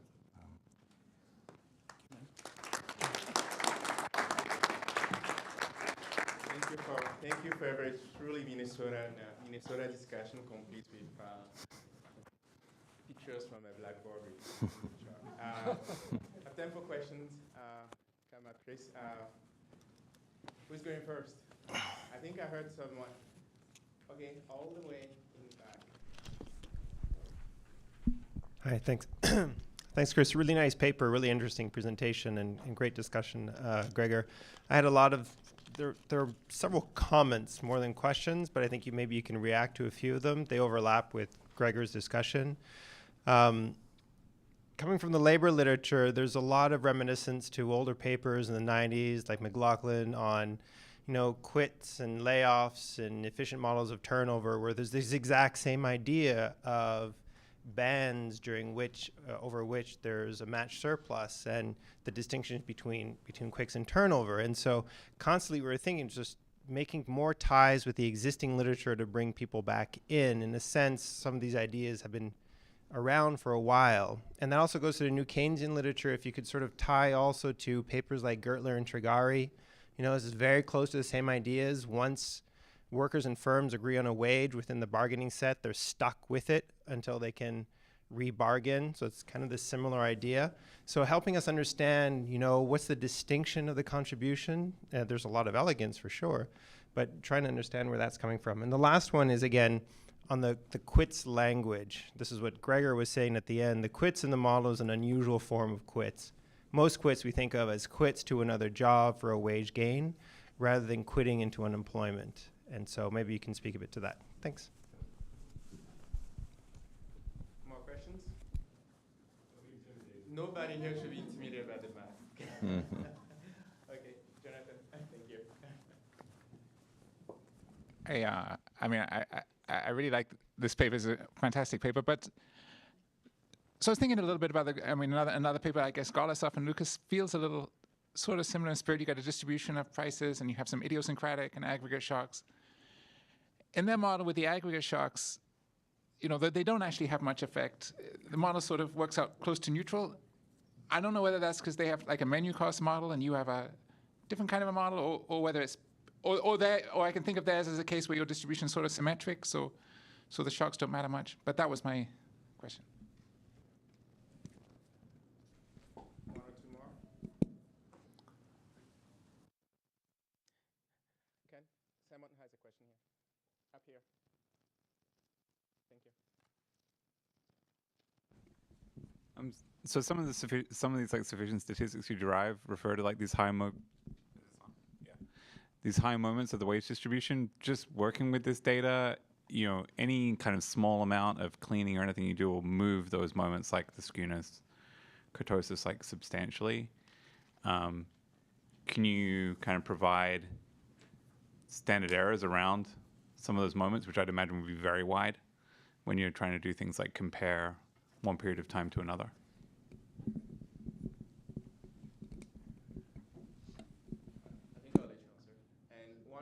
Gregor, thank you for agreeing to discuss the paper on such short notice. That's the reason why I wasn't black for. Okay, well, so. Okay, so first of all, thanks everyone. These are all super reasonable comments. Some of which we've struggled with ourselves, and we still are struggling with many of them. So a couple of replies. So first of all, Gregor, thank you so much for this. This was incredibly useful. I'm going to switch to Blackboard graph myself in the future, I think.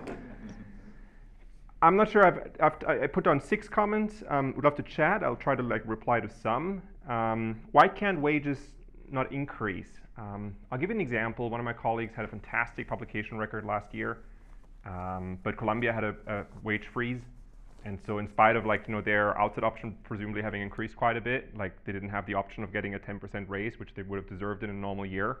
I think there's many other reasons why wages can't always track productivity. Some of the time these may be allocative, and again, I think there's a bit of a debate how much is downward versus upward. We probably think downward is a bit more relevant, but turns out doing it in this Calvo way, which is sort of a bit like a fix, it's pretty useful. Turns out we can make a lot of progress. I think the flavor of theory that would carry over more generally. And I should also mention in the revision of the paper we're currently working on, we have a version where there's no quits if you don't like those. You can like the other half of the theory maybe. I don't think this is a terribly deep theory in the sense that this has been around since Keynes, and Tobin in 1970 talked about it. So at its core, I think we should be much simpler. I don't want to intimidate anyone here. So I very much agree with that comment. I do want to point out, and this goes to Nicolas' comment as well, there are many papers, like a long list, that have employed similar mechanics. Prices are sticky, shocks happen, markets don't clear. This is like the whole Keynesian literature in a nutshell, right? Gertler-Trigari, you mentioned, Gertler-Hackfeld-Trigari has that flavor as well. They don't actually model explicitly those trade-offs that I described today of having an inaction region and then having 2 bounds, which are determined in equilibrium through agents' optimal choices. And when you hit a bound, stuff happens. If you read footnote 17 in Gertler-Trigari of the published JPE paper, they mentioned this could occur, but we're going to ignore it because it's kind of hard to do. And so I view this maybe as like, a small improvement on this one margin of an otherwise maybe like totally common thing that everyone, to some extent, thinks is going on. Well, that's not fair. That's footnote intimidation. Great resignation. I think this model has maybe some flavor that allows it to speak to us to some aspects of this recent episode. We study everything up to 2012 right now because the SIP data for that is out and we trust it and we know it well. The new 22 data, I think, was just released recently. We probably don't have it in the paper, but I know Jonathan with co-authors is working on related stuff on the Great Resignation. So a quick shout out to that. Where's the grease? We can have a long conversation, but I just want to point out for incumbents, we think it's things like nominal wage freezes, which I attest to you, they exist. For new hires, we think it's stuff like salary scales.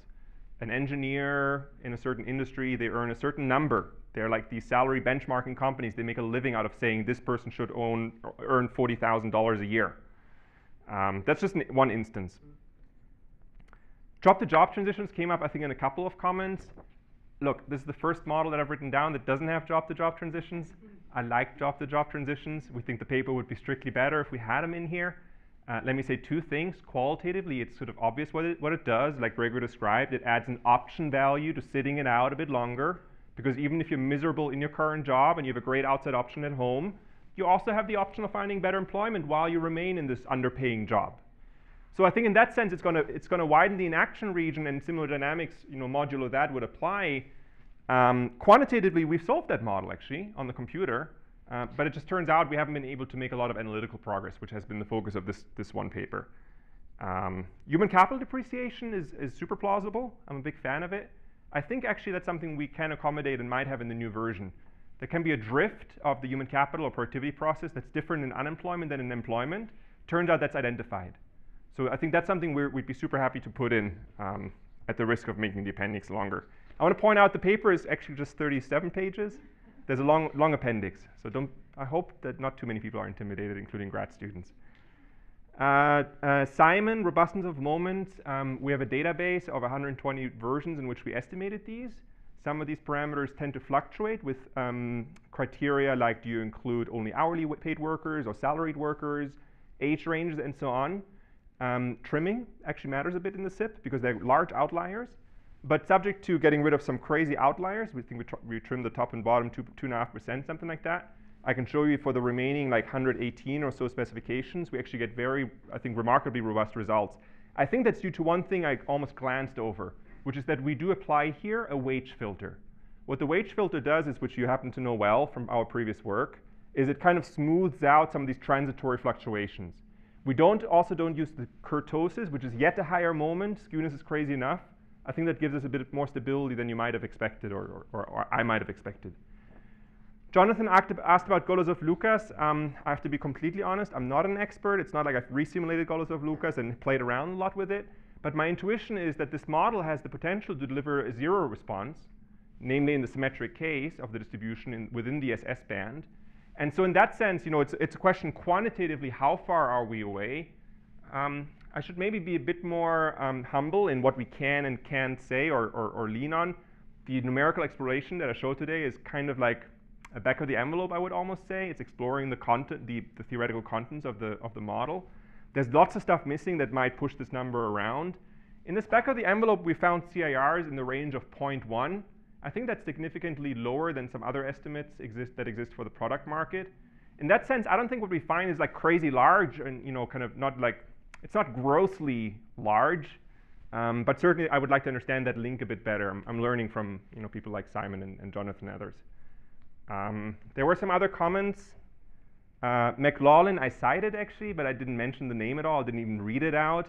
Just want to point out McLaughlin's 1990 and 91 definition of a quit versus layoff is that the worker and the firm agree when it's time to separate. It's just that the worker happens to initiate it, then it's a quit. Or that they agree and the firm happened to, for some reason, to initiate it, then it's a layoff. That's labeling, and he uses that word in the paper. This is a label.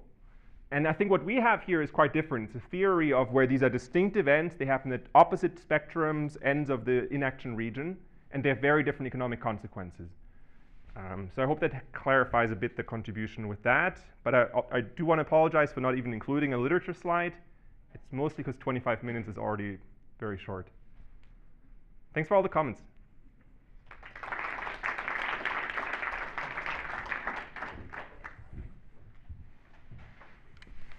So let's take until 3:15 to have a little break, a little chat, talk some more about these papers, and then we'll be back for our final two papers.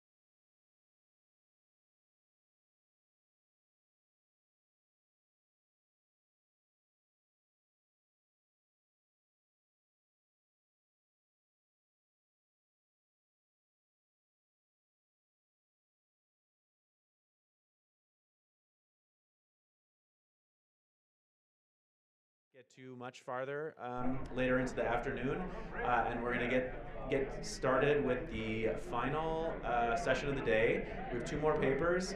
Get your snack and your coffee, and there's more time for everything that's happening now. You need like a the mere lights flashing and ding, like in 2 a hours. So I'm Andrew Goodman-Bacon. I am a senior economist at the Opportunity Inclusive Growth Institute, and I'm going to keep on going until we get a person up here. Beginning our last session, we have 2 papers. Karen Kopecki from the Atlanta Fed is going to talk about an economic model of the opioid epidemic, and Ezra Goldberstein from the School of Public Health at the University of Minnesota will discuss. And then after that, Bo Carba from Duke University will talk about the link between racial uprisings and protest activity in financial markets. And again, at the last minute, very kindly, David Wilcox from the Peterson Institute will discuss Bo Carba's paper. So, Karen, go ahead. So thank you, and thanks so much for including me on the program. I'm happy to be here. So this paper is joint with Jeremy Greenwood and Nezzy Gunnar. I was at the Atlanta Fed. As of 2 months ago, I'm now at the Cleveland Fed, and so this paper does not reflect the views of the Cleveland Fed or the system. Okay, so this paper is about the US opioid crisis. Since 2000, there's been more than 500,000 opioid overdose deaths. I think it's actually more than 650,000 because we've had a massive increase in them since COVID, and this is really doesn't include that data. It's one of the top 10 causes of death in the US. It's actually been the leading cause of accidental death in the US since 2017, which if you think about it is incredible. You're more likely in the US to die from an opioid overdose than to die in a car accident. So here I have the death rates for the college and non-college populations since the late 90s. And you can see, first just notice that the death rates are like 5 to 7 times higher for the non-college population. And they've also risen more rapidly for that population. Early on in the crisis, the rise in deaths was primarily driven by rises in deaths from prescription opioids. And then since in the more recent period now, the rise in deaths is being driven by deaths from synthetic opioids, primarily fentanyl. Okay, so what do we do in this paper? We want to understand what accounts for this dramatic rise in opioid overdose deaths. And to do that, we're going to build a model of recreational opioid usage, addiction, and death. And we're going to calibrate the model to the 2015-2018 period to cross-sectional data, both medical and economic data. Just given how different the death and usage rates are by education, we do separate calibrations for the college and non-college populations. And then we assess the calibration by looking at the extent to which the model can explain cross-state variation in opioid use and deaths based on cross-state variation in access to prescription opioids. And then we take the calibrated model and we use it to assess a number of potential drivers of the crisis.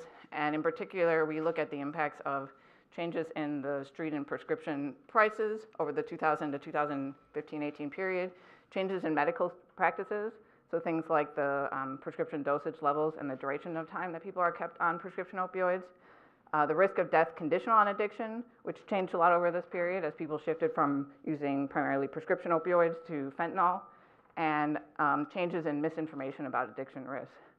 And so, we don't look at all factors you might potentially think about. The reason we focus on these is because there's been some support for them from the more empirical literature. So if you think about things that might be more generally described as demand side factors, things like changes in pain or mental or physical pain, employment opportunities, things like that, those have been found in the empirical literature to play a small role. There's things that we could perhaps add here and it would be interesting to do, but as a first step, we focus on these factors because our sense was that these are some of the big drivers. Okay, and so what do we find?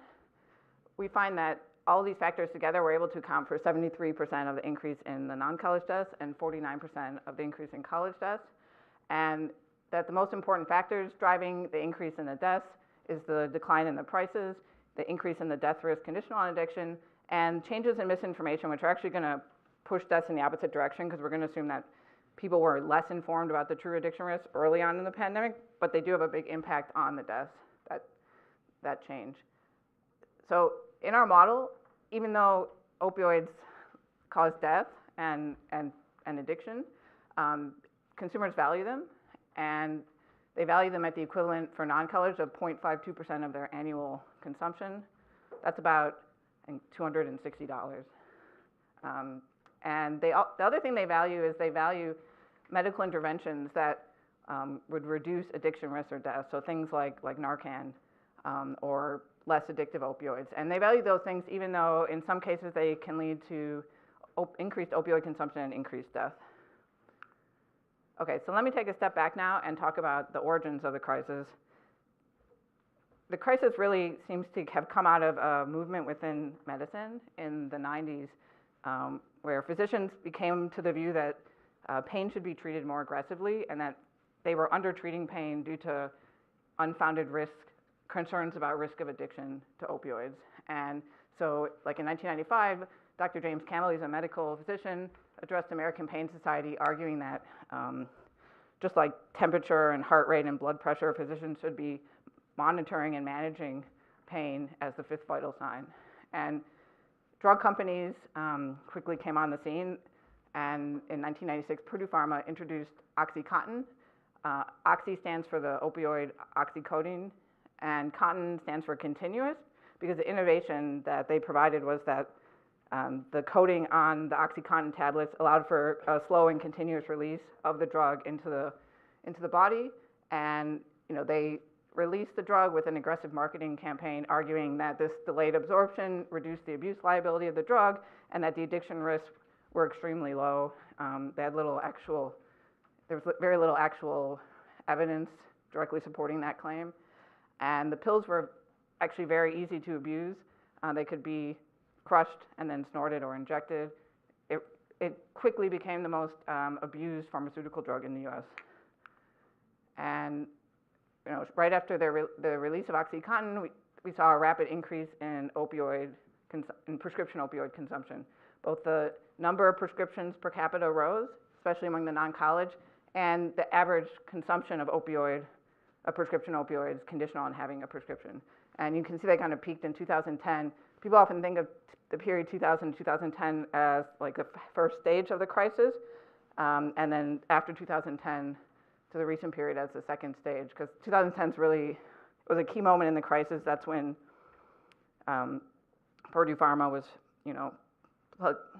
found liable of misleading consumers, and there was a big pullback in the distribution of prescription opioids by doctors, and the tamper-proof version of OxyContin came out, which also made prescription opioids much harder to abuse, and that's also when you saw a shift to heroin usage and then later synthetic opioids.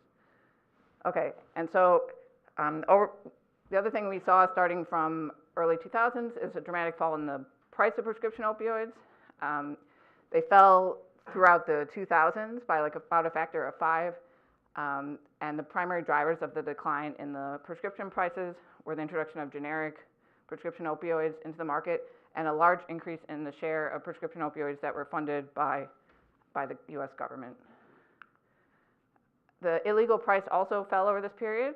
In the 2000s, it fell somewhat, and the primary reason for the fall was the diversion of prescription opioids into the illegal market.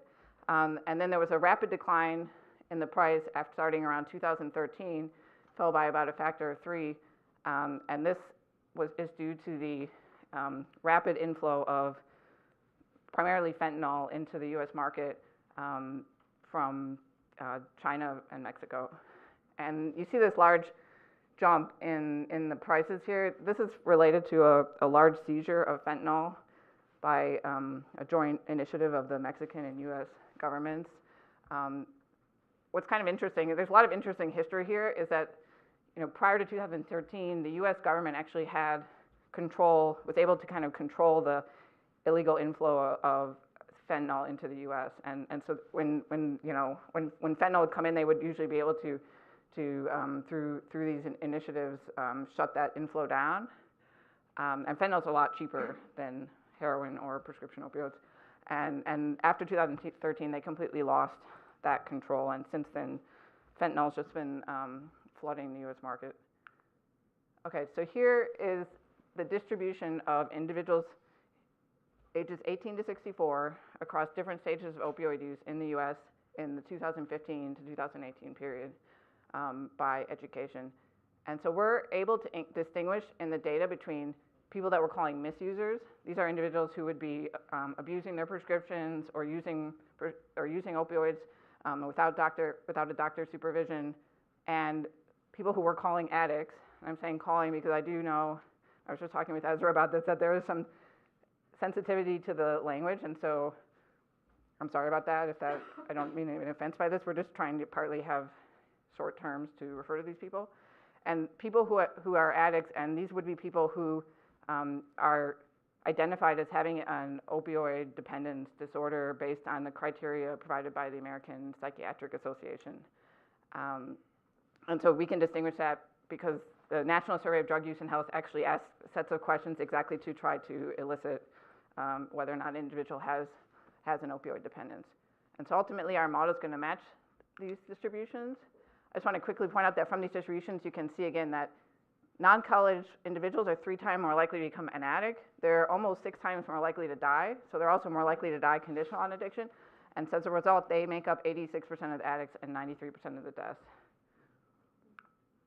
Okay, so let me talk about the model. So there's going to be 3 goods in the model. There's going to be non-opioid consumption, opioids, and leisure. The price of prescription opioids is going to be P. The prescription level of opioids, this is going to be the level of opioids that individuals who have a prescription would be taking, is O under bar. And the illegal price of opioids will be Q. Individuals in the model are going to move across these 5 stages of addiction, like I just showed you, that we can identify in the data. So everyone will start off as a non-user. Some individuals will require a prescription for opioids and become a prescription user, and then both non-users and prescription users are going to face a risk of becoming an abuser. Abusers face the risk of becoming an addict, and addicts face the risk of death. And the transition rates across these different stages are going to be a combination of endogenous and exogenous. And so this diagram illustrates how individuals move across the model, across the stages in the model. The larger, bolder transition rates are the ones that are going to be endogenous. And so as I already said, everyone's going to start off as a non-user, and then with probability sigma NP, some individuals will require a prescription, and they'll go to the prescription state. Individuals on prescriptions may no longer require the prescription and go back to the non-user state. Both non-users and prescription users face the risk of becoming an abuser. That risk is endogenous. It's going to depend on whether or not they choose to experiment with abusing opioids.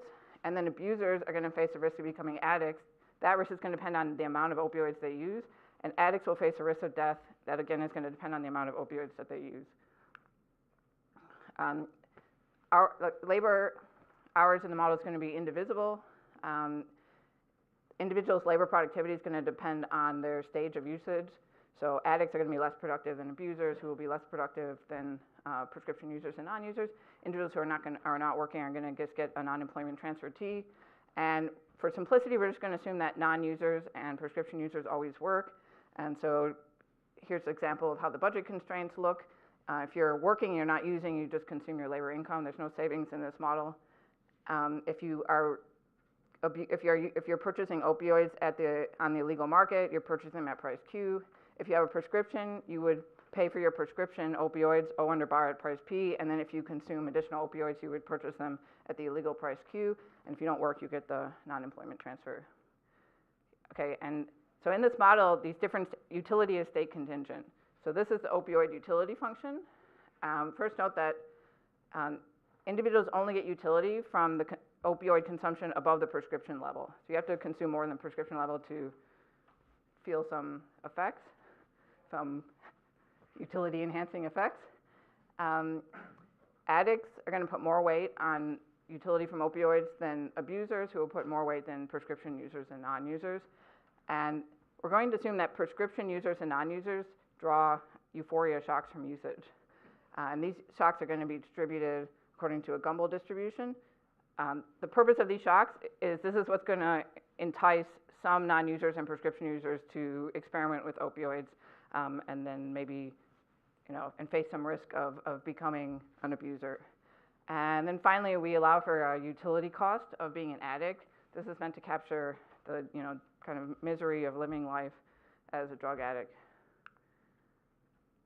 Okay, so leisure utility is just log, except that we're going to assume that abusers and addicts are going to draw like leisure utility shocks. This is going to impact whether or not they work, and these shocks will also be distributed according to a Gumbel distribution.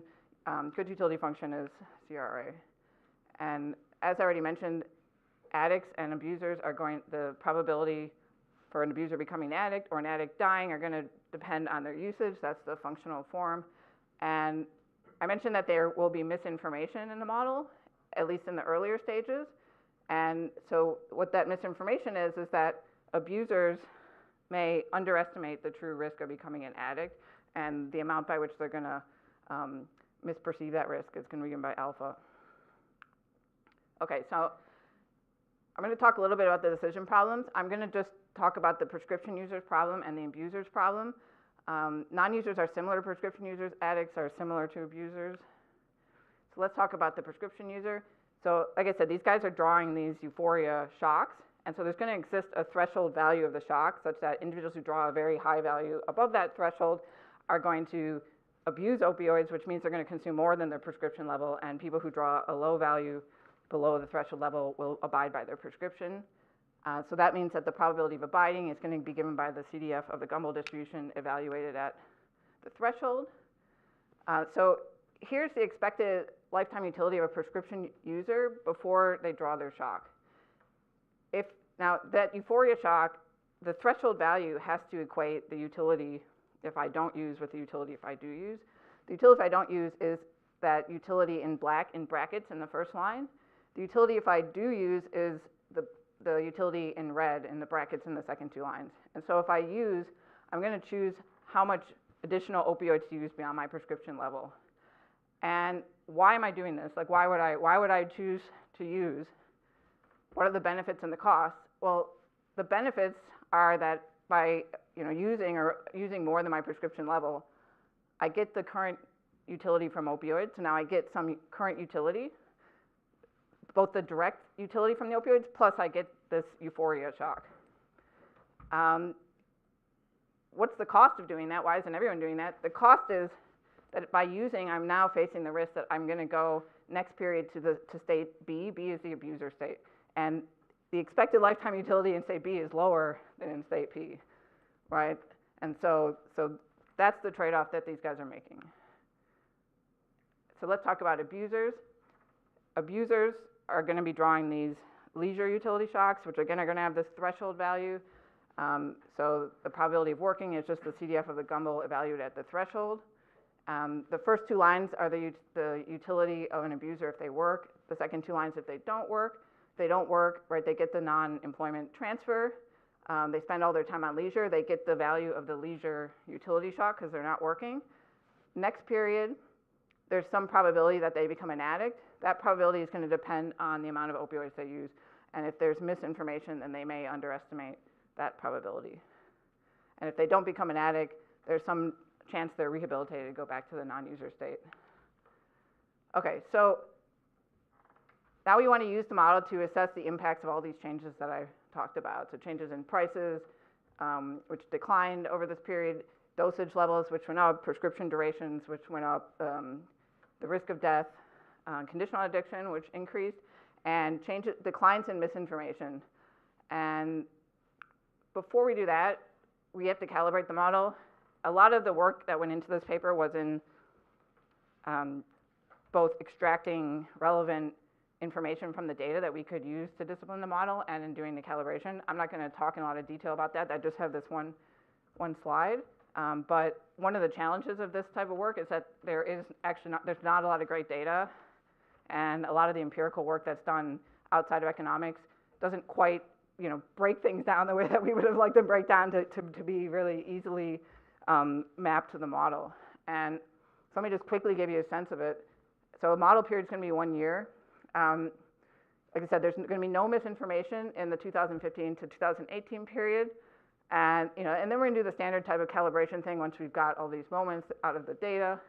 The types of moments we target are things like opioid consumption levels of addicts and misusers, transition rates across these stages, which we estimate to be consistent with that distribution I showed you. The opioid price elasticities that are estimated off cross-sectional data in empirical studies, and the value of a statistical life, which gives us the utility in death. Alpha is tough for us. So what we're currently doing is that we assume that beliefs about misinformation in 2000 are the same as they were in 2010, right? In this kind of over this first half of the crisis, before the news really spread that Purdue Pharma was misleading consumers, and so then we're going to pin down alpha by having the model perfectly match the change in deaths between 2018 and 2010, given the changes in all of the other factors. Like I said, we do completely separate calibrations for college and non-college. Okay, so here's the downward spiral in the calibrated model. This is what I was saying before, that being an abuser, the expected lifetime utility of being an abuser is lower than being a prescription user. Being an addict, according to our calibration, is pretty bad, and death is even worse. And college are always going to have higher utility than non-college because they have higher income. But one thing that we thought was nice is that even though we do separate calibrations, the relative differences in utility are actually quite similar across the education groups. Okay, I think well, let me go quickly for this. So that I mentioned that we do this cross-state validation check of the model. And so what we do is, in 1996, there were some states in the US, as I've listed here, that had something called triplicate prescription programs.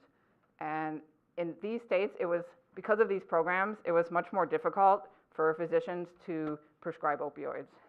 Not only was it more difficult, but Purdue Pharma knew this.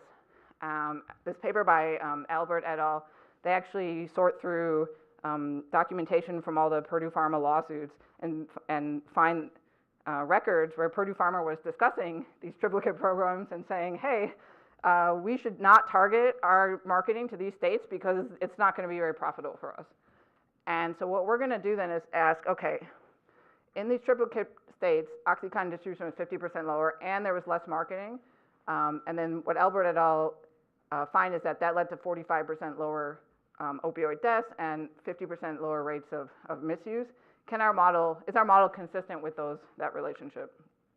And so to do this, we are going to compare the 2000 steady state of the model, since this was in 1996, with the 2000 steady state with these triplicate prescription programs. We have to make some assumptions about what with triplicate programs means. And so what we assume, to lower the prescription opioid distribution, you can kind of reduce the number of people who get prescribed opioids, or you can reduce the amount that individuals get prescribed, or you can do some combination of the two. So we look at three different versions of that. And then less OxyContin marketing, we're going to assume that there was no misinformation in these triplicate states. And this is what we find, that depending on how you reduce opioid distribution, we get anywhere from a 39 to a 59% decline in deaths. Albert et al. Find 45%. We get somewhere between a 33 and a 56% decline in the number of misusers. So both these, our declines seem to be very much in line with what they find. Okay, so now let me talk about the main results. So like I said, we're going to look at all the impacts of all of these different changes, and I'm going to walk you through the impact of the change in prices. So imagine we're in the 2018 steady state, and now we only change the prices back to their 2000 levels. So this is an increase in the street price of 155% and in the prescription price of 350%. What happens? Well, you can see first that opioid consumption goes down. It declines by 67%. This happens for two reasons. First, there's a decline in opioid consumption conditional on being a user, and there's a decline in the number of users, so both the fraction of people who are misusers and addicts. And those declines together reduced deaths by 66%. In the data, they fell from about 38,000 to about 7,500. In the model, they fall to about 12,000. And so the model, we say that the model can account for 83% of the change in deaths in the data. Okay, so now let me just give you a quick summary of the other factors. So like I said, for non-college, we can account, the changes in prices can account for 83% of the change in deaths. We don't find a big impact of changes in prescription dosages or the duration of time people are kept on prescriptions. The increase in the death risk we find can account for 22% of the rise. Decline in misinformation, as I mentioned, we found it has a large impact, but it goes the opposite way. So the fact that people had underestimated the risk and now they don't seems to have reduced, means that deaths went down, and they went down by 85% of the rise. And if you put all these factors together, then you can account for 73% of the rise in deaths for non-college and 49% for college. So this is the current version. It's actually not quite the current version. I wanted to mention also that we're working on an updated version, and we do actually, like just this week, we have a new calibration, and I didn't make it into the slides because we're still sort of vetting it. But what we've done, we've made a couple of changes, which I think are nice. One is we've allowed for the possibility that people who are abusing opioids, abusers or addicts, may be able to get their opioids at the prescription price. And there's a question in the National Survey of Drug Use and Health that allows you to get at that, where it asks people like, where did you get your opioids? And the other thing we're doing is we're looking more at the breakdown between the first half of the opioid crisis and the second. And what we're finding is that, like here you see that, prescribing behavior didn't really matter very much. But if you combine prescribing behavior with changes in prescription prices and look just at the impact on the change in deaths from 2000 to 2010, we actually find that that was the most important driver over that period. And then if you now look over 2010 to 2018, we're finding that the changing in prescribing behavior actually goes the wrong way. It has a negative effect because there was a pullback, but that was way dominated by the effects of the increase in the death risk conditional on addiction due to fentanyl and the decline in the illegal prices. And so, sorry I don't have that on the slide here, but that's sort of going to be in the next version of the paper. And I have another minute. I want to show you the impacts of the medical advances because these are really cool. So like I said, one of the other things we do with the model is that we consider, we look at the impacts of giving the consumers some medical advantages that reduce the risk of dying or addiction. And so you can think of these things like reducing the probability of death as things like improvements in drugs like naloxone, and reducing the probability of addiction as things like developing less addictive opioids. Okay, so what happens if we reduce the probability of dying by just lowering the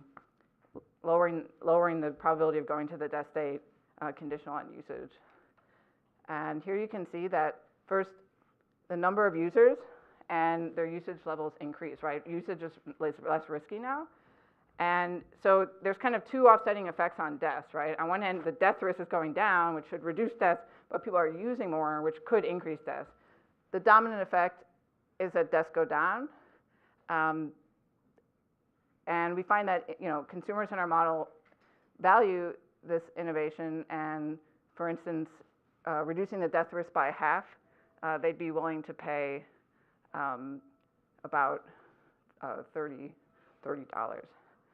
What they're willing, give me a second. What they're willing to pay more for is reducing the probability of becoming an addict. Yeah, sorry, here you go. And if you remember the downward spiral that I showed you before, the reason they're willing to pay more for reducing the probability of addict is because being an addict is really bad, right? And so you think reducing the probability of going to the death state is kind of nice, but what consumers really want in this model is not to have to even go to the addict state, because the addict state also has very, very low utility. And so if you reduce the probability of becoming an addict, they're willing to pay, for example, like over $500 to reduce it by 50%. What's also interesting is when you reduce the probability of becoming addict, you get a much larger increase in users, like I said, because they value this more. This makes usage much less costly, much less risky, and that increase is so large that deaths actually initially go up until they ultimately decline. Okay, Thank you.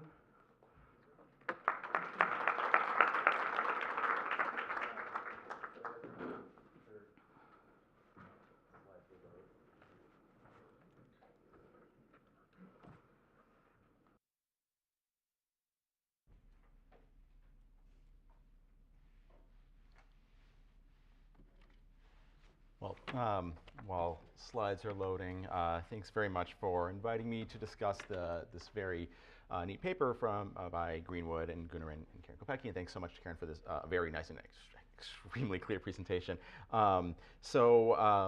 Just to give a little context to where I'm coming from here, I sit in an interdisciplinary health policy research department in a school of public health. My work really straddles the world between health economics and healthcare policy, and includes some work on trying to influence healthcare provider opioid prescribing decisions. I'm going to make the disclaimer both to Karen and to all of you. I'm not a structural econometrician at all. I don't do structural modeling in my research. With that disclaimer out there, I'm going to try to do a few things in my comments.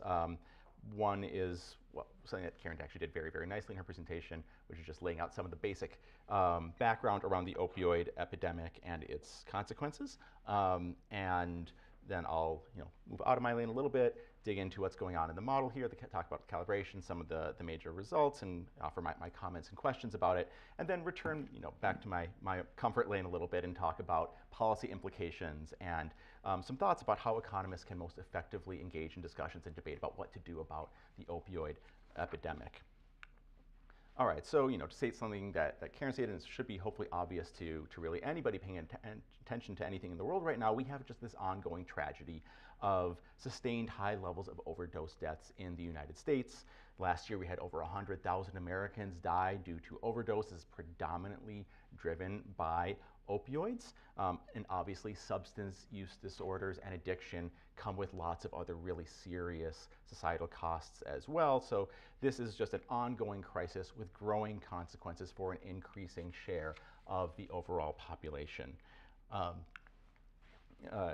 I can actually, I think, not spend as much time on this slide because Karen, I think, really nicely laid it out. We have this heuristic of there are 3 waves of the opioid epidemic. We're currently in wave 3, which is the wave that has started in around 2016, and it's really all about fentanyl and the way it has rapidly proliferated in the illegal drug supply, and the very, very rapid increase in overdose deaths that have come from that. So there's been a lot of work by economists who've examined different elements of the opioid epidemic and its consequences. Lots of these studies are just using the econometric toolkit to identify causal effects of different supply or demand factors that can be influencing opioid use and overdose. And one take-home point from this body of research is that there's some evidence that there are some important demand-side influences here, but there's much, much stronger evidence that supply-side influences are the major driver here. But most of this literature, in fact, nearly all of this literature, is taking what we're going to be calling so-called reduced form approaches, and there really have been few, if any, previous attempts to develop a structural model of opioid use and opioid misuse, addiction, and death, and that's where this paper steps in and I think can make a really nice contribution. So just to review some of the basics of the model here, this is, I think, one of the really key figures in the paper. Do I have a pointer? I'm not sure if I do. So they write down a model where there are 5 states that people can be in, starting with you can be a person who's pain-free, not using opioids. From there you have the potential to transition to having pain and using prescription opioids, or not having pain and misusing opioids. You can also transition then from one to the other as well. Conditional on being the states of misusing or being an abuser in the language of the model, you can then have the probability of transitioning to becoming addicted, and once in that stage, you then also have this possibility of transitioning to death. At each stage in the model, except for death, a person's making decisions about what their opioid use is going to be that's maximizing expected utility in a way that's considering the risk of progressing towards addiction and death as well. A key feature of this model is the distinction between being in the abuser stage and the addict stage. So for one, death can only happen conditional on being in the addict state. But additionally, and as I think Karen explained very nicely, there's this additional utility penalty from being in the addict state. And that actually fits just very nicely with how addiction experts and researchers understand addiction, that by almost definitionally has to involve some amount of harm that is coming upon you or people around you due to the substance use. So they pull together a broad range of data sources to calibrate the model. After they calibrate the model, they do a few counterfactual exercises. And just to restate some of the big results here. The first is that prices seem to matter a whole lot. So the reduction in prices over time that we've had in the United States is able to explain a very large amount of opioid addiction and deaths. The other big result is that misinformation about the risks of opioid addiction matters a lot. And another result that maybe not as big in sort of magnitude of explaining things, but is still non-trivial, is that the odds of death moving from the addict stage to the death state it also matters as well for understanding, for explaining the changes in opioid use and deaths over time, not as much as prices and information, but still a meaningful amount. So I think this model has some very nice features that I want to speak to. And I'll note that it's actually not entirely dissimilar to Markov models that some of my decision science colleagues in the School of Public Health use when they're trying to model features of the opioid epidemic. So what they do is they write down this model that contains a combination of features from economic models going back to Becker and Murphy's models of addiction, and also write down a model that at the same time is broadly consistent with the ways that addiction researchers think about addiction processes. And pulling all those features together is no small feat. It's actually, I think, a very impressive thing to do. And they allow the supply side to come in through a few different places, and I'm just highlighting two of the really important channels here. One is through prices, and the other is through this misinformation parameter, that alpha parameter. And also, they are looking at everything separately by education, obviously fitting this very well-documented empirical fact that the opioid epidemic has looked very different for people with higher and lower levels of education. So just a few challenges for the model I want to point out. First off is, as Karen noted, and this is I think that they did a pretty amazing job of pulling data together for calibration, but fundamentally the data that you need to do set and calibrate the model parameters is in lots of situations here just not that great. I think they do a fantastic job. It's just the sort of thing that we have to be mindful of when interpreting the results here. Next comment is, I don't see myopia showing up in the model here anywhere.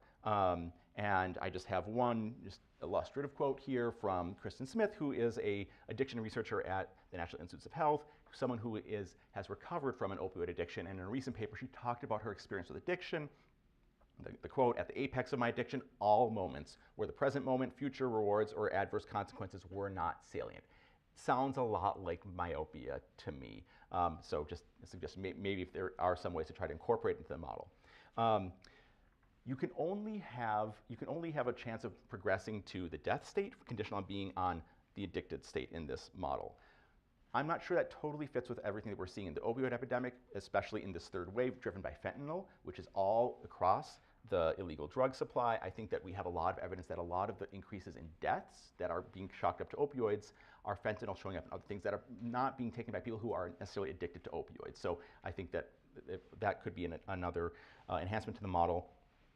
This alpha parameter of misinformation about addiction risk, I think it's a little bit hard to nail down in some ways. I have some questions about what else this could be capturing, and I really like this cross-state class validation check. Maybe we can talk about it later just because of time, but I have some questions about how it's implemented. So a big comment of mine here is that the key result is that reduction in prices really are driving a lot of opioid use and addiction and deaths, and this seems to be becoming how the model is calibrated to a 0.95 price elasticity for opioids. And I think it's important to note that other research that's trying to assess the effect of reductions in prices for opioids on opioid use and its consequences, is not necessarily always showing such a high elasticity. And there's two broad areas of research here. One is from the implementation of Medicare Part D prescription drug coverage, largely for the elderly population, and they cite this in the paper. And there certainly are there's some research suggesting this pretty high price elasticity. Other work, notably recent work by Adrian Sabatier and colleagues, that is not showing really any effect of Part D on opioid use. The other area, which I think is really important because the model here is looking at the under 65 population, is looking at the effects of Medicaid expansions on opioid use. And if you look at the Oregon Medicaid experiment, people who were randomly assigned to get Medicaid didn't have any change in their opioid use. And if you look at other Medicaid expansions, none of these studies are finding any effects that Medicaid expansion increased opioid deaths. So I would be curious to see what things look like if the model were assuming a lower elasticity for calibration. Some questions about changes in illegal market prices. So 2013, there's this really stark, steep drop, just like Karen said. This is all about the proliferation of very potent, very cheap fentanyl into the marketplace.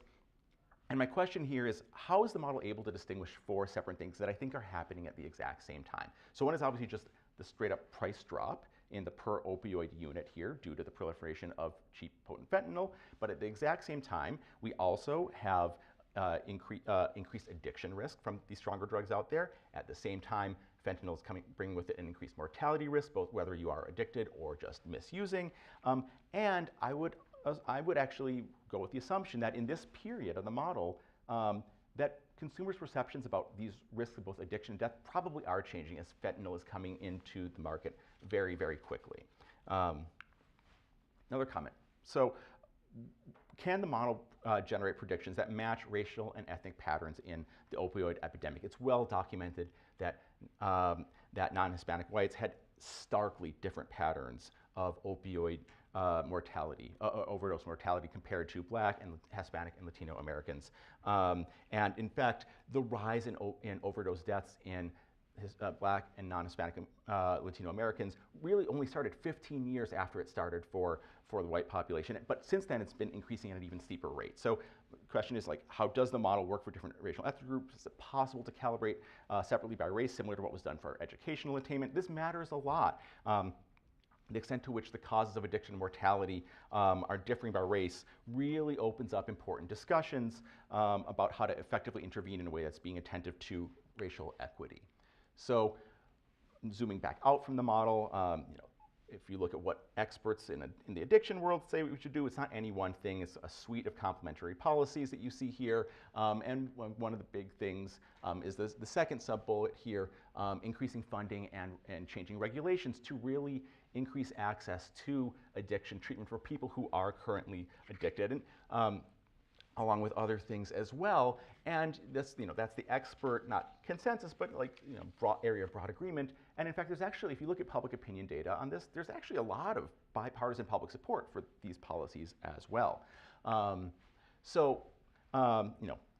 I'm a health economist. I sit in a school of public health, which means that at times you can sort of feel like the lonely man of faith, when that comes to engaging with colleagues from other disciplines who might have very different ideas and orientations around, say, causal inference, or thinking about optimal investments in health, where not necessarily taking into account that people value other things that aren't just health in their lives. And so what I want to say here is the opioid crisis is an area where we really, really want economists to be engaging. And I think a paper like this can make a very nice contribution. When we think about responses to the opioid crisis, we're talking about dilemmas. And everything has a difficult trade-off. If we increase the price or do other things to make it harder to prescribe opioids, that can help some people. It's going to hurt others. Similarly, the model shows also, if we can make opioids less dangerous, that's going to really help the stock of current heavy users, but it might bring more people flowing into the model. I would also encourage, when we're doing these models, be attentive to what are the main areas of discussion in policy area here. And I think one of them is actually access to treatment. So is it possible to add another state to this model, which is in pain and in treatment? that also can, I think, allow another avenue for supply side influences as physicians make decisions about how to treat pain. And then just very quickly, you know, I don't want to be chiding here, but I just want to note from over 10 years of experience being an economist working in a public health context, language matters a lot, and this dovetails with the last discussing comments as well. Avoid using terms like abuser and addict. I get why they're being used here. They're concise and they're precise in how they're defined, but you know, they can really, really foreclose engagement between economists and the stakeholders. So I'm going to stop there. I'm over time. Thank you, and look forward to the discussion.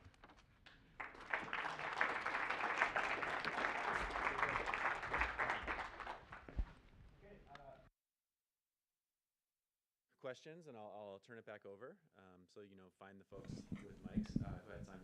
So this is a super interesting paper.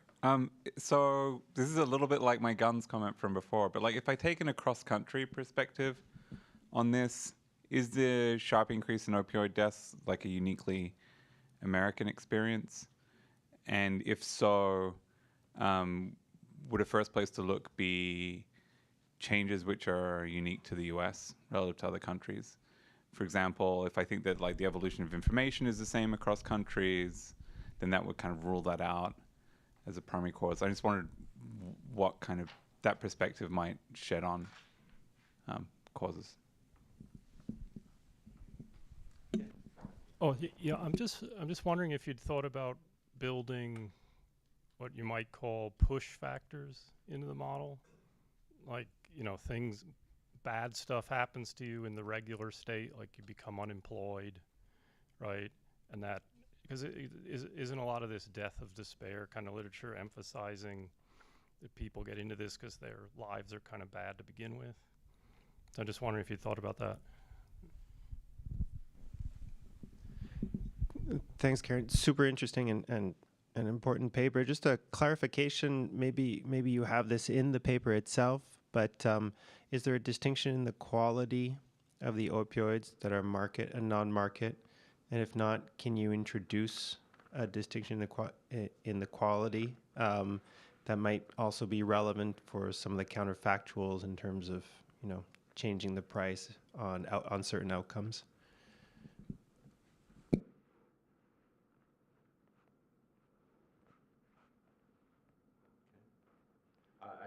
If I can add one.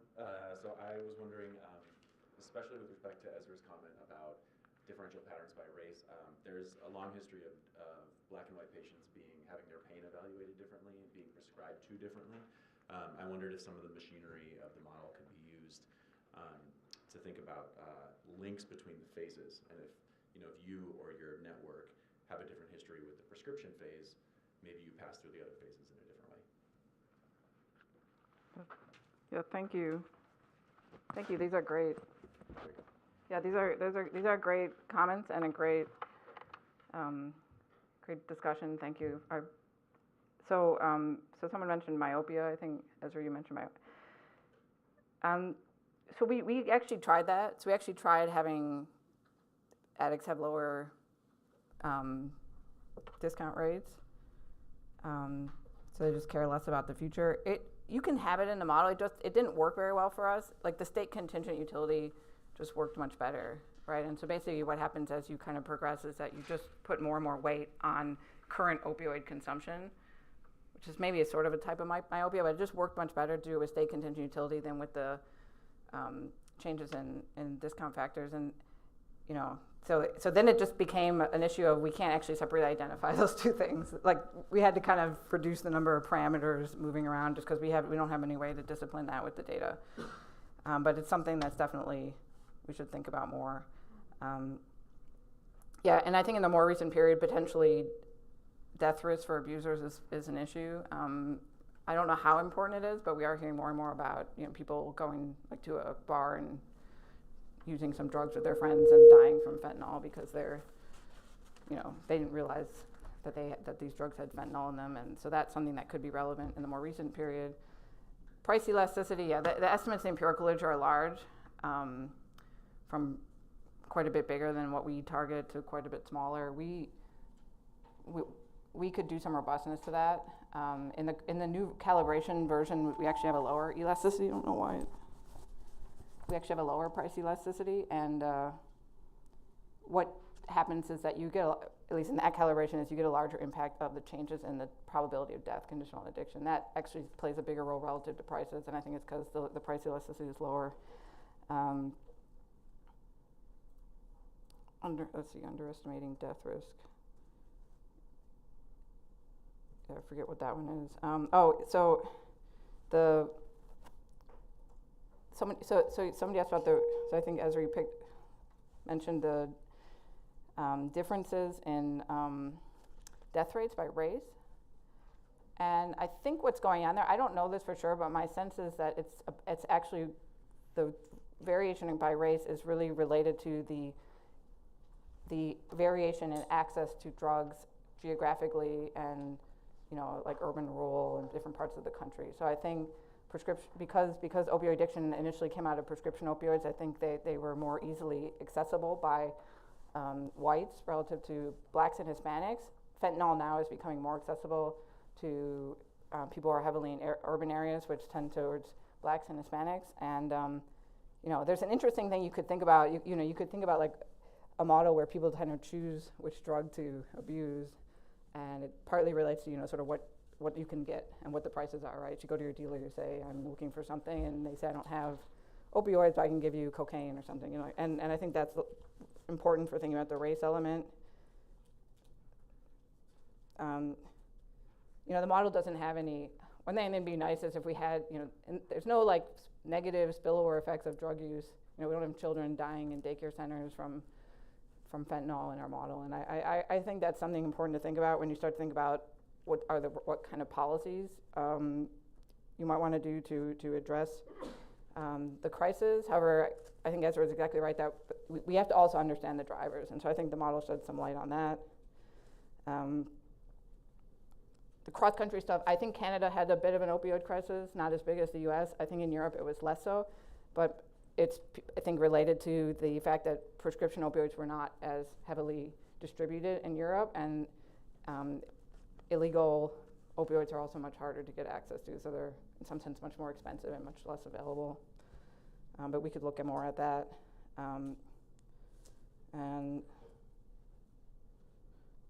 Michael, you mentioned push factors. It's actually be interesting to do, like, like Case and Dean have argued this deaths of despair, right, that people are using drugs because they can't find jobs, especially in certain parts of the country like Appalachia. Casey Mulligan has some work arguing that generous unemployment benefits are a big driver of drug use because if you pay people to not work, then they have lots of time on their hands, and drug use is highly complementary with leisure. And so it'd be, it's kind of like, are people using drugs so they're not working, or are they not working because they're using drugs?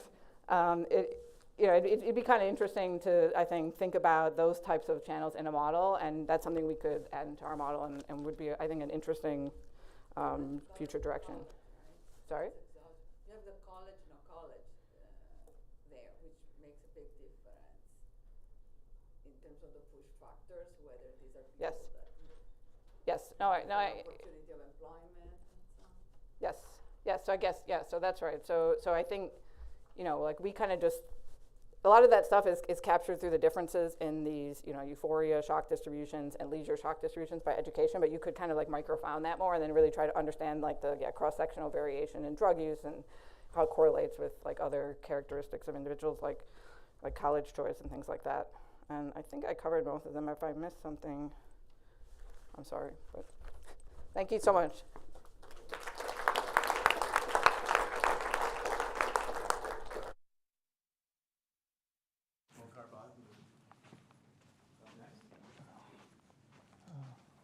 Thank you. Sorry, where are the slides?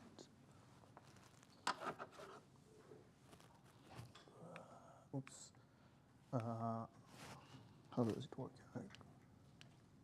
Okay. Hi, everyone. Thank you so much for having me, and thank you for the discussant. So I'm Bokar, and I'm going to present a paper with Roman Rivera, my longtime co-author, and Alexander Whitefield. So the paper is about market response to racial uprising. So The motivation is very simple. Recent events have triggered public attention related to police behavior. And in particular, there have been like the Black Lives Matter movement that led to a debate about the role of policing in our society that goes beyond like more police, less crime. So people have been discussing about whether or not we should increase resources for police to essentially fight crime. And recently, people have been discussing about like reforming the police. Okay. After the murder of George Floyd in summer 2020, there have been this slogan defunding the police that appeared. And that is a kind of a slogan that became more mainstream. And what we do in this like very simple paper, and it's like kind of like, I think the discussant is going to talk about how it's like our paper is very descriptive to some extent, is try to establish a very simple fact, is whether or not there was an increase of resources to police and whether or not the financial market would have predicted that result when during summer 2020, okay? So to motivate like our paper, we did a very simple exercise. I also did it with like economists and people in the finance industry for a follow-up paper, but we asked the very simple question. If you had like $100 on May 25th in the police industry, let's say you bet on the police industry, and you have to bet either it's going to those $100 are going to go up in the 21 days after the murder of George Floyd, or are they going to, or those $21 are going to go down, okay? So just like make that exercise, answer that question in your head. And mainly what people respond, including people in finance, okay? People are going to predict a decrease by on average $21, so about 21%, and 88% of the sample is going to predict a decrease, okay? So it turns out like the story looks way more complicated, including for the firms who contracts heavily with police department, okay? So, so one of the person, I think is the CEO of like that like company Axon. Axon is like the Facebook of or Google of like the police industry. And they say like, I had a really interesting call with a major city police chief where we were talking about the defunding phenomenon and what happened. His net budget was actually increased fairly significantly for body-worn camera, transparency tools. So in that respect, he was pleasantly surprised that the whole defunding phenomenon discussion led to for the agency to a better place, okay? So that's like the point of the paper, and we're going to go inside and try to break it down and try to figure out, okay? But just in case, when we ask economists, they would not have predicted that result correctly, okay? So let's get back in time, and let's look at the main figure of like this paper. And we're going to break, so what we're gonna do in this paper, we're gonna build like a data set of like a bunch of firms who contracts heavily with police, so strong connection. Some firms who also contracts with police, but it's not their main business. We're going to discuss that later. And no connection are essentially firms in the same industry, but do not contract with police, okay? And we're going to look at like the most viral incident of like associated to the Black Lives Matter movement. And we're gonna look at what happened every time we have those viral incidents associated to police, okay? So what you're going to see is like when there was the murder of Trayvon Martin, there was a big spike in like the stock return of those firms. Same with like the acquittal of like George Zimmerman, where that like essentially sparked the BLM movement tweet. With Michael Brown, it's we had like the Ferguson event and George Floyd in summer 2020. Okay, so essentially what you can see in a crude way is if you bet on policing, every time you have those viral incidents associated to black people getting killed and it's viral, you can make money, okay? So, sorry, some people can make money out of it. Okay, so in this paper, we're gonna do a very simple, so the overview of the paper is to look at the impact of BLM on those publicly traded firms. I'm not talking about the privately traded firms. This is work in progress. And we're gonna clarify the different policy views on policing. So in econ, mainly, at least since I was a grad student, people talk about crime control, whether or not more police, less crime, and to some extent, whether or not there is discrimination in policing, and if it's like efficient or if it's okay. Some people like Jamie Cunningham and like work a lot on like those racial uprising in the past, but I think when like Ronald Fryer came up with his paper on like police shooting and racial disparities, some people in econ started like being interested in that aspect. And this is when people started discussing about police reform. There is another discussion that is happening outside econ, so in political science, in law, in sociology, and people talk about whether or not we should abolish the police, okay? I do not have any stance on that, but I think one should evaluate those various demands, okay? And there is an arbitrage opportunity for me because no one is studying that in econ.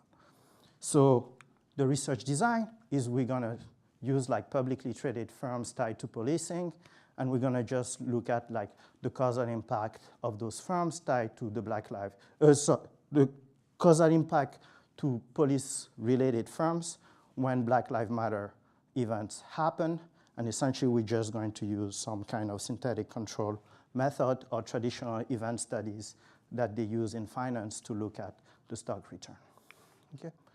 And in the short-run analysis, what we're going to find is like on average, in the 21 days after those murders, those viral murders, like there's a 7 percentage points increase in the abnormal return of those firms, okay?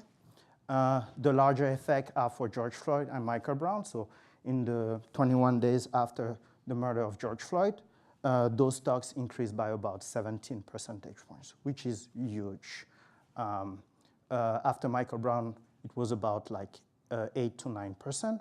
And most of those effects are driven by firms working with like providing surveillance technology and body-worn camera. So firms that like both surveil the public but also surveil the police. It's not related to police militarization. It's not related to some extent like firearm. It's more like about accountability, okay? So this is a mechanism that one needs to understand. Those, we do not find any effect for events associated to white supremacist killing or mass shooting, okay? So when I started this paper, people say we should expect the same results if we have a mass shooting and white supremacists. We don't have those same effects, okay? So the long run impact, so we go back to some extent to the first event, so the murder of Trayvon Martin, and we look at what if we had an index associated to the police industry and how it would have evolved since 2012. And we see that like that index would have increased by about 76 percentage points. And it's only for those firms who are strongly connected to those firms. As far as I know, sentiments towards police hasn't improved since the murder of Trayvon Martin, okay? So now, that are the market expectation. Those firms made some kind of profit since summer 2020. Those firms made on average like $1 billion in the 2 years after George Floyd event. So firms' future performance brought out investors' positive expectation, okay? So that's the overview of the paper. And essentially, we try to contribute to several literature on like firms' exposure to risk, government contract, and externalities of policing, okay? But mainly about like spending. Maybe all of that money that is invested in policing could have been invested somewhere else for education program, after-school program, gun violence intervention, et cetera, okay? So here's like a very quick outline of the presentation, okay? So let's go back to policy discourse on policing. So I was trained in Chicago. Steve Levitt was my advisor, and essentially most of the work I've seen in grad school in Chicago is about crime control, more police to fight crime, identify suspect, conduct investigation, investment in predictive policing, and other surveillance technologies, okay? So most of the econ literature and the paper I've seen as a grad student was about that, okay? Now, with BLM, people started talking about like police reform, advocating for more police accountability. So, for example, training, body-worn camera, oversight agencies. So a lot of my previous work was about like oversight. And there have been like those critics from essentially Gilmore and Vitale that like the problem with those approaches is that it continued to expand the reach of policing without reducing the harm and violence on marginalized group, okay? So essentially we might provide those officers new tools, but it doesn't necessarily fix some systemic problem associated to the treatment of some group in our society, okay? And there is this literature that is totally ignored in econ, and that is the prison abolition literature that try to reduce the scale of police and shifting the fund from the police to non-police alternative, which is the defund the police. I don't know if it's the right way to go. However, I do think one needs to evaluate that. And so those are like the three main discourse on policing, okay? So here, that was like what I was asking, I was telling you at the beginning. We just asked briefly some economists to predict the results after what would have happened after the murder of George Floyd. The median person would say that it doesn't change, and like the average person would say it goes down by 4%, and the increase, and only 47% of the economists would predict an increase. And most people would have associated like an explanation related to budget cut and police reform. But police reform should like essentially, people should think about like an increase, okay? So now, in terms of timeline, I'm going to try to speed up, sorry. Essentially, we just went on Twitter, scrape a bunch of like tweets associated to Black Lives Matter and all the counter movement associated to that hashtag, that hashtag, and try to identify the most viral event, okay? And essentially, we can break those like events in like two parts, the pre-Michael Brown and the post-Michael Brown, okay? So just for people to think about it, who do not necessarily know what happened, Trayvon Martin was murdered by a bystander, George Zimmerman, in February 2012. That's the first event. He was 17 years old. Then you had George Zimmerman, who was acquitted in July 2013, and that sparked like the hashtag. Okay, so and then you had this other event, Jordan Davis shooting, who was a 17-year-old kid that was also killed by another bystander. So those events are not associated to policing. They are associated to one white person arguing with essentially a teenager. Okay, and then you had the post-Ferguson. So in the first event associated to policing was essentially Eric Garner, and a couple of weeks after you had Michael Brown that sparked like massive protest associated to Black Lives Matter. And from what I understood, this is when people started like getting more and more organized. You had the murder of Tamir Rice in November 2014, Alton Sterling in 2016, and George Floyd in May 2020. Okay. So what we're going to do to be able to discuss those questions is we need to build a data set. Getting data on police is actually very difficult. So what I did is I took, so I'm building an atlas of the police industry that involve firms, community organizers, policymakers, police, etc. I'm not going to talk about the etc. today. And I took a subscription to Police Chief magazine.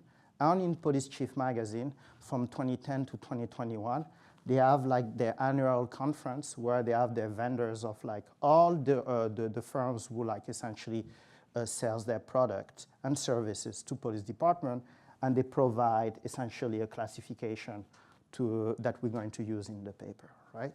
So we just like use those magazines and we identify only publicly traded firms because we need to have like a clear outcome. And we use Edgar to essentially classify and look at like the annual financial report to essentially identify firms who mention that they work heavily with police, and we connect them to a bunch of like finance data.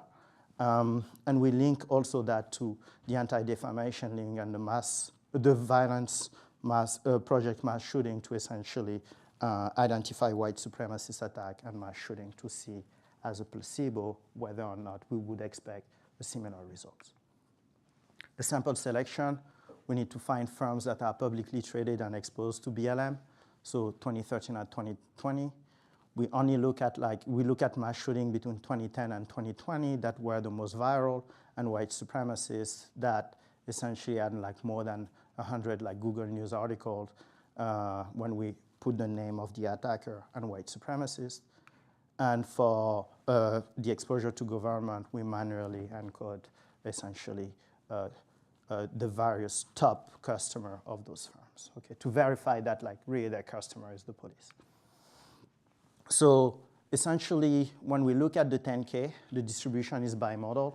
Either they mention that they work with the police or they don't mention that they work with the police, okay? So that's why we're going to have that cutoff of 75th percentile, because we have a lot of zeros until 75th percentile.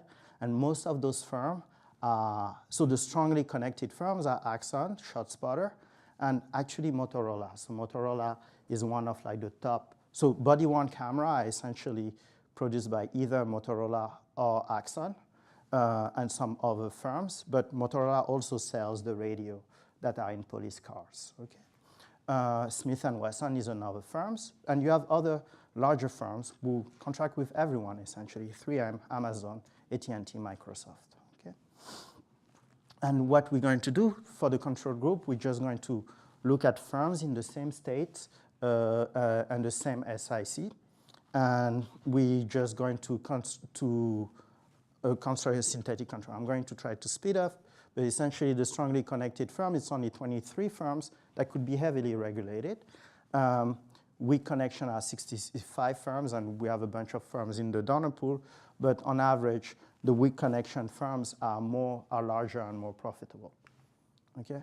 And what we're going to do is just like standard in finance. We're just going to adjust for the excess return, the size factor, and the value factor and the momentum. And we're going to do a traditional event study, which is like equation 1 in that slide, but also a synthetic control, because I think it's like easier for me to visualize the effect. So here are like the main result of the paper. Is like if you look at like the weakly traded firms compared to their counterfactual, the synthetic counterfactual, you see that like there is no effect, okay? However, you see that big jump after like those viral events for strongly connected firms. So on average, 7 percentage points increase in their abnormal return. And essentially, most of those effects are driven mainly by the death of Michael Brown and by the death of George Floyd. But all of the other ones are also kind of like economically large for strongly connected, even if some of them are noisy, okay? For strong connection, by level of exposure to government, what you will see is that you had a switch. A lot of the debate behind BLM switched after Michael Brown, where essentially firms with high share of government customer started benefited more after the murder of Michael Brown when it became about policing, whereas before it was more firms that have higher share with the private sector. Okay, so that figure is just saying that when you have those viral events, horrific event associated to black people being killed, people decide to invest in security. Now, is it about private security versus public security? That's how we interpret that result. Okay. Now, what are those potential mechanisms? People can say maybe we need to monitor more police officers or civilians, so we invest in body-worn camera, video cameras, or maybe to manage the protest and the unrest and the riots, so restraint and defense device.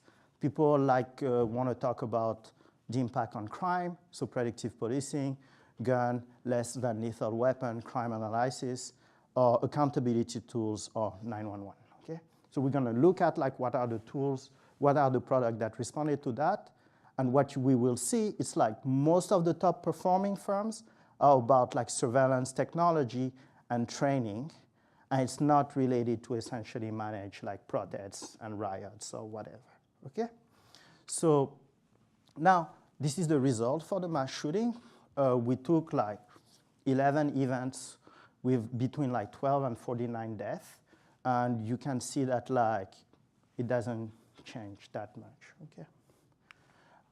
For white supremacist attack, from 1 to 11 deaths, you have this little increase of 1.8 percentage points, but it's only significant at the 10% level, right? So essentially, the market is pricing those events differently, but also one needs to take into account that there are protests associated to the BLM event, whereas I'm not sure that there are protests associated to, I mean, maybe there are protests associated to white supremacy because actually there was the Charlottesville event.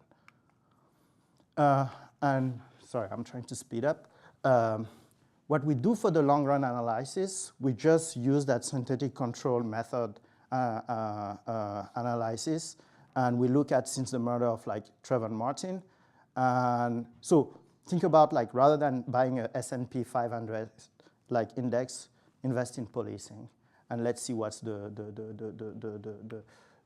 how it's going to perform relative to the portfolio. And what you see here is that before Trayvon Martin, the strongly connected firms relative to the placebo would have performed similarly, and after you have this, I believe, sharp increase after the murder of Trayvon Martin. And it seems to me that people would have made substantial money since the murder of the teenager. For weak connection, it's not clear to me that there was an arbitrage opportunity associated to those events. So if we go back to the George Floyd, that will be the results for George Floyd, and that the $500 million will be the money that essentially shareholder would have made in the 21 days after the murder of George Floyd if they had that essentially invested in that industry. So again, we have similar patterns surveillance technology and body-worn cameras, so accountability tools are the one that responded a lot to those events. And finally, we want to verify whether or not the market match with the performance of those firms. It's very, very suggestive because they are some kind of pre-trend with the sales, but one can see that the growth of the sales increased faster after the murder of George Floyd. Okay, so that's one thing to take away from our paper. So in summary, we find that firms with high exposure to policing experience better performance. Okay, so exposed, it's obvious that the police would not have been defunded. At least we can think about investment either in K or L. You can see that here in terms of investment in K, there is more money invested. Large return on firms focusing on surveillance technology and body-worn camera, but also in crime control and police reform. And it did not impact those firms in the years after the murder of George Floyd. Now, this paper tried to think about who benefit from those events, if I may say. If the investor believed that the movement would cause public spending in policing, and those growth in police resources started with the murder of Trayvon Martin. It did not start with George Floyd, and that is the point actually of many police abolitionists, that money could have been spent somewhere else, and that might be consistent with another literature on racial capitalism, that is the process of deriving social and economic value from the racial identity of another person. Thank you.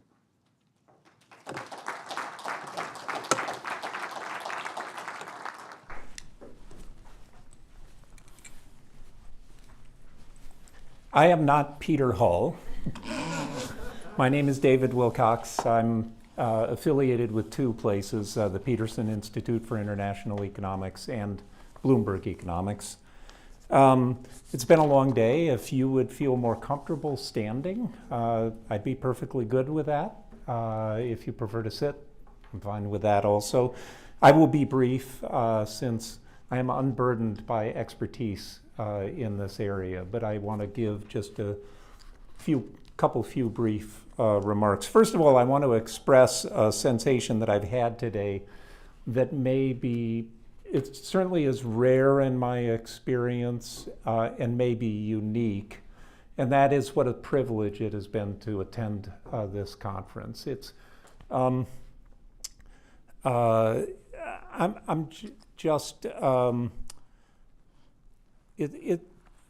obviously having a hard time articulating. It is extremely important that this collection of papers, these topics, have been brought together for presentation in this prominent setting.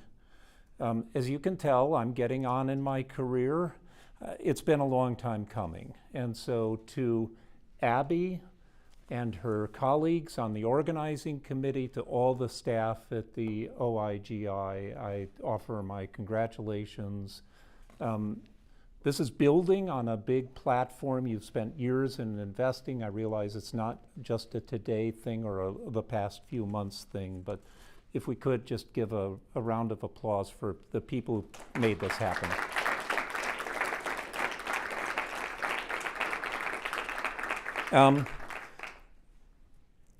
I hate it when people apologize for what they're about to say, but I'll just say I'm in awe of let me put it in a positive light, I'm in awe of the other discussants who've brought a lifetime of perspective to their topics. I'm not that discussant. I do think we should pause to remember the lives. Turning to this paper, I think we should pause to remember the lives that were lost or permanently and irreparably damaged as a result of the events that are studied in this paper.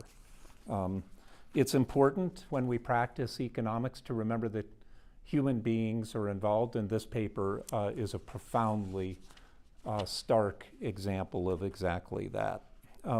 This really is an amazing paper.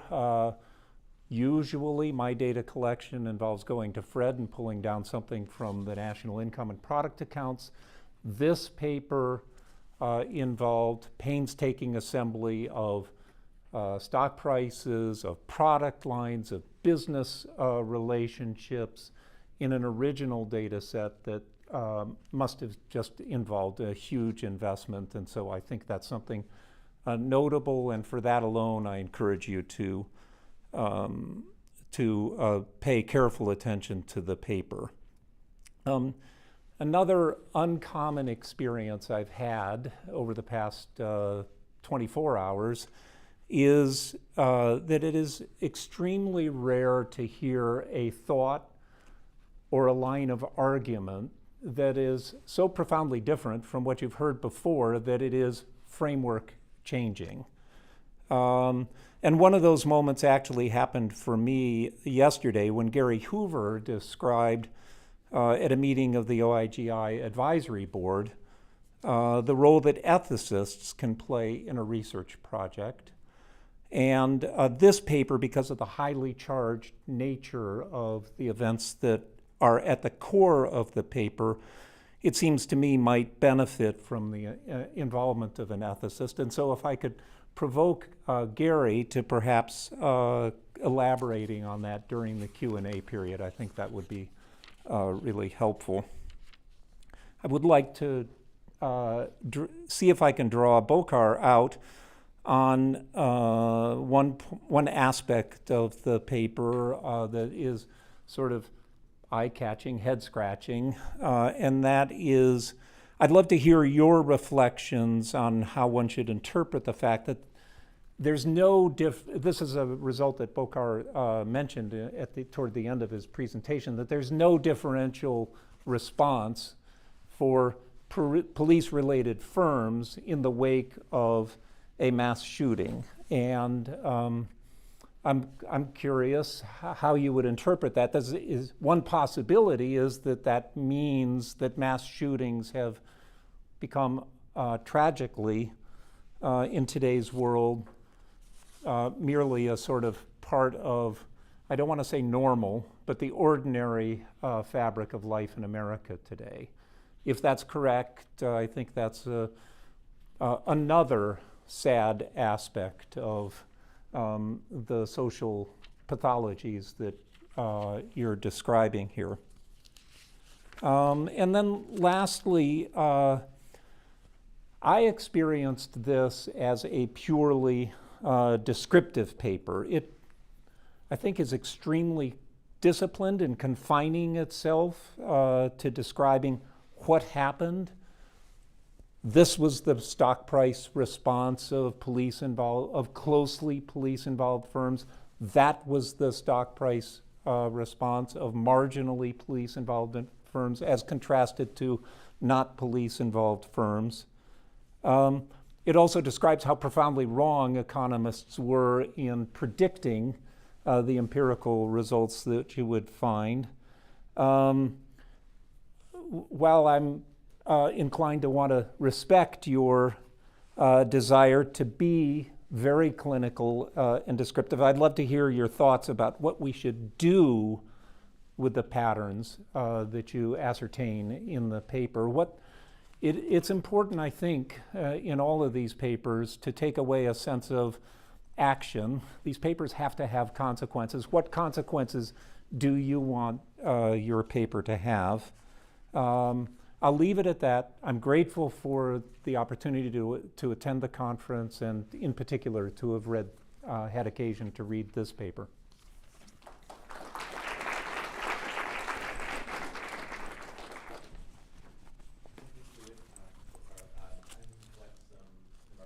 Questions. So folks with the mics, Monique, we got a question right here.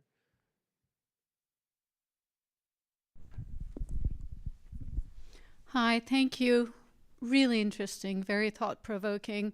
I was at lunch talking about the need for ethics training in grad school and econ programs, so I think David's remarks really resonated with me, and especially what you come to at the end about when you think about who benefited from these murders. I mean, that's pretty striking when you think about it. One suggestion, I think, maybe it is a different paper, but part of me wondered on the mass shootings, what happened to the stock prices of the gun industry? That would be a way of looking at, so part of me was wondering, they didn't have the same, that's not about police so much as the reaction was much more focused on the gun policy and whether you actually would pick up something. Again, given the amount of data you collected, I'm only adding to that. Maybe that's a separate paper, but I did wonder if there's sort of an interesting analogy or a difference there. Thank you.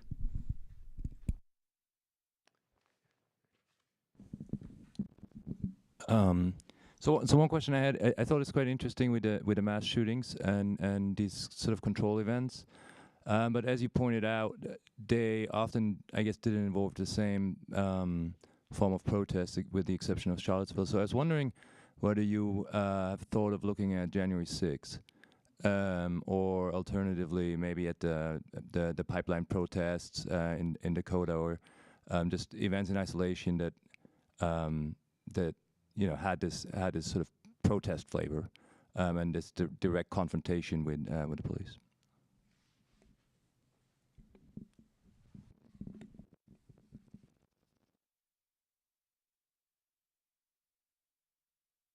I don't know if you want to be put on the spot about ethics, or if you want to talk about it else on other venues.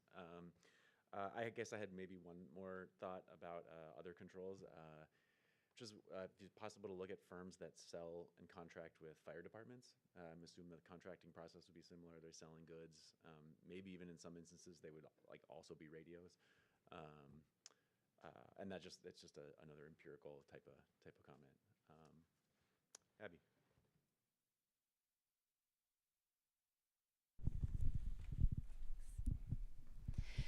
So I think this kind of circles around a little bit some of the comments about looking at other incidents and continuing to build that up. But I think one thing that you hinted at is that potentially some of the reaction is about the relationship of the folks involved. So you mentioned that this is a white person who had an interaction with a black teenager. You actually have potentially a wealth of historic data that I think can also help you tease this apart, as opposed to whether it's a kind of protest-based type reaction, or whether this is, in a sense, the way that a white-controlled environment reacts upon the kind of concerns that might arise following those types of murders.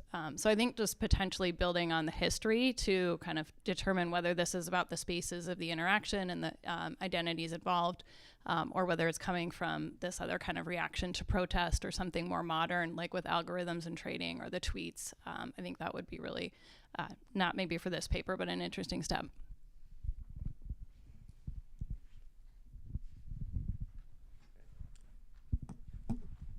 All right, well, if you're happy to respond, and if you'd like, there's some notes on what was just said. Thank you for those comments, thank you for the discussion, and thank you for the great conference. So for the mass shooting, I did the analysis. It's in the appendix.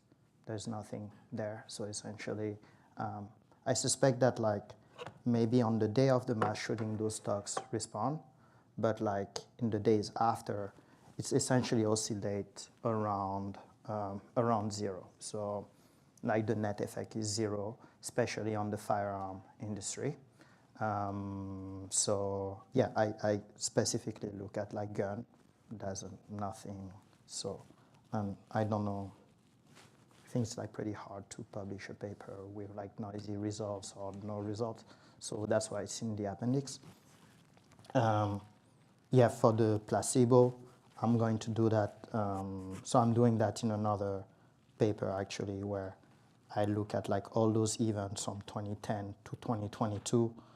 But if you look at the distribution of Black Lives Matter related killing, it's really, you can make, sorry for the expression, more money on those events than essentially the other type of event.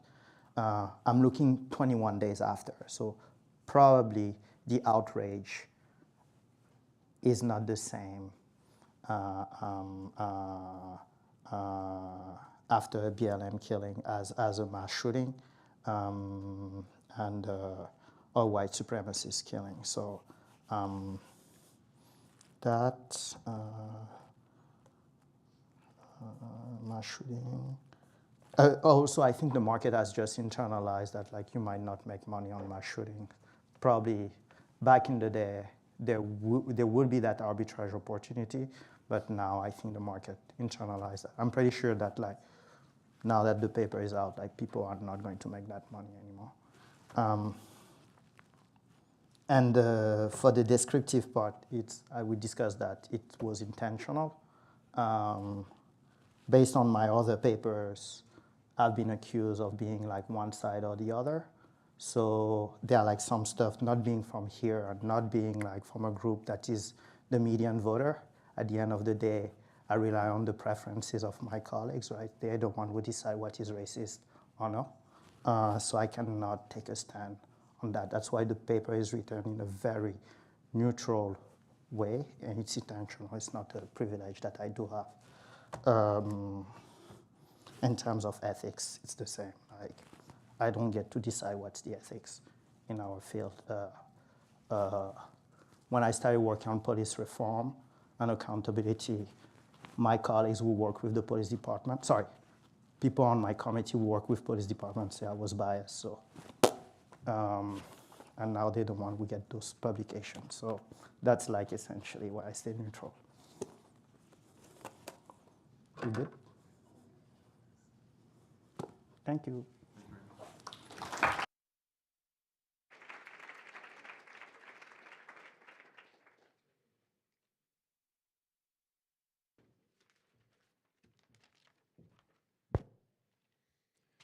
Wow, what a day. Good evening. My name is Andrea Raffo. I'm the research director here. Would like to offer a few, not concluding remarks, but transitioning remarks. I am very well aware of the fact that I stand between you and happy hour, which will take place in the lobby. So with that, I would like first to express gratitude to the presenters, authors for sharing very insightful analysis, and discussant for facilitating a conversation and exchange of ideas on a broad range of topics. And in a few cases, discussant, they found out they had to discuss a paper about 24 hours ago. So thank you very much.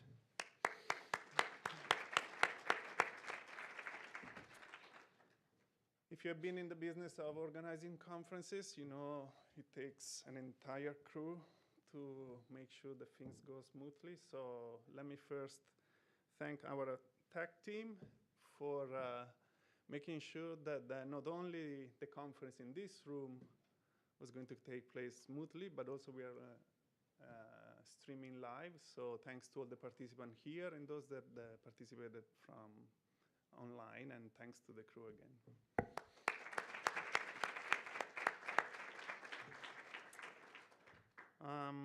Next, hopefully we remember all the names, but there is an entire crew that helped organizing this event, from Brad, Jordan, our arrays that went around with mics, and our URIS team that took care of all the food services. So I would like to thank them. It takes a lot of work to make sure that these events take place, and I think we owe them a big round of applause.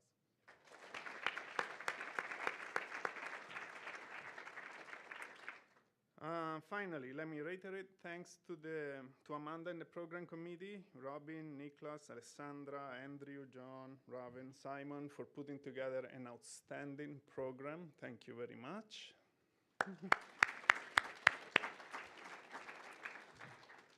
Last but not least, it's fair to say this was a great event. We're going to have a second day event tomorrow, which is equally important, and our mentoring event has now become a tradition and very well appreciated by the community. And there is a little bit the risk of taking these events for granted, but sometimes I pause and I think a little over 5 years ago, the Institute was just an idea. And the Institute director, Abby Wozniak, decided to take a bet, come over, and transform that idea into what we now take a little bit as an institution that is already there, up and running, and it takes a lot of effort and a lot of energy, a lot of vision, and leadership. So Abby, I would like to publicly thank you for the success over the past 5+ years, and I look forward to seeing where you're going to take the Institute over the next 5 years.